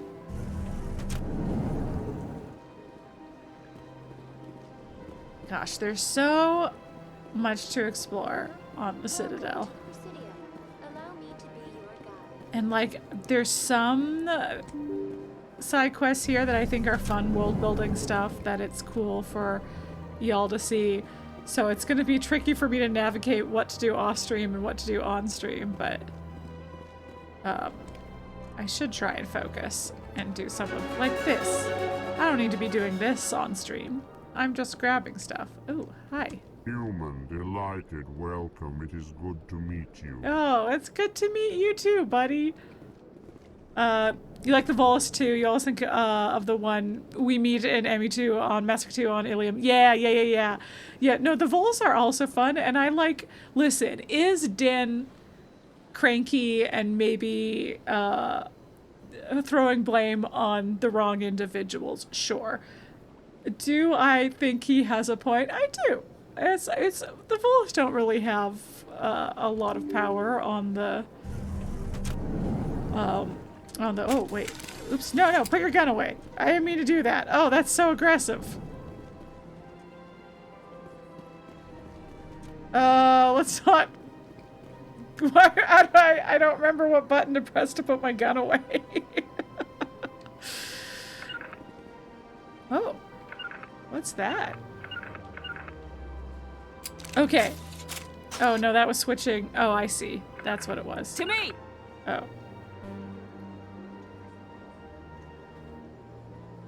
That's the map. Everyone put your guns away. There's definitely a button to do it. I suppose I don't have to worry about it too much, but...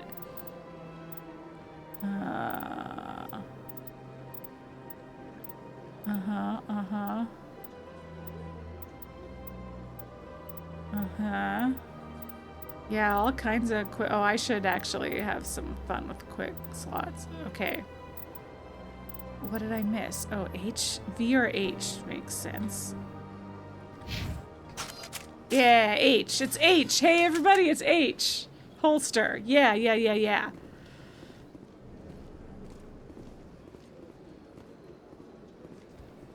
We did it. Okay, hi. Okay. Hello, Commander. Can I get you something? What? You know who I am? Your arrival created a bigger than average stir among the diplomats and hangers-on around here. Oh. There's always something new happening around here. I could fill you in on some points of interest if you'd like. Please do. What's going on around here? Well, you found the embassies, not much going on here. Across the bridge, you'll find the bank, the Emporium, and Shaira's. If you haven't heard of her, you soon will. If you need supplies, you can try the markets one level below. For entertainment, I'd try Flux or Chora's Den. My first playthrough, I didn't go to Flux until so late in the game. What is Shaira's? The Consort? The Consort. We were just clients hearing who about can her. afford her services. Most of the diplomats and ambassadors have visited her at one time or another. Sure. She's a very powerful woman, but also very respected. Tell me about Flux and Chora's Den. Well, Flux has gambling and dancing, certainly more lively than this place. Chora's Den, on the other hand, well, let's just say it's livelier and deadlier, all at the same time. Fun. Okay. Goodbye. Bye. So Thanks long, for Commander. chatting. Have a pleasant day. I don't have time to talk now. I'm very busy. Okay, I'm sure you are. Don't believe the rumors. The consort would never reveal her secrets. Of course she wouldn't. She'd be tossed out the Meer's airlock if she did. I suppose. Besides, Nick, the consort's nothing like the girls back on the colonies. She's... You don't have to do it with her. You can just talk to her if you want. Is that all you did, Jazz? Just talk? I didn't say that. Ha! I bet you did too. Shut up, Fredericks. That's just fine. Why are you being so rude? What do you want? Oh, Commander. Is there something I can do for you? Relax, Private. This isn't an inspection. Right, sorry. What can I do for you, Commander? I'm just gonna ask everyone about the consort. What can you tell me about the Asari consort? Well, she's an Asari who works here as... That is, she helps people with things. You never went to see her, did you, Fredericks? No, I never did. I couldn't afford it. It costs half a year's credits just to go in and talk to her. Can you at least tell me where I can find her? Sure. She's across the bridge from the embassies. We did. Thanks, kid. Have fun. Try not to get into too much trouble. I will. Have fun, that is. Okay.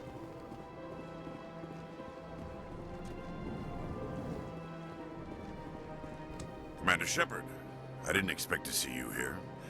Did Ambassador Udina send you? No, I'm just snooping. Have we met before? No, but I know you well enough. I'm Executor Palin, head of CSEC. It's my job to know when someone like you arrives on the Citadel. Was there something you needed, Commander?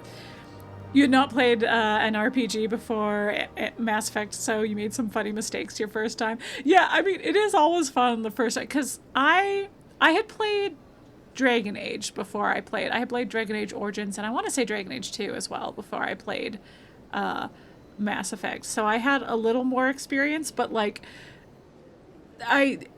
the first Mass Effect game is the most open world, and so it is very, like, the next two are also RPGs, but they're a little bit more linear. There's, like, little less freedom.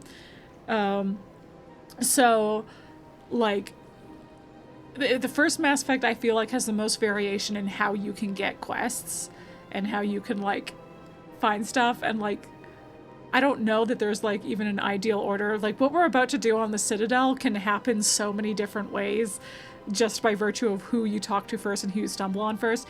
And I don't remember the best way to do it. The best, quote unquote, which is, like, there isn't really a best way. However you do it is however you do it, and that's the best way. So we'll see how I end up accidentally, like, stumbling into characters and stuff. That should be fun.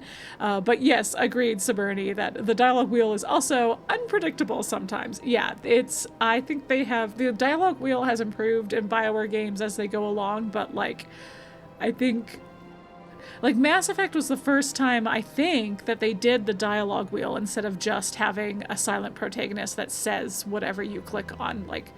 So the paraphrases in the dialogue wheel are sometimes way tonally different than what you end up saying something that is way totally different than what was implied by the paraphrase. Yeah. I get the feeling you're not too fond of humans. No, I just don't trust your kind. Not yet. You humans are eager to take all the power you can get, and you're being given a lot. If the Council wants to make humanity their new favorite pet, that's their business. But I don't have to like it. The Council treats us like second-class citizens. We have to fight for everything we get. Good. Then fight for it. But don't expect the rest of us to just sit back and let you take it. I'm a busy man, Commander. Are we done here? Yeah, alright. Kind of like you, bud. What do you know about the Spectres? They're the right hand of the Council, straight shooter. So they like to be called. More like the underhanded side of the Council.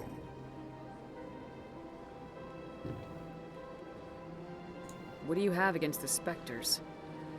I can't abide any organization that considers itself above the law. That's especially when it's left up to each individual Spectre to decide when and how to bend the rules. I don't know, that it is a bit naive, but I'm gonna say it. Sometimes you have to bend the law to keep He's people not safe. wrong. I've been with CSEC for 30 years. I've never had to break the law to do my job, not once. Yeah, right. You expect us to believe none of your officers are corrupt? There are over 200,000 CSEC agents. Some of them are going to be bad. But we don't turn a blind eye to corruption like the Spectres do. We do our best to find and punish any officer who breaks the law. Spectres, they'll never come under that kind of scrutiny. I mean, we're running into an issue with that, aren't we? Yeah, no, and yeah, to be fair, because Ashley was like, oh, you're telling us that none of your officers are corrupt? And that's not what he said. What he said was, I've never had to do it, therefore you don't have to do it. He didn't say that he's you know, being the example that he wants to see in the world. The galaxy needs people like that. People who do the dirty jobs. I agree. But they need to be held to a higher standard. They need to be accountable. Saren's out of control. We both know that. Hey! But because he's a Spectre, the Council doesn't want to do anything about it. Is that the kind of person this galaxy needs? No, you're right. But not all Spectres are like Saren. True. But the potential is always there. Yeah, how do we deal with it? Tell me about CSEC. CSEC provides necessary police and security services throughout the Citadel. We're a civilian government agency, though many of our members have had military training. Of course, as the CSEC representative to the Council, I spend most of my time liaising between the two. Tell me about your investigation into Saren. This is me. I don't make a habit of giving out details about ongoing investigations. This is me doing things out of order. It's like, how did we know that? I'll be going now. I guess, no, because Udina said, did Udina say, the Council say that they were having CSEC look into it and that they hadn't found anything or something? Anyway, don't mind me as I break into your computer behind you. Diplomatic advisory warning. The following message was transmitted from an untraceable account to multiple recipients across the extranet. Further monitoring of the situation is warranted. My fellow biotic, you have been selected to receive this transmission because of our shared plight. Few understand us. fewer tolerate us. We must stand together. We must build our own new world. Come, join us in the Hawkingida cluster. Only as one body can we right the wrongs done to our kind. Interesting. We're just, you know, if you snoop, you get side quests, you know? Oh, for fuck's sake, put that away. I'm just used to other games where shift is the run button instead of space. And it will make sense when we have like vaulting and spacebar gets you into cover and stuff, that space being run is more intuitive for those. Like, you can use space to run and just slide into cover. But in this first game, they're not. That's not what it is. Greetings and welcome to the Presidium. My name is Avina, and I am pleased to be your virtual guide throughout this level of the Citadel space station. So are you a person or a program? I am a fully interactive virtual intelligence, programmed to provide spontaneous guidance at predetermined locations of interest throughout this level of the Citadel. I may also be contacted through any of the Presidium VI terminals, should you require assistance. Give me the tour. You are standing at Presidium Tourism Terminal 1. On either side of this lobby are the embassies of the various Citadel races, I'm along covering with my head. CSEC headquarters. I'm going. On the far end of this level, you can see the Citadel Tower, where the Council meets regularly to discuss matters of interstellar importance. I want to know more about Citadel security. Citadel security serves as law enforcement for all regions of the Citadel, though the majority of officers serve in the wards. Executor Palin, a Turian, is the current head of CSEC, but individuals from virtually every species across Citadel space serve as officers beneath him. If you wish to learn more, Executor Palin's office is located in the CSEC headquarters just across the lobby. Respect your shackles, Avina. Tell me about the embassies. Each species in Citadel space important enough to be consulted on matters of galactic politics maintains an embassy on the Presidium. Human or something. The Volus were the first non-council species to be granted an embassy, roughly 2,384 galactic Wow, standard they years really ago. have had an As embassy Citadel for a space long has time. Expanded, more embassies have been added. And The they're still most not on the recently added council. embassy belongs to your own species, humanity. It was added 19 galactic standard years ago, despite some rather vocal opposition. Why were people trying to keep my species out? Some species felt humanity was given preferential treatment. It often takes a century or more before a new species is granted an embassy. The Council gave a great deal of thought to this matter. In the end, they decided humanity's impact on Citadel space was significant enough to warrant an embassy. Do you agree with their decision? I am not programmed to make that kind of qualified judgment. My code is limited to information and simple interaction simulations. How come the Volus were the first species given an embassy? In the early years following the formation of the Council, the Volus were, apart from the Asari Well, and humans Salarians, are the most special. populous Yeah. and widespread I know, species 'cause in I'm a Citadel human. space. They established many new colonies and trading outposts, and they petitioned the Council for a greater role in determining interstellar policy. In recognition of their work to expand interstellar trade and establish a standardized galactic economy, the Volus were granted an embassy here on the Citadel. Why weren't they made a council race? That's what Din's The saying. Council races have extensive responsibilities. They must provide personnel and ships for the Citadel fleets. They often provide economic aid in times of disaster. It would be unfair to demand such an enormous burden of a species unable to meet these obligations. Interesting. The embassies allow lesser species to have a voice on the Citadel. That's pretty damn arrogant. I apologize if my personality has offended you. Please submit all formal complaints in writing to the Citadel Tourist and Visitor Board. Do you know anything about specters? The term Spectre is derived from the branch of Special Tactics and Reconnaissance. Each Spectre agent is handpicked by the Council. Their primary role is preserving galactic stability and resolving volatile situations that cannot be handled through normal political channels. In this role, they are granted extraterritorial rights and jurisdictions. Spectres answer to no law or authority except the Council itself. What can you tell me about the Citadel Council? Originally, the Council consisted of representatives from the Asari and Salarians. the two dominant species in Citadel space. Roughly 1,304 galactic standard years ago, Turians were invited to join the Council in recognition of the role they played during the Krogan Rebellion. It's a long time, this Since then, the three council races have worked together to ensure the peaceful coexistence of the galactic community, while preserving individual autonomy for each species. It can't be as simple as that.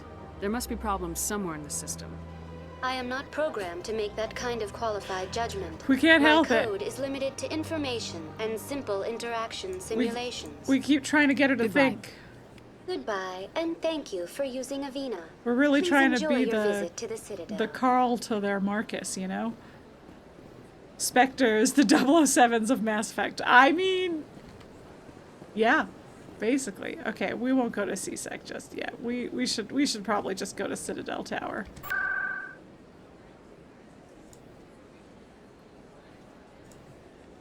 We should further the plot, and then we can explore the Citadel more.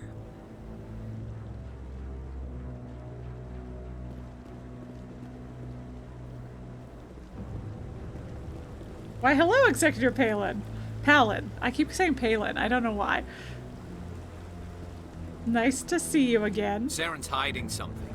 Give me more time. Look, Garrus has a face. Stall the council. Don't be ridiculous. Your investigation is over, Garrus. Palin, no. Thought you were cool, man. Commander Shepard, Garrus Vakarian. Hi, Garrus! I was the officer in charge of the CSEC investigation into Saren. Hi. So, I definitely had the glitch, and I think this glitch was common for, like, I think it, like, everyone on PC had it, unless they downloaded the mod to get rid of it, where Garrus's face textures would never load on PC. So I got very used to Mass Effect 1 Garrus not having, like, a properly textured face, and then was very excited the first time I got to this point in the Legendary Edition. I was like, oh my god, Garrus, look at your face! Sounds like you really want to bring him down. I don't trust him. Something about him rubs me the wrong way. But he's a Spectre. Everything he touches is classified. I can't find any hard evidence. I think the Council's ready for us, Commander. Good luck, Shepard. Maybe they'll listen to you. Thanks, Garrus. Yeah, I feel like I should... No, I don't have download. It's like part of me wants to, like, jump into OG Mass Effect for a second to be like, look at the difference. Look at the difference. Everything's so crisp and beautiful. Hi. Hi, everybody. Hi. Okay, we'll explore later. Explore later. We're just gonna go and talk to everybody now.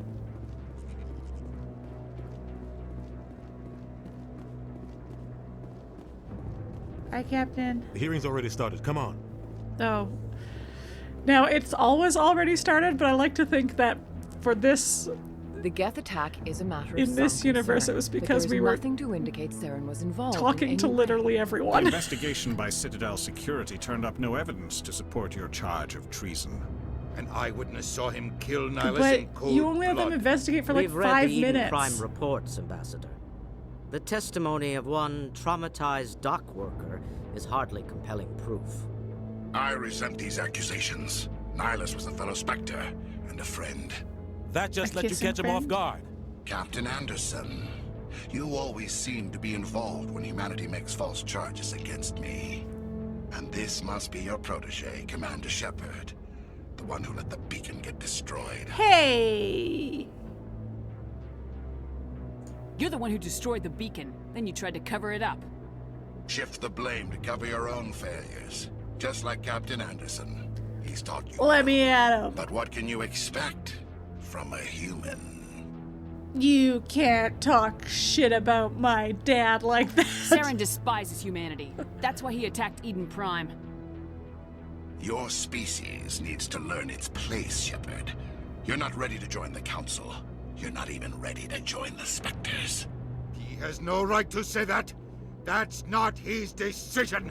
Shepard's admission into the Spectres is not the purpose of this meeting. This meeting has no purpose. The humans are wasting your time, Counselor, and mine. Let me You at can't him. hide behind the Council forever. There is still one outstanding issue. Commander Shepard's vision. It may have been triggered by the beacon. Are we allowing dreams into evidence now? How can I defend my innocence against this kind of testimony? The problem is I that agree. is fair. Our judgment must be based on facts and evidence, Yeah. not wild imaginings and reckless speculation. Do you have anything else to add, Commander Shepard? You've made your decision. I won't waste my breath.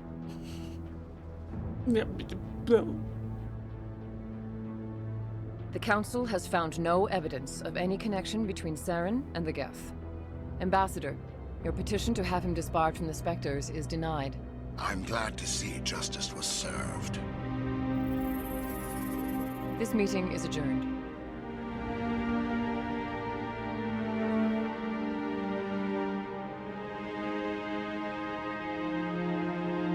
Here's the thing. It was a mistake bringing you into that hearing, Captain. You and Saren have too much history. It Say made the more. Council question our motives. A whole I know book's worth Saren. more. He's working with the Geth for one reason. To exterminate the entire human race. Every colony we have is at risk. Every world we control is in danger. Even Earth isn't safe. Tell me about this history between you and Saren. I worked with him on a mission a long time ago. Things went bad. Real bad. We shouldn't talk about this here. But I know what he's like. And he has to be stopped. We need to deal with Saren ourselves. As a Spectre, he's virtually untouchable. We need to find some way to expose him. What about Garrus, that CSEC investigator? Yeah. We saw him arguing with the executive. I'm sorry I'm covering That's your face, right. Caden. He was asking for more time to finish his report. There, am I Seems like he Caden? was close to finding something on Saren. It's like if I lean over far enough, am I Caden? Any idea where we could find him? I have a contact in CSEC who can help us track Garrus down. His name is Harkin. Forget it. They suspended Harkin last month, drinking on the job. I won't waste my time with that loser. You won't have to. I don't want the Council using your past history with Saren as an excuse to ignore anything we turn up. Shepard will handle this. You can't just cut Captain Anderson out of this investigation. The ambassador's right. I need to step aside. I need to take care of some business. Captain, meet me in my office later. Harkin's probably getting drunk at Chora's den. It's a dingy little club in the lower section of the wards. I thought you said he was a drunken loser. Couldn't hurt to go talk to him. Okay. Just be careful. I wouldn't call him reliable. You and Saren have a history. What happened? About 20 years ago, I was part of a mission in the Skillian Verge. I was working with Saren to find and remove a known terrorist threat. Saren eliminated his target, but a lot of people died along the way, innocent people. And the official records just covered it all up. But I saw how he operates. No conscience, no hesitation.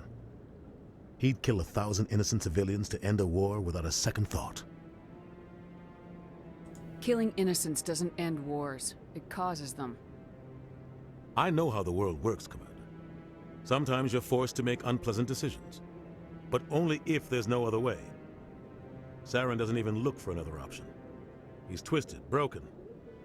He likes the violence, the killing. And he knows how to cover his tracks. Our ambassador doesn't seem to get along with the Council. He's just frustrated. Yeah. The Council's always preaching that we need to be part of the galactic community. But for them, it's a one-way street. They want us to expand and settle unstable regions like the Skillian Verge and the Attican Traverse. But when we run into trouble, they don't want to help us out. Yeah. Everyone knows We it's only a matter do of time believe until you, we get a Captain seat on the Anderson. Council. The ambassador just thinks it should happen sooner rather than later. And I agree. Though I do recall when I read the book being like, Anderson didn't make the best decisions, but Saren was still a bad egg. You don't think much of Harkin. The guy joined CSEC about 20 years ago. Also been so long He's since been I an read embarrassment that book. to our species ever since. Roughing up suspects in custody, bribery accusations, alcohol and drug use. The embassy used to step in when he got in trouble. But I guess enough was enough. Guy's a scumbag. He should have been cut loose a long time ago. He was one of the first human CSEC officers. Guess it would have looked bad if he got fired. A lot of backroom deals were worked out over the years to keep him on the force.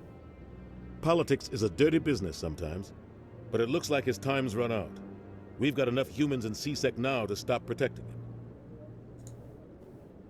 I want to know more about the Spectres. They're not your typical government agency. They tend to work alone, behind the scenes. They take care of problems the Council can't. It's not easy preserving peace across an entire galaxy. The Council prefers to use diplomacy and negotiation. But sometimes more extreme measures are needed. How do they decide who becomes a Spectre? You can't just apply to join.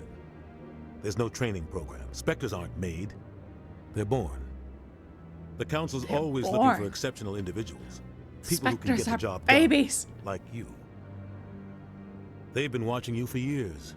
They see something in you. They want you on their side. Nihlus was supposed to give them a final recommendation, but with him gone, things are still up in the air. What's their command structure like? There is no command structure. Each Spectre answers directly to the Council. Sometimes they're sent on specific missions. Other times, they act on their own. They tend to operate outside the law, do whatever it takes to accomplish their goals. The Council just turns a blind eye. Spectres have a lot of power, Shepard. Oh, come now. Spectres are born hogwash. I agree. Like, I know what he's trying to say there, which is that, like, yeah, it's not, yeah, I mean, like, what he says before that, where it's, you can't train for it, it's not, like, there's a certain je ne sais quoi, but, like, they're not born. You don't have, like, the Spectre gene. But yeah. What happens when a Spectre goes rogue, like Saren? It doesn't happen often. The Council is careful when they select their candidates. Mm-hmm. But when something does go wrong, there's usually only one solution. And I'm still not a Spectre. Send another Spectre to bring the rogue agent down. Yeah. See, now, so here's the thing, because, like, the Council is right to be like, we need more evidence than just, like, witness testimony, which is, can famously be inaccurate and, a dream. But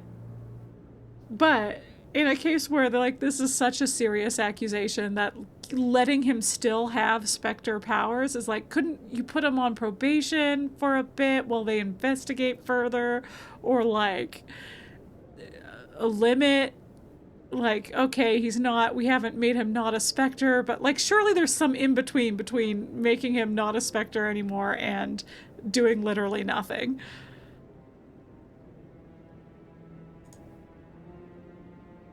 Maybe there's another way to find evidence against Saren.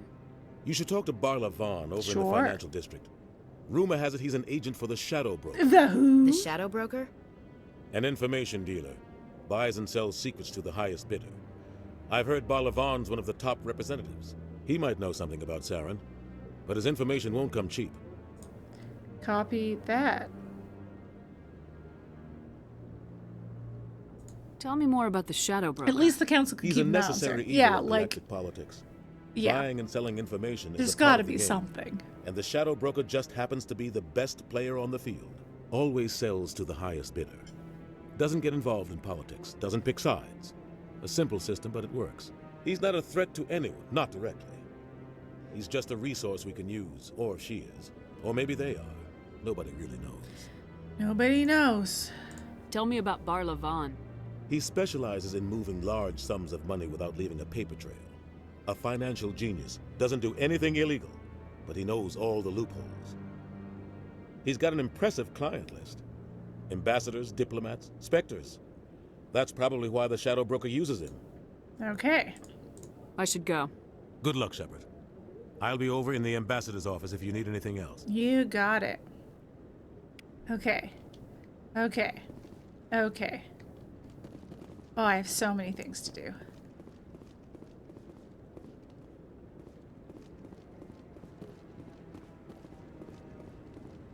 That guy's up to something. Yeah. What guy? That guy. The one over by the Keeper. What I'm staring right at. What? Oh, no, I wasn't. Never mind. Uh-huh. Uh-huh. That was super not suspicious. Yes, is there something you want? Why are you so interested in the Keepers? Keepers? I've got no interest in the Don't get coy. I know what I saw. I'm not so sure I should be talking to you about this. We're just talking. Is there something wrong with that? No. I guess it wouldn't hurt to tell you. I'm using a small scanner to gather readings on the Keepers. So far I've had mixed results. I find it difficult to get near the creatures. Jennifer Hale is so good at lines that are like, they're not a threat, but she makes them just sound a little bit like a threat. Like, we're just talking. There's something wrong with that. Like, I don't know. She's so good at that. Why were you being so secretive about it, though? Well, technically we're not supposed to disturb the Keepers. Mm-hmm. I don't really think my scanning disturbs them, but the authorities might disagree. I'd like to do it more openly, but it's not really worth getting arrested over. I can help you out. I'm not worried about the authorities. I don't even know who you are. I'm Commander Shepard with the Alliance military. Well, I suppose I could use the help. You'll need this. It's the scanning device I developed. Activate it each time you see a Keeper. All collected data will automatically upload to my database. I'll even send a few credits your way for each unique scan. What are you doing with the data once you've scanned it? Trying to learn whatever I can about the Keepers. Uh-huh. We see them working everywhere, yet we know so little about them. I'm a scientist. I want to know what makes them tick. Yeah. I should get going then. Yes, I have much work myself. So long, and good luck with the scanning. You got it. Now, the big thing is, will I remember? Oh, hello. No, I'm waiting to speak with one of the Councilor's assistants. Shep, a Spectre trainee. You can't train them. They're born. Spectre candidate? Commander. Hi. Oh, yeah, okay. I know there's a couple up here.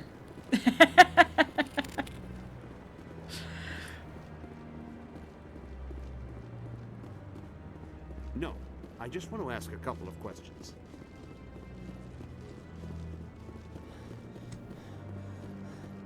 I was like, maybe I should. Okay, maybe I should. I know there's more Keepers up. Oh, yeah, there's another one. I was like, okay, I'm going to scan this one, but then I'm not going to look for any more. That is for sure an off-stream side mission. Y'all don't need to see me trying to find all the Keepers. If I happen across any, then great, but I won't go out of my way to find any.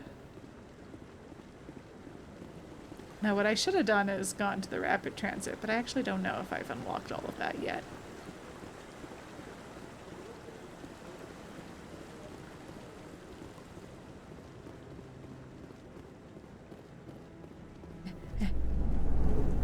Might actually get a...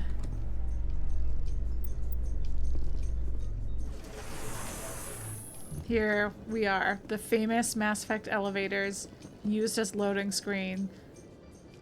So you get to hear the great elevator music.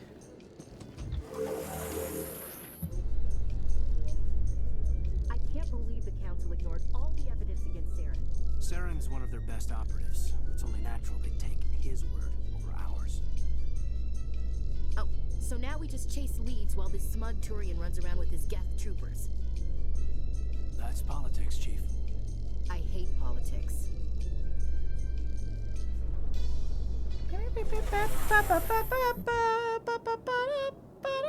Oh, it stopped playing. That's the one I know the best. Look at that bug thing over there. What's it doing? Please do not disturb the Keepers. You got it. Welcome to Presidium Tourism Terminal 2. You are standing near the base of the Citadel Tower. Scanning Keepers does have such great scientific value. It's just not fun for you guys to watch. I'll do it. I'm gonna scan the Keepers. I'm just not gonna do it on stream. A scale model representation of a Prothean mass relay. To your left is one of the Keepers, the enigmatic caretakers of the Citadel, working on a control panel. You may see Keepers involved in various tasks throughout all levels of the Citadel. We ask that you do not interfere with them in any way. The Keepers are essential to the smooth operation of the Citadel.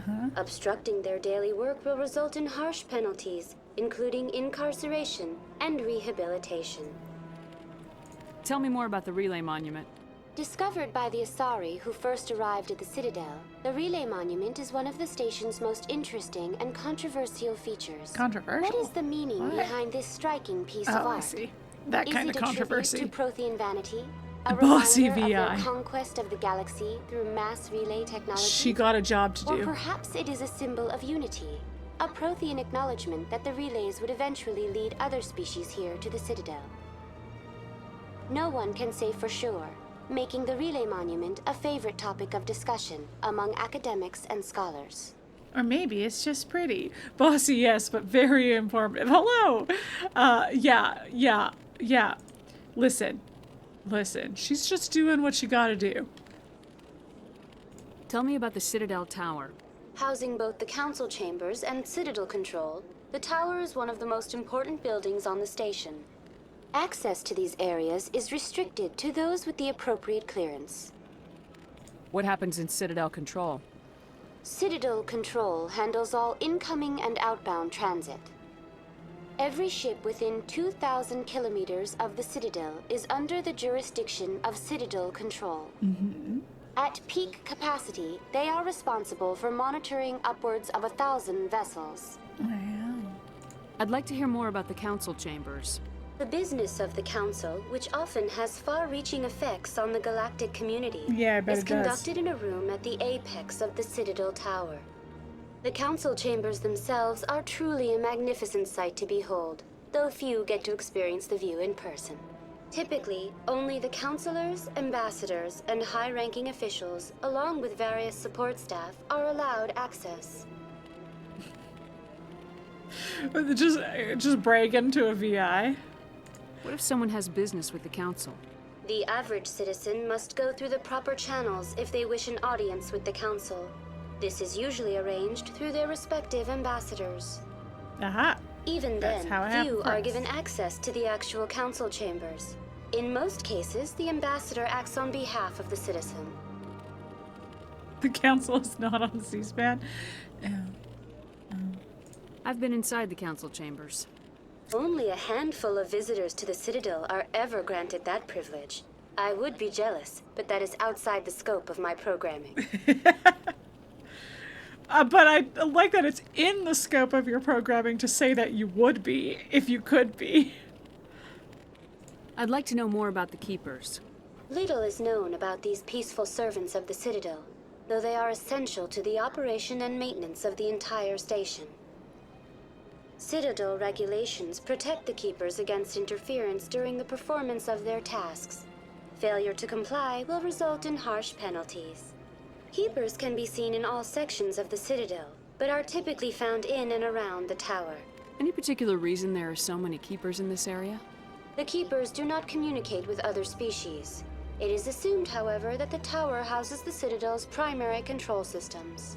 Many of the station's systems, such as navigation and life support, function automatically. It is believed the Keepers operate those systems from inside the tower's inaccessible core. The Keepers also make frequent appearances in the council chamber itself, though they appear to be just passing through on their way to some other destination. So that is another reason to want to learn more about them, because if they That's all for keep now. the like Thank you really for using important Avina. functions of the Have a Citadel pleasant running, day. then concerning if anything did happen to them. Oh, I don't think. Oh, I should level up if I can. Oh, let's. Yay! 1 point in shotguns. Okay. Well, I divided that up in such a way that I didn't get any new special powers, but that's okay. It's early days. It's early days.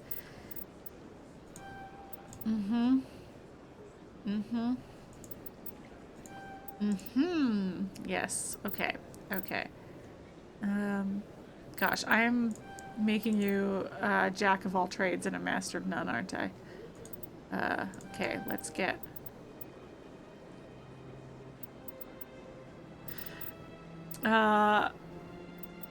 Keeper's just sauntering through council hearings.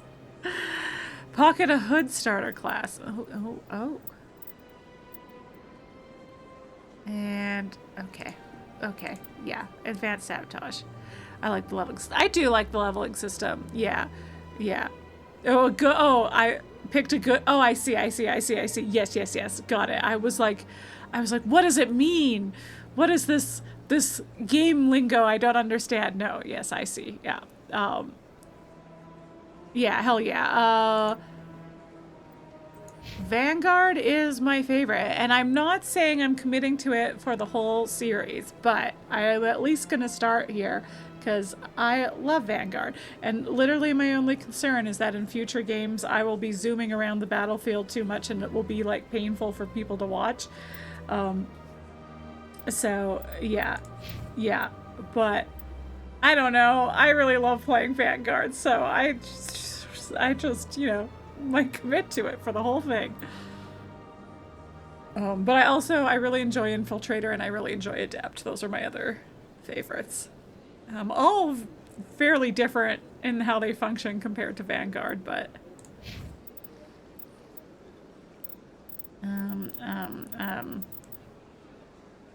do it. You want me zooming all around? I do want to be zooming all around. Okay, I'm just all guns for Ashley. Oh yeah, and let's give you a shield boost too. Yeah. Okay. Sweet. It means I will say, because I've like gotten worse about motion sickness, that I'll probably have to put on, like I'll have to do my motion sickness prep in the future games. But yeah. Yeah, say stick with it and try a new class on my next playthrough. Yeah, like, and I've done a few different classes before, and obviously this is only my second. Yeah, I guess to explain my experience with the Mass Effect series is I have played the original trilogy a few times before, and played the Legendary Edition once, and so this is my second Legendary Edition playthrough. So certainly trying out new stuff, especially in Mass Effect 1, which I think is the most different from original, is a lot of fun, and I look forward to doing it. But like, especially with streaming, there's something about like being in a class that I'm a fan of and that I'm familiar with. And also when I get streamer brain, I can just like, I can take a hit more as a Vanguard when streamer brain gets me and I panic. So I've played the series through before, but we are still, just worth noting, trying to keep chat spoiler free for anybody who's watching who hasn't played before. Tried Vanguard, but you went back to your trusty old Engineer class. Engineer is solid. Engineer is a good pick as well. Yeah, well, because what's interesting is like, okay, so my three favorites being a lot of what I like about Adept, I also like about Engineer, because my three favorites: Infiltrator, Vanguard, and Adept. I think Infiltrator is maybe the more, I guess for me personally, was like the more balanced experience, where like I felt like the difficulty in each game was about the same with an Infiltrator, whereas like I think some of the other classes are better suited to some of the games, but that's just with my playstyle, so that isn't necessarily true across the board. Adept, I remember my very first playthrough on Insanity, whichever is the toughest difficulty in Mass Effect 3. I remember Adept just being ridiculous. Like, it was no, it's exaggerating to say that I cakewalked through it, but like, you're so powerful as an Adept, and like, you're so squishy. You do die extremely easily, but if you can keep yourself alive and just like stay back, then then you just wreck shit, and it's great. Infiltrator is combat and tech. Yeah, are the two. Yeah, I guess for anyone unfamiliar, there's like 3 branches of abilities. There's combat abilities, there's tech abilities, and there's biotic abilities. And so you have Soldier is your all combat class, Adept is your all biotic class, and Engineer is your all tech class. So Soldier is going to be focusing on like your body and your weapons. Engineer and Adept are both going to be more focused on like abilities, with Engineer being tech abilities, hacking, sabotaging, stuff like that, with Adept being space magic. And then the other three classes? The other classes are combinations of them. So Sentinel is biotic and engineer, or no, sorry, biotic and tech mix. Infiltrator is tech and combat. So Infiltrator, if you prefer playing as a sniper, Infiltrator is the way to go because their tech abilities really complement being a sniper. And then Vanguard, my favorite, is biotic combat. So you just smash stuff and with magic. It's great. It's Vanguard's very like in your face kind of class, where it's like it's kind of the only class where you want to be kind of close to the enemy and you're just getting in there. Soldier arguably also is one that you can get close in there. Okay, I got distracted talking about all the stuff.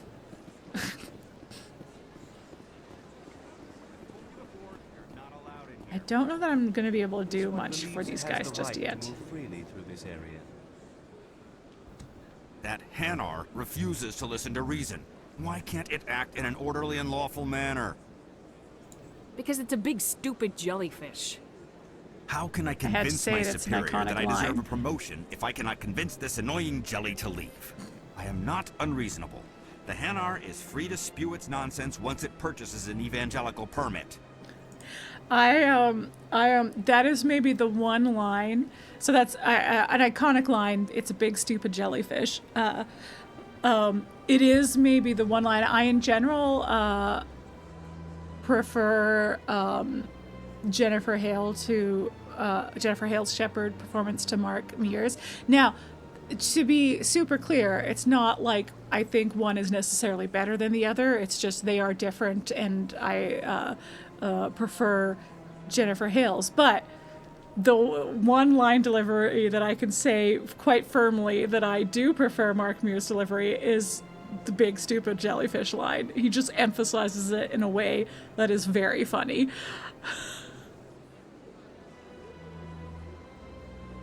So if the Hanar gets a permit, it's allowed to preach? No. Registered evangelicals must follow regulations. There are specific areas where preaching is legal. Failure to follow the regulations results in the forfeiture of the license. What's the purpose behind the evangelical permits? Forcing religious evangelicals to register for a permit weeds out undesirables. It keeps the area safe. The Citadel is too important to become a battleground for a religious war. Sure. Why don't you just arrest the Hanar? I could arrest the jelly, but my superior has requested that I find a solution that does not anger the Hanar. The Hanar become vocal when they feel their religious beliefs are being suppressed.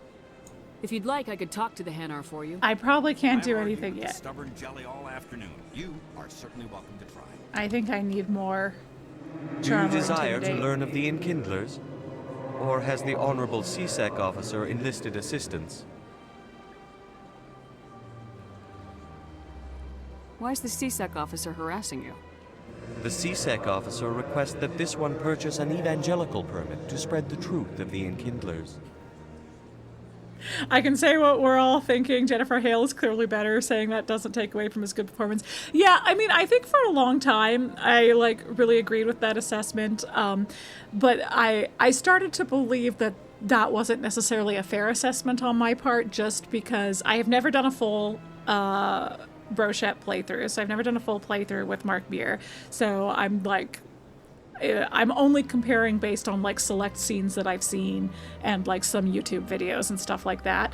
I think, like, and I do know, I have at least one friend who does prefer Mark Meer's performance, and I think a lot of it will have to do with whoever you played as first. You're going to be used to their performance, and it's going to be a little weird to hear the other person's performance.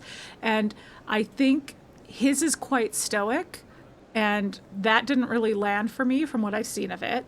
But I could see why that would, like, land more for other people. And you've only done male Shep, so you can't say. So there you go. You're opposite side of things. Yeah.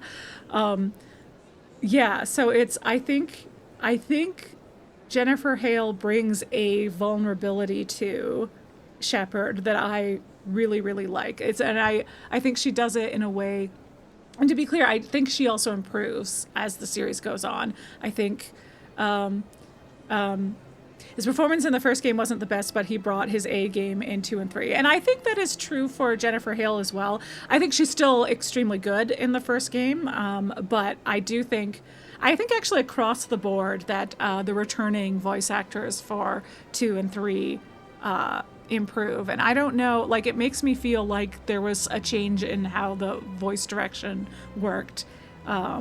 Because it's, I think, across the board better performances in the second and third game. And yeah, and I think also there are some key scenes that I haven't seen from 2 and 3 with Mark Meer that I think would also very much, that without having seen those, that it's not fair for me to compare his performance with Jennifer Hale. But like I said, in general, I think that Jennifer Hale brings a vulnerability to Shepard without sacrificing how, like, tough she is and what a badass she is, in a way that, like, even enhances it and, like, brings a little contrast. And so that really speaks to me, and I really love that, and I think that makes it hard for me to go do a Mark Meer playthrough because by comparison, his stoicism feels a little bit more like deadpan, or like, yeah. And I don't necessarily think that's like a fair assessment on my part. I think it is just stoicism. But that being said, again, I should go and find some of the more like emotional scenes and see what his take on that vulnerability that Shepard shows in later scenes, what that looks like and what that sounds like with him. And like, he's also, Mark Meer is obviously extremely talented. Like, he's in so much stuff, including in Mass Effect. He has some like fun other roles in Mass Effect. So it's not like I don't have any Mark Meer in this, or I won't have any Mark Meer in this playthrough. There's lots of good shit coming for him in these games as well. So yeah, you love to hate him in LA by Night. Yeah, he's great in LA by Night. And again, I also haven't seen all of LA by Night, but he's made his appearance, and he's pretty great. He's pretty great. But yeah.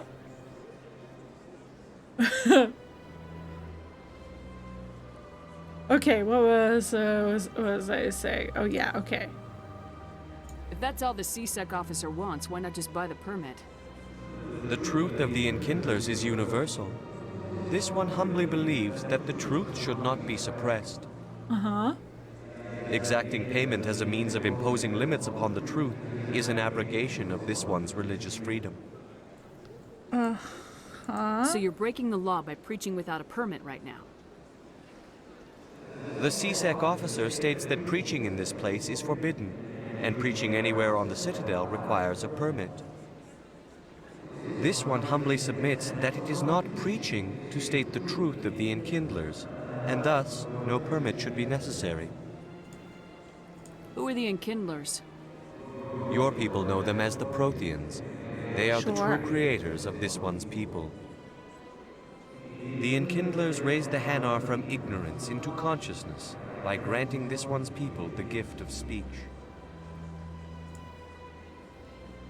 Okay. Okay. Is this really how you want to represent the Enkindlers? The truth of the Enkindlers must be made known. They gave the Hanar language, and gave the universe the mass relays. This one only wishes to spread the truth to any who will listen. There is no intent to cause trouble. Yeah. Okay, we'll come back to you later and see once I maybe have... I'll be back. This one will continue to spread its message. I'll see you, in like a year. Okay, there's the Prophet. Okay, Avina. More Avina. Okay. Barla. Ah! That's not what happened there? I guess I clicked on him and it turned into a... Okay. So I think it makes more sense to go do Barla and Consort chambers all at once. So I actually might go to Chora's Den first. And then I should maybe think... I have been going for a while. I should maybe... think about leaving things off here. I'm busy enough that I probably wouldn't have a chance to do many side quests off stream anyway. So it's not like my hope for this stream was to get myself to a position where I could do side quests off stream, but I actually don't think I have much time this week to do side quests off stream anyway. So I think I will end soon. But first let's go to Chora's Den. And then we'll pick up shortly after. There's a good ending point relatively soon. But first I have to... Oh my god. Well, 1 out of 3 ain't so bad.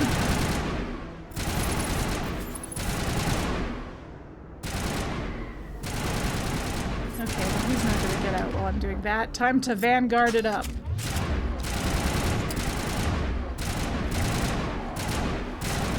Whee! Hello!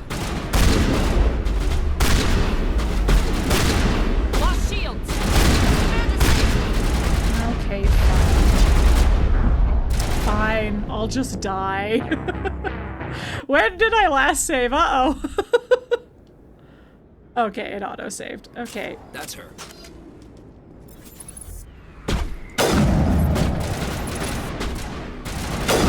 Oop. I anticipated him keeping moving, and he did not keep moving. Those were signs. Rude.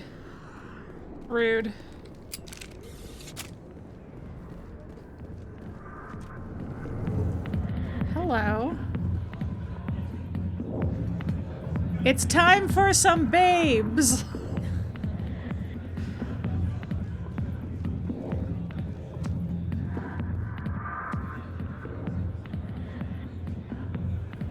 And we can just sit here and watch a babe for a while.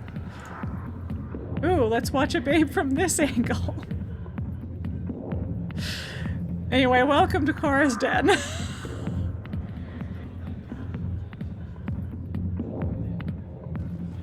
It's like, what? Chromavision said something very funny coming in here. He was like, I can just watch them for free? Bernie Sanders America, or something like that. Anyway. I got business here, but not with you. Okay. Okay, yes. Oh, I do eventually also want to talk to you. Back off, Wrex. Fist told us to take you down if you showed up. What are you waiting for? I'm standing right here. Uh-huh. This is Fist's only chance. If he's smart, he'll take it. He's not coming out, Wrex. End of story. This story is just beginning. Out of my way, humans. I have no quarrel with you. What was that all about? Who knows? Let's just try not to get caught in the middle. I'd like to get caught in the middle. He seemed cool. Hey. Or, yeah. The back rooms are private, reserved for Fist and his friends. Who's Fist? He owns this club, but the customers have to stay out front. What did that other Krogan want? Wrex. Personal matter. Not real chatty, is he? Goodbye. Enjoy Yeah. the club. Okay, thanks. Hey. Hey there, sweetheart. You looking for some fun? Because I gotta say, that soldier get-up looks real good on that body of yours. Uh-huh. Why don't you sit your sweet little ass down beside old Harkin? Have a drink. See where this goes. I'd rather drink a cup of acid after chewing on a razor blade. You trying to hurt my feelings? You gotta do better than that. After 20 years with C-Sec, I've been called every name in the book, princess. Call me princess again and you'll be picking your teeth up off the floor. Now tell me where Garrus is. Okay, just relax.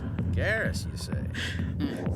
You must be one of Anderson's crew. Poor bastard still trying to bring Saren down, huh? Mm-hmm. I know where Garrus is, but you gotta tell me something first. Did the captain let you in on his big secret? Just tell me where Garrus is before this gets ugly. But it's all related, don't you see? The captain used to be a Spectre. Didn't know that, did you? It was all very hush-hush. The first human ever given that honor, and then he blew it. Screwed up his mission so bad they kicked him out. Of course, he blames Saren. Says the Turians set him up. Why'd they kick him out?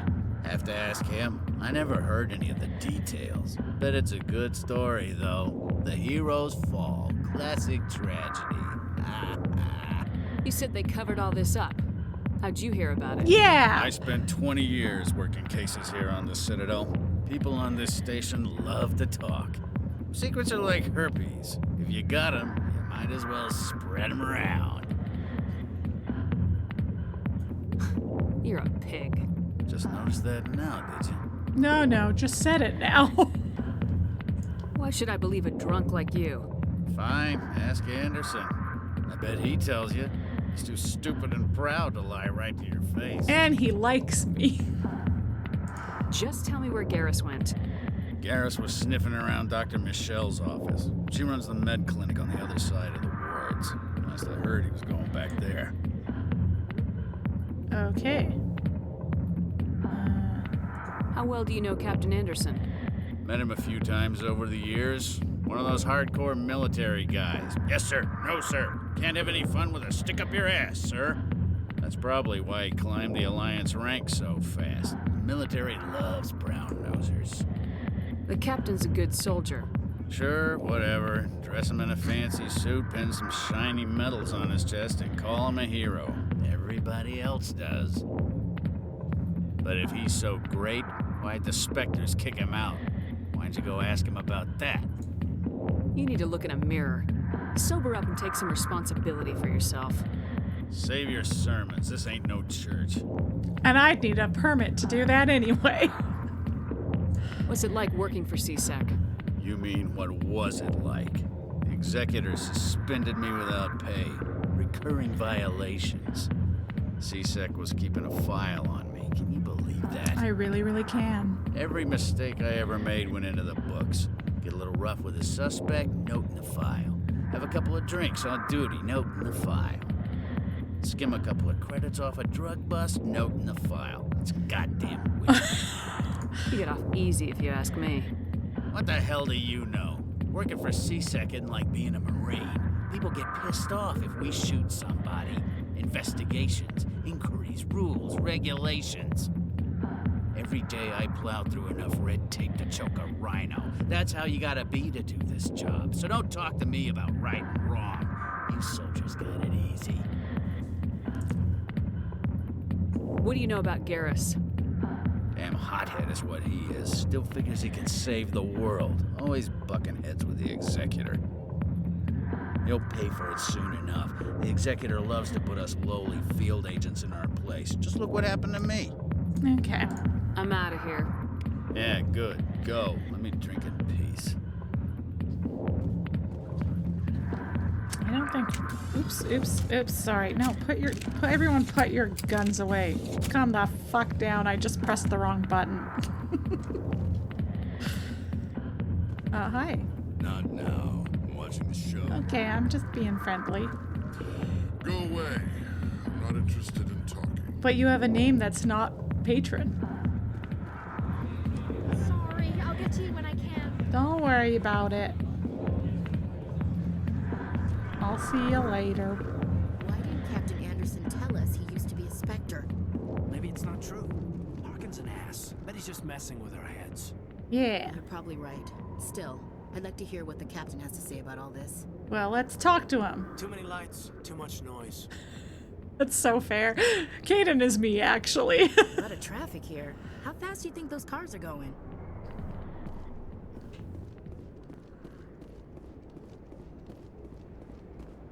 They are going fast. You know, I didn't really look at that before. Okay. Wait, is there? Hold on. No, let's use quick travel. Med clinic. Okay, that came up. But I also want to talk to Anderson. You know what, I can do that later.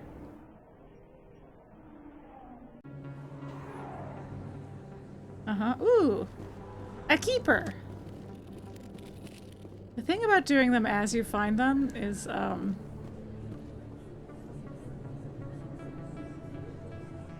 I can't keep track of which ones I've scanned already. Okay. I didn't tell anyone, I swear. That was smart, Doc. Now if Garrus comes around, you stay smart. Keep your mouth shut or Who are you? Let her go. Ah! Risky shot, Garrus.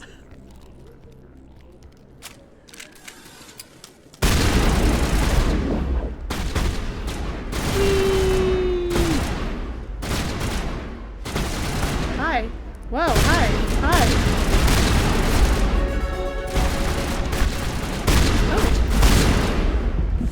Oh no. I got too bold. I'm not tough enough yet. We're fine. Everybody calm down. We're fine. Just let me catch my breath. Oh, the other thing Chromavision said when he first played this is the first time he got wounded enough to get this heartbeat screen, he was like, what does this mean? Am I in love? Which was also very funny. Hey Garrus, what's up? Perfect timing, Shepard. Gave me a clear shot at that bastard. It was a big risk, but it was also a nice shot. Took him down clean. Sometimes you get lucky. I hope it wasn't luck. Are you hurt? No, I'm okay. Thanks to you. Good thing I'm in the med clinic. Yeah, no kidding. I know those men threatened you, but if you tell us who they work for, we can protect you. They work for Fist. They wanted to shut me up, keep me from telling Garrus about the quarian. Quarian? What quarian? A few days ago, a quarian came by my office. She'd been shot, but she wouldn't tell me who did it. I could tell she was scared, probably on the run. She asked me about the Shadow Broker. She wanted to trade information in exchange for a safe place to hide. Where is she now? I put her in contact with Fist. He's an agent for the Shadow Broker. Not anymore. Now he works for Saren. And the Shadow Broker isn't too happy about it. Fist betrayed the Shadow Broker? That's stupid even for him. Saren must have made him quite the offer. A quarian, you say? The quarian must have something Saren wants. Something worth crossing the Shadow Broker to get. She must have something that proves he's a traitor. Did the quarian mention anything about Saren or the Geth? She did. The information she was going to trade. She said it had something to do with the Geth. She must be able to link Saren to the Geth. There is no way the Council can ignore this. Time we paid Fist a visit. This is your show, Shepard. But I want to bring Saren down as much as you do. I'm coming with you. You're a Turian. Why do you want to bring him down? I couldn't find the proof I needed in my investigation, but I knew what was really going on. Saren is a traitor to the Council and a disgrace to my people. Come aboard! You know, we aren't the only ones going after Fist. The Shadow Broker hired a Krogan bounty hunter named Wrex to take him out. Yeah, we saw him in the bar. A Krogan might come in handy. Last I heard, he was at the CSEC Academy. Okay. What's he doing there? Fist accused him of making threats. We brought Wrex in for a little talk. Sure. If you hurry, you can catch him at the Academy before he leaves. Okay. Move out. Okay, okay. Let's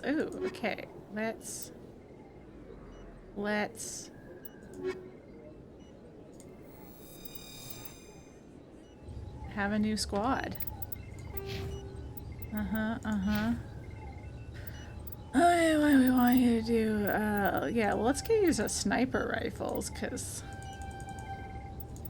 we know you're a good shot, buddy. And then get you some armor, and I do want you to also have electronics. Okay, so we'll get you some first aid. Okay.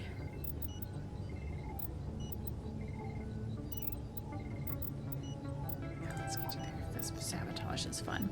Sabotage is good and fun, and as you might imagine, we may come up against Geth a few times in this game. Okay. Okay. Back to the rapid transit. Okay, let's talk to Barla Vaughn, and let's talk to I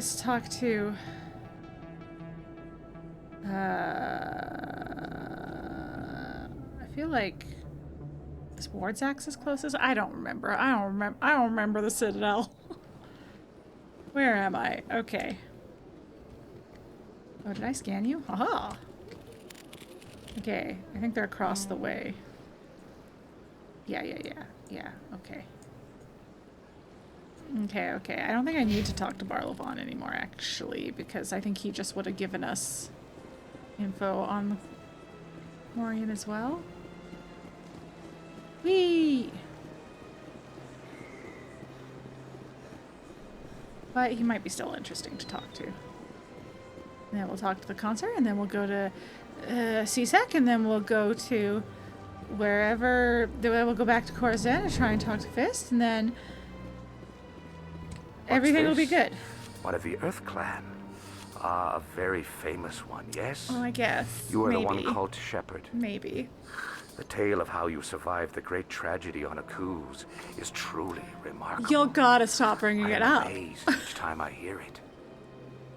You've got me at a disadvantage here. Forgive me, Earth Clan. My name is Barla Vaughn.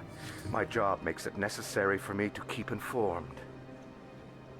I am a financial advisor to many important clients here on the Citadel. When someone as important as yourself arrives on the station, I take notice. I heard you work for the Shadow Broker. Do you have any information about Saren? You're very blunt, Shepard. But you're right. I am an agent for the Shadow Broker. And I do know something about Saren. I hear your information can be expensive.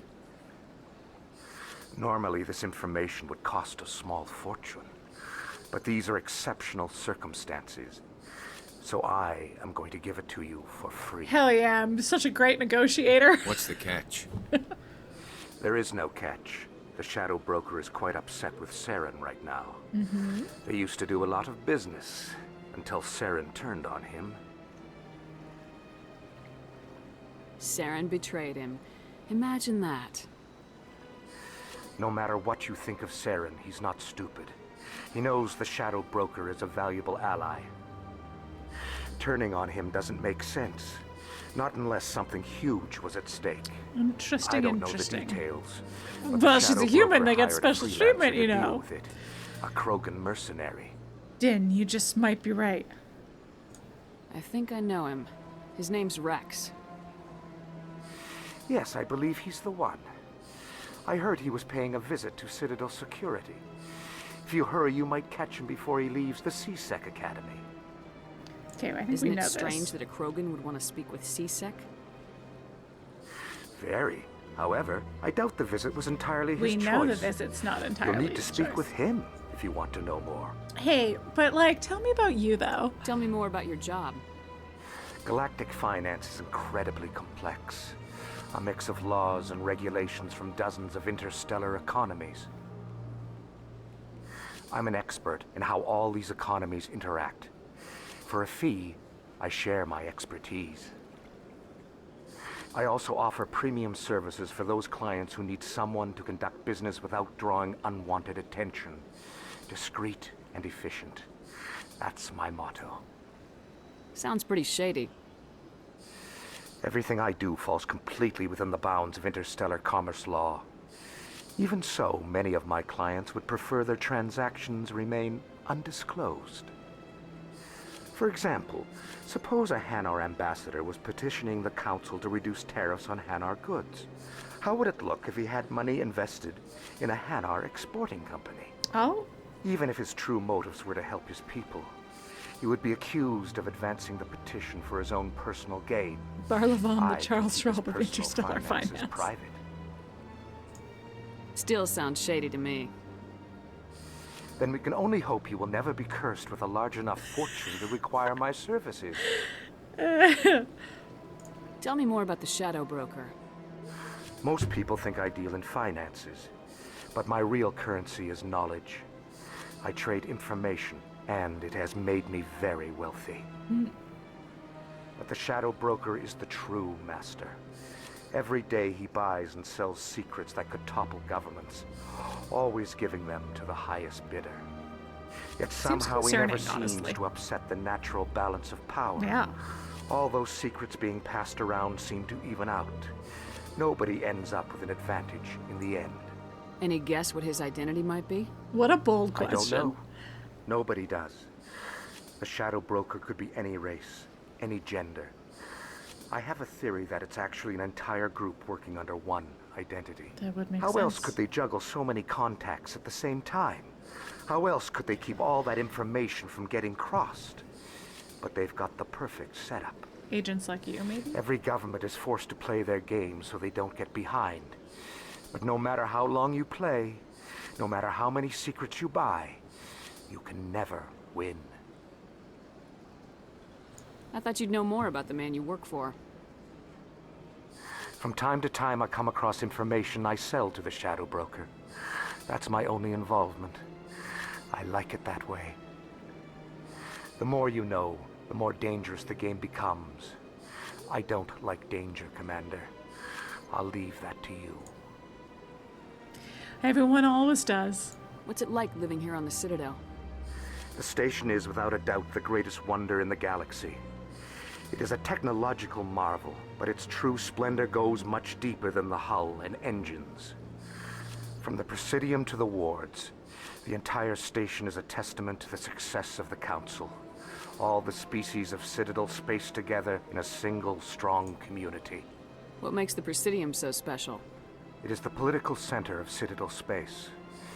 80% of all intelligent species in the known galaxy acknowledge the Council's authority on interstellar matters. But only the most powerful and influential species have embassies here on the Presidium. This level of the station is reserved for the elite, Shepard. People like us. Like us? I'm the elite. I mean, I have been in the tower. It's true. What are the wards like? The cultural heart of the galaxy. They pulse with the lifeblood of millions of citizens from dozens of different species. You never know what you'll find down in the wards, Commander. It's always full of surprises. Fortunately, most of them are pleasant. Well, that's nice. Okay. I should go. Goodbye, Commander. Okay.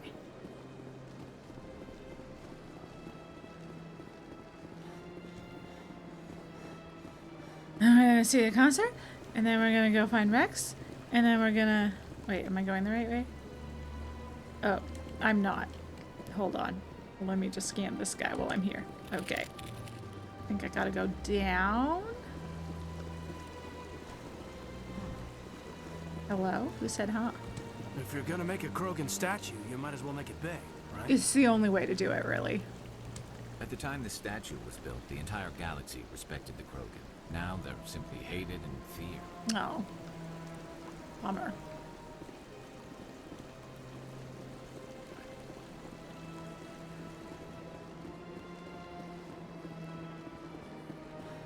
Another keeper to scan. Wow. You know, for someone who said she wasn't going to scan them on stream, that was going to be an off-stream job, I sure have found a few.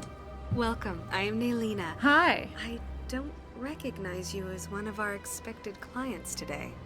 Would you like me to see when the consort will be able to meet with you? Can't I just go in?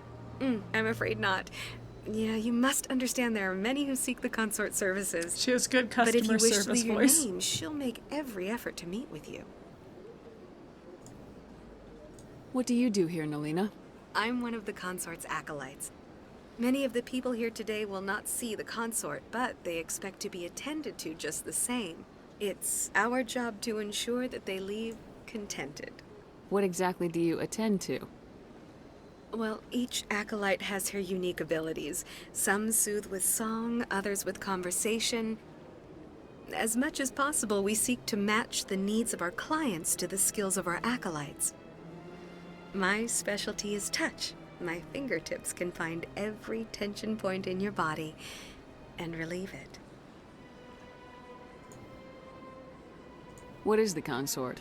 What does she do? Everyone a It's difficult to satisfied explain. client. She's many things to many people, and something different for each. Some seek It her for does sound advice, great, to some be for honest. She just sounds like an entertainment, others still for expert, like, pleasure. masseuse. Most of the time, our clients won't realize what they were seeking until after she has provided it for them. You make her sound like some kind of oracle. No, not in the usual sense. She's merely a woman with remarkable compassion and a generous spirit. Speaking as someone I who has suggest been you make sleeping an on a appointment cot. and see for Oh, yourself. yeah. I imagine a good massage to relieve tension points would be very useful in that scenario.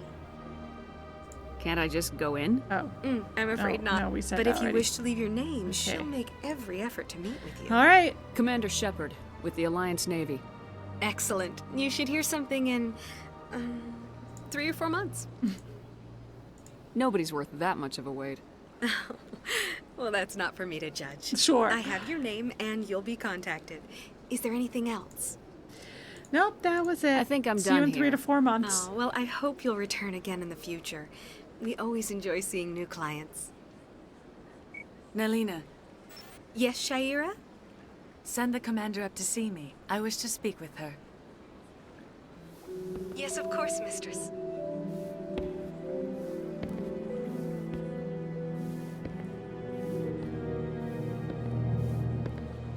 Huh.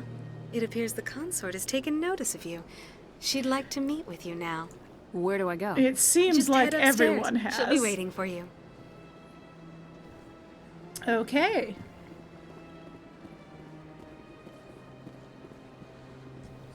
This is my first time. I can't believe I didn't come sooner. Just eavesdropping on It is a pleasure. what is surely not something you should be eavesdropping on. You're with the Alliance? My brother's a private back on Earth. Oh, that's nice. The Commander Shepard. That's me. You know, the survivor from a cruise. Shall we bring that up again? I do want a weird bubble bed. Yeah, that is fun. That is close enough, Commander. Okay. I've heard a great many things about you since your arrival here in our Citadel. Uh-huh. What exactly do you do? That depends on your needs. I offer advice to some, comfort to others. I have a certain problem that could use your expertise. Okay. Maybe I can help. I have a friend, Septimus, a retired Turian general. I won't discuss the details, but he wanted me to be more than I could be. We had a falling out.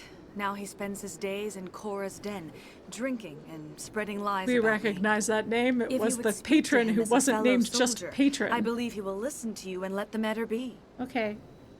Why are you touching my face? What happened between you? I respect his privacy too much to go into the details. And I if he respect wishes that. to tell you what happened, that is his prerogative. Okay. What exactly do you want me to tell him? Appeal to his sense of honor. Remind him of his position as a general.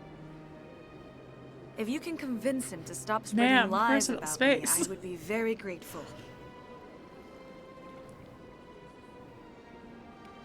Now I must ask you to take your leave. I have many clients waiting to see me. I want to say they have adjusted the skin tones of all the Asari that wear the outfits. I mean, maybe we'll meet more Asari that this isn't true for, but all the Asari that wear outfits like this that like reveal their skin, because I feel like lots of them didn't match their body skin tone because the skin tone was always the same shade of blue when they wore that kind of dress, regardless of what their heads looked like. And so I think they changed that for the Legendary Edition. Humans find the Consort irresistible. Then maybe I just haven't run into the ones that are the wrong shade yet, or a mismatched shade yet. It has been even longer since you know, if it's been a while since I've played, okay.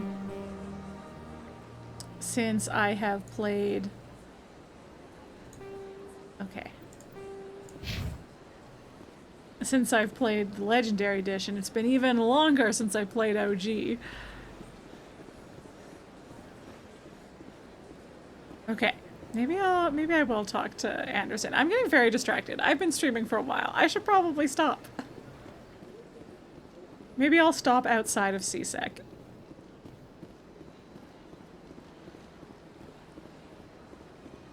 Or I'll pop back to Chora's Den to do the Septimus thing, and then go back to CSEC, and then call it there.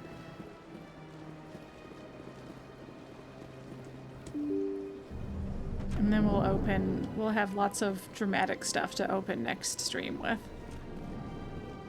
Won't that be fun? Anderson! You won't believe the shit Harkin was talking. Yes, Commander. Is there something you need? You don't think much of Harkin. You might not say, actually, you might not say anything until after the next story beat. He's been an embarrassment to our species, roughing up suspects in custody, bribery accusations, alcohol and drug use. The embassy used to step in. It's not easy preserving peace across an entire galaxy. Oh no. The Council prefers to use diplomacy and Tell me about... He's got an impressive client. There we go. Ambassador. You and Saren have a history. What happened? Yeah, I feel like he's just gonna say the same thing. About 20 years ago. Yeah. But I saw how he operates. Okay. No conscience. Okay, we'll talk to you about it later. He'd kill 1,000 innocent civilians to end a war without a second thought. I should go. I'll be here if you need anything.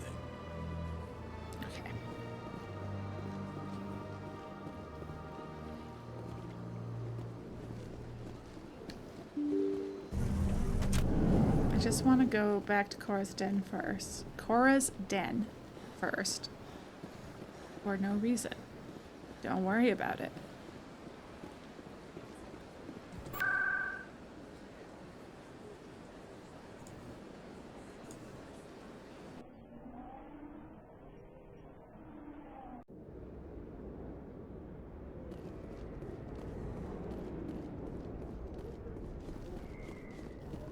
Though the Fist stuff will happen here. I should have gone to the CSEC first. Back. Wait, when was my last save? A while ago. Well, I could just die, I guess. Oh no. I've screwed this up. I wanted to get here before this happened, and for some reason in my head I was like, it won't happen till after I talk to Wrex, but of course it happens before you talk to Wrex. Because I've done that before. I've done it in the order where you don't get Wrex until later. But that's okay.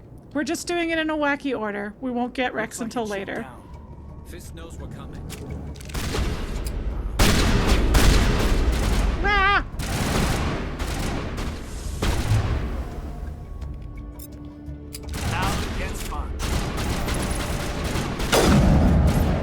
The good news is we will still get to meet Wrex. We will still...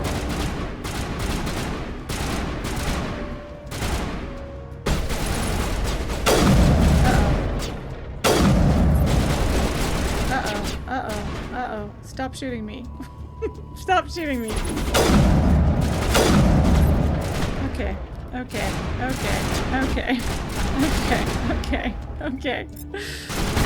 Help! No, don't get. I was like, I can't let a Krogan get close to me. I'll die for sure. I'll die for sure.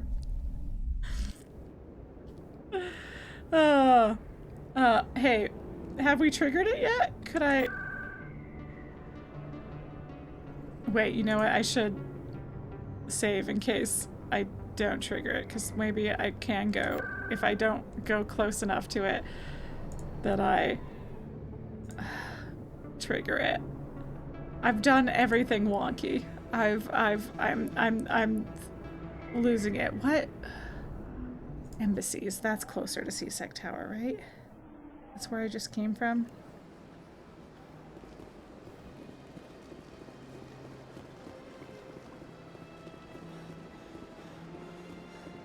Yeah. I kinda remember my way around the Citadel. Kind of. A little bit. In light of the recent attack on Eden Prime, many colonial investors are pulling their support for future projects. Proponents of expanded human colonization insist that Eden Prime was an isolated case. Nevertheless, colonist enrollment has dropped sharply. Many colonial proposals are on hold until backers have some reassurance that human colonies will be adequately protected. There, see, now that they don't need them to be loading screens, they have that press spacebar to skip thing. But I don't skip them. There he is. Okay. Hey, buddy. Witnesses saw you making threats in Fist's bar. Stay away from him. I don't take orders from you. This is your only warning, Wrex. You should warn Fist. I will kill him. Wrex, you gotta lock it in. I want you to try.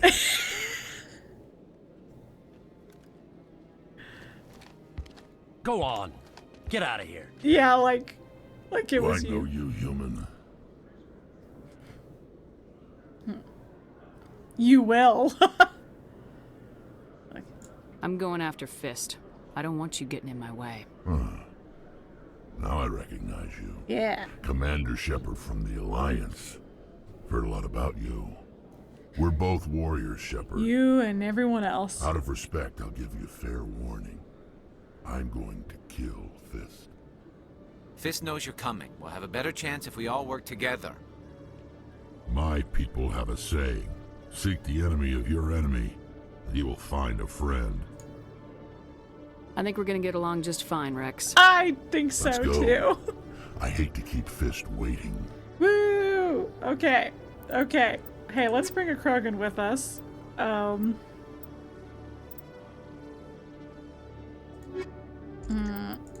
Well, we can't really have a very balanced crew then. Okay. Right now, Caden has more tech. Sorry, Garrus. Okay. Okay. No, I want to use rapid transit. That's what I want to do. Okay, back to Chora's Den, and this time we for sure won't die.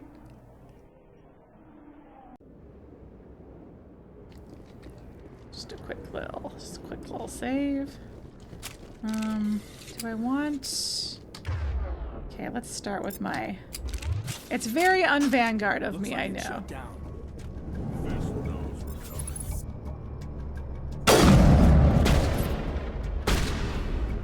But sometimes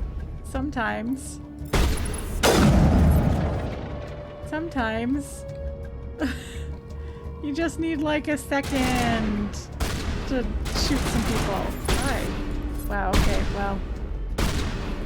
Okay. Okay. Okay. Whoa, whoa, whoa. Oh, it's too early. Premature. Okay. I do want this. Yeah. I think I do want this. Though, do I want to get close contact with a Krogan again? You know what, maybe I don't. I've changed my mind. Very un-Vanguard. It is true.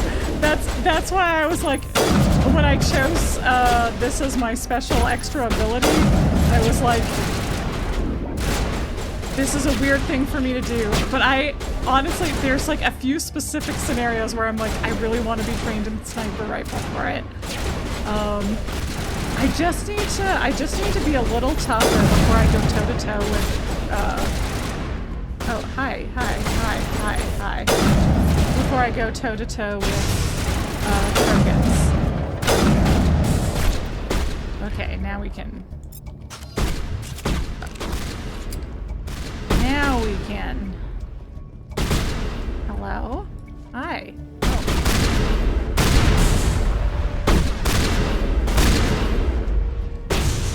Whee!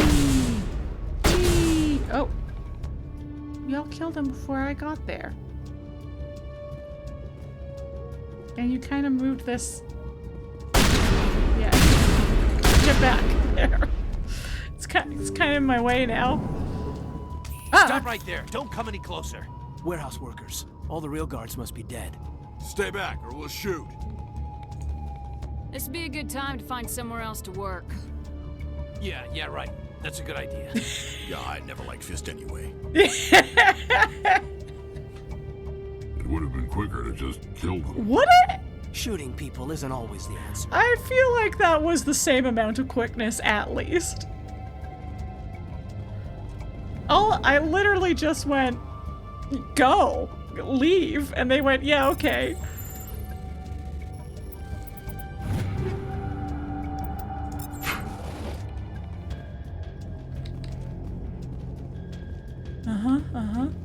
Why do I have to do it? Why indeed? Yes, thank you. Okay.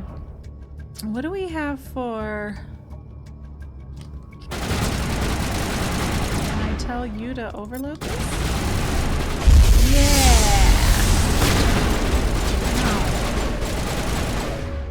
Oh. Okay, I will switch to this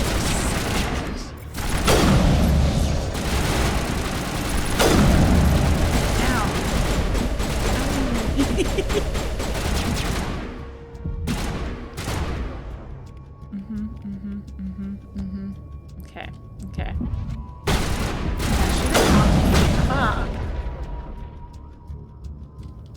Wait! Don't kill me, I surrender! Tell me where the quarian is and I won't have to shoot you in the kneecaps. She's not here. I don't know where she is. That's the truth. He's no use to you now. Let me kill him. Wait. I don't know where the quarian is, but I know where you can find her. Uh-huh. The quarian isn't here. Said she'd only deal with the Shadow Broker himself. Face to face? Impossible. Even I was hired through an agent. Nobody meets the Shadow Broker, ever. Even I don't know his true identity. But she didn't know that. I told her I'd set a meeting up. But when she shows up, it'll be Saren's men waiting for her. Tell me where that meeting is before I blow your lying head off. Here on the wards, the back alley by the markets. She's supposed to meet them right now. You can make it if you hurry. He did say he was gonna do that. Oh my God! The Shadow Broker paid me to kill him. I don't leave jobs half done. We don't shoot unarmed prisoners. We just threaten them. Because of him. He brought this on himself. Besides, we have more pressing concerns. Yes. That quarian is dead if we don't go now. All right, let's go. Let's go. Well, I really said I'm just gonna go to CSEC, and then we'll wrap up, and then I didn't do that, and then I kept going. We're just gonna stream for 5 fucking hours, it's fine. Okay, all right. 4 minutes to be heroes. We got this. Excuse me. Open the door, please. Oh, I'm still holding a sniper. That's okay. Okay. Well, you're gonna overload.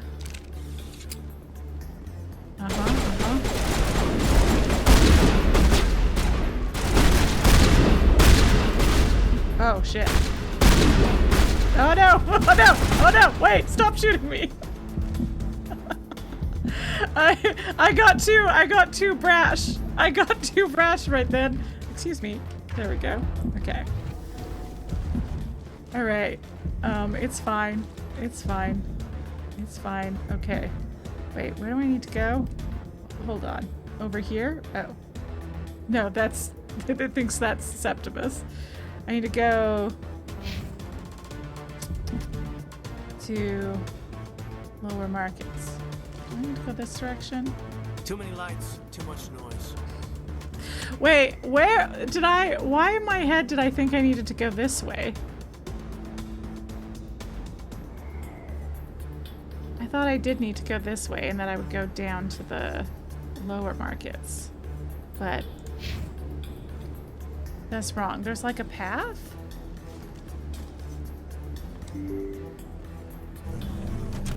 Okay, no, it is this. It's this way. I had the wrong door. I had the wrong door. We're fine. Hey. Did you bring it? Where's the Shadow Broker? Where's Fist? They'll be here. Where's the evidence? No way. Gross. The deal's off. Gross.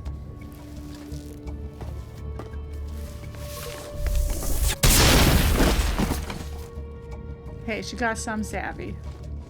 Hi. Whee. Hello. Wow, it really didn't want me to shoot that guy. Yeah, okay. I'll switch. Can't get his little head there. I think I did get his little head there. Just set me up. I knew I couldn't trust him. Were you hurt in the fight? I know how to look after myself. Not that I don't appreciate the help. Who are you? My name's Shepard. I'm looking for evidence to prove Saren's a traitor. Then I have a chance to repay you for saving my life. Look, you can even kind of see her face. We need to go somewhere safe. The ambassador's office. It's safe there. He'll want to see this anyway. But I want to scan that super chill keeper that was right there. You're not making my life easy, Shepard. Firefights in the wards, an all-out assault on Chora's den. Do you know how many... Who's this? A quarian? What are you up to, Shepard? This quarian can help us bring down Saren. I would have told you that if you hadn't jumped down my throat. I apologize, Commander. This whole thing with Saren has me a bit on edge. Accepted. Maybe we should just start at the beginning, Miss... My name is Tali. Tali Zora Naraya. We don't see many quarians here. Why did you leave the flotilla? I was on my pilgrimage. My rite of passage into adulthood.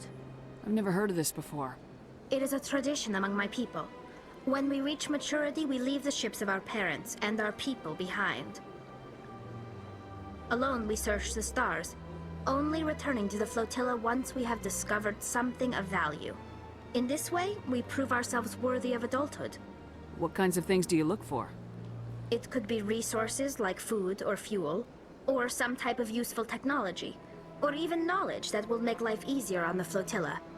Through our pilgrimage, we prove that we will contribute to the community, rather than being a burden on our limited resources. Tell us what you found. During my travels, I began hearing reports of Geth. Since they drove my people into exile, the Geth have never ventured beyond the Veil. I was curious. I tracked a patrol of Geth to an uncharted world. I waited for one to become separated from its unit. Then I disabled it and removed its memory core. I thought the Geth fried their memory cores when they died. Some kind of defense mechanism. How did you manage to preserve the memory core? My people created the Geth. By being a if badass? you're quick, careful, and lucky, small caches of data can sometimes be saved. Most of the core was wiped clean, but I salvaged something from its audio banks. Eden Prime was a major victory. The beacon has brought us one step closer to finding the conduit. That's Saren's voice. This proves he was involved in the attack. He said Eden Prime brought him one step closer to finding the like, conduit. wait, but he's got more goals. Any idea what that means? The conduit must have something to do with the beacon. Maybe it's some kind of Prothean technology. Like a weapon. Wait, there's more. Saren wasn't working alone. Eden Prime was a major victory. The beacon has brought us one step closer to finding the conduit. And one step closer to the return of the Reapers. Who's that? I don't recognize that other voice, the one talking about Reapers. Are they some kind of new alien species? According to the Memory Core, the Reapers were a hyper-advanced machine race that existed 50,000 years ago. The Reapers hunted the Protheans to total extinction, and then they vanished. At least, that's what the Geth believe. Sounds a little far-fetched. Someone hasn't watched TNG. Yeah, you should know that voice right away. The vision on Eden Prime. I understand it now. I saw the Protheans being wiped out by the Reapers. The Geth revere the Reapers as gods, the pinnacle of non-organic life. And they believe Saren knows how to bring the Reapers back. The Council is just going to love this. The Reapers are a threat to every species in Citadel space. We have to tell them. No matter what they think about the rest of this, those audio files prove Saren's a traitor. At the very least. The captain's right. We need to present this to the Council right away. What about her? The quarian? My name is Tali. You saw me in the alley, Commander. You know what I can do. Let me come with you. Oh yeah, I was going to say the other reason I did really bring Cated with me because I was like, he has higher electronics for hacking stuff right now. But also because I think he has the funniest reaction to Wrex killing Fist. Just something about the delivery of his, oh my god! I thought you were on your pilgrimage. The pilgrimage proves we are willing to give of ourselves for the greater good. What does it say about me if I turn my back on this? Saren is a danger to the entire galaxy. My pilgrimage can wait. Okay. I'll take all the help I can get. Thanks. You won't regret this. Anderson and I will go ahead to get things ready with the Council. Take a few minutes to collect yourself, then meet us in the tower. So we could do, okay.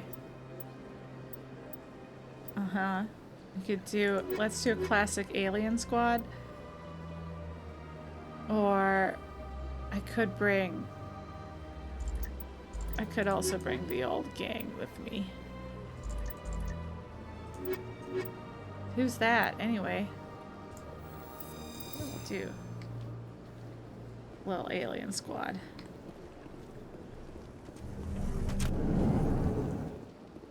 Okay. Let's go straight to the tower, because that'll be a nice place to end the stream. Oh, for goodness sake, Shepard. Put your gun away. Heading out! Okay, take it easy. Oh, no, I want to talk to you with Ashley. Can I ignore you for now? Excuse me, Commander Shepard. Could you spare a moment of your time? No, wait. Will you still be there if I come back later? I want to talk to you with Ashley. You know what? I'll do a save here just in case.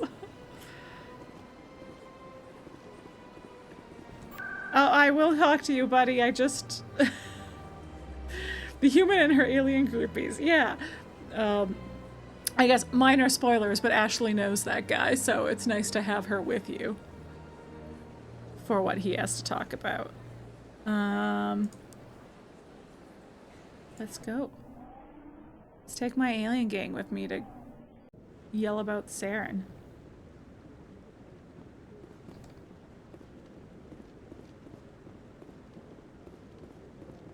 Come on. Udina's presenting the Quarian's evidence to the Council. Eden Prime was a major victory. The beacon has brought us one step closer to finding the conduit. And one step closer to the return of the Reapers. You wanted proof? There it is. This evidence is irrefutable, Ambassador. Saren will be stripped of his Spectre status, and all efforts will be made to bring him in to answer for his crimes. I recognize the other voice, the one speaking with Saren. Matriarch Benezia. Who is she? Matriarchs are powerful Asari who have entered the final stage of their lives. Revered for their wisdom and experience, they serve as guides and mentors to my people. Matriarch Benezia is a powerful biotic, and she had many followers. She will make a formidable ally for Saren. I'm more interested in the Reapers. What do you know about them? Only what was extracted from the Geth's memory core. The Reapers were an ancient race of machines that wiped out the Protheans. Then they vanished. The Geth believe the Reapers are gods, and Saren is the prophet for their return. We think the conduit is the key to bringing them back. Saren's searching for it. That's why he attacked Eden Prime. Do we even know what this conduit is? Saren thinks it can bring back the Reapers. That's bad enough. Listen to what you're saying. Saren wants to bring back the machines that wiped out all life in the galaxy? Yeah. Impossible. It has to be. Where did the Reapers go?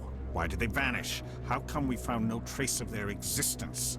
If they were real, we'd have found something. I tried to warn you about Saren and you refused to face the truth. Don't make the same mistake again. This is different. You proved Saren betrayed the Council. We all agree he's using the Geth to search for the conduit, but we don't really know why.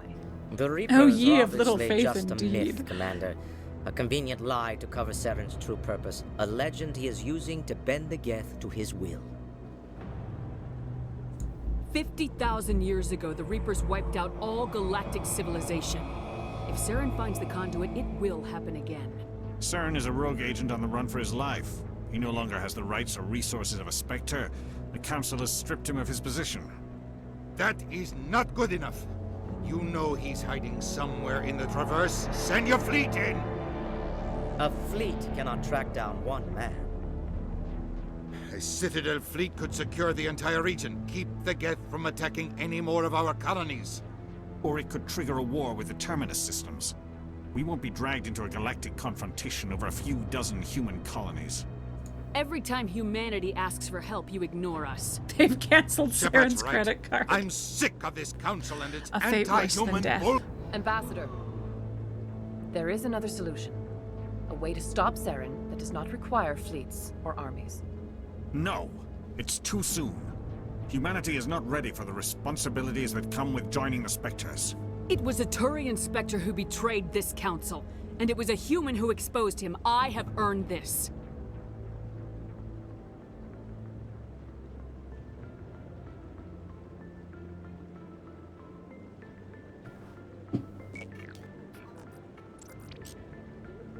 Commander Shepard, step forward.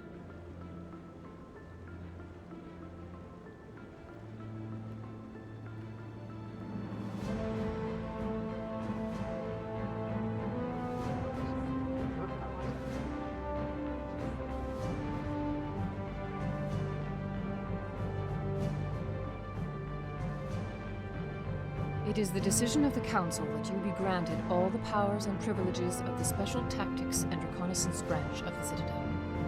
Spectres are not trained, but chosen. Individuals But forged in born. the fire of service and battle. Those whose actions elevate them above the rank and file. Spectres are an ideal, a symbol, the embodiment of courage, determination, and self-reliance. They are the right hand of the Council, instruments of our will. Spectres bear a great burden. They are protectors of galactic peace, both our first and last line of defense. The safety of the galaxy is theirs to uphold. You are the first human Spectre, Commander. This is a great accomplishment for you and your entire species. Okay, we are going to be a little more humble now. now that they're actually doing it for us.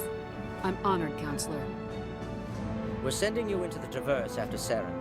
He's a fugitive from justice, so you are authorized to use any means necessary to apprehend or eliminate him. Any idea where to find him? We will forward any relevant files to Ambassador Udina. This meeting of the Council is adjourned.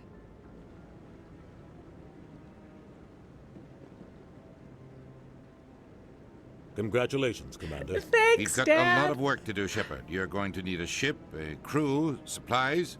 You'll get access to special equipment and training now. You should go down to the C-Sec Academy and speak to the Spectre Requisitions Officer. Okay. Anderson, come with me. I'll need your help to set all this up.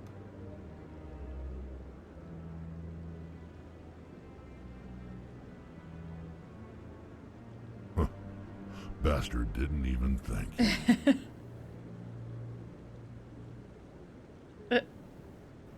What do you expect from a politician? Come on. Right behind you, Shepard. Hi, guys. Spectre training talent unlocked. Spectre aborning talent unlocked. Okay. Anyway, now that we've done it, wow, look at this beautiful place. Well, let's look here. Now that we've done it, let's call it there.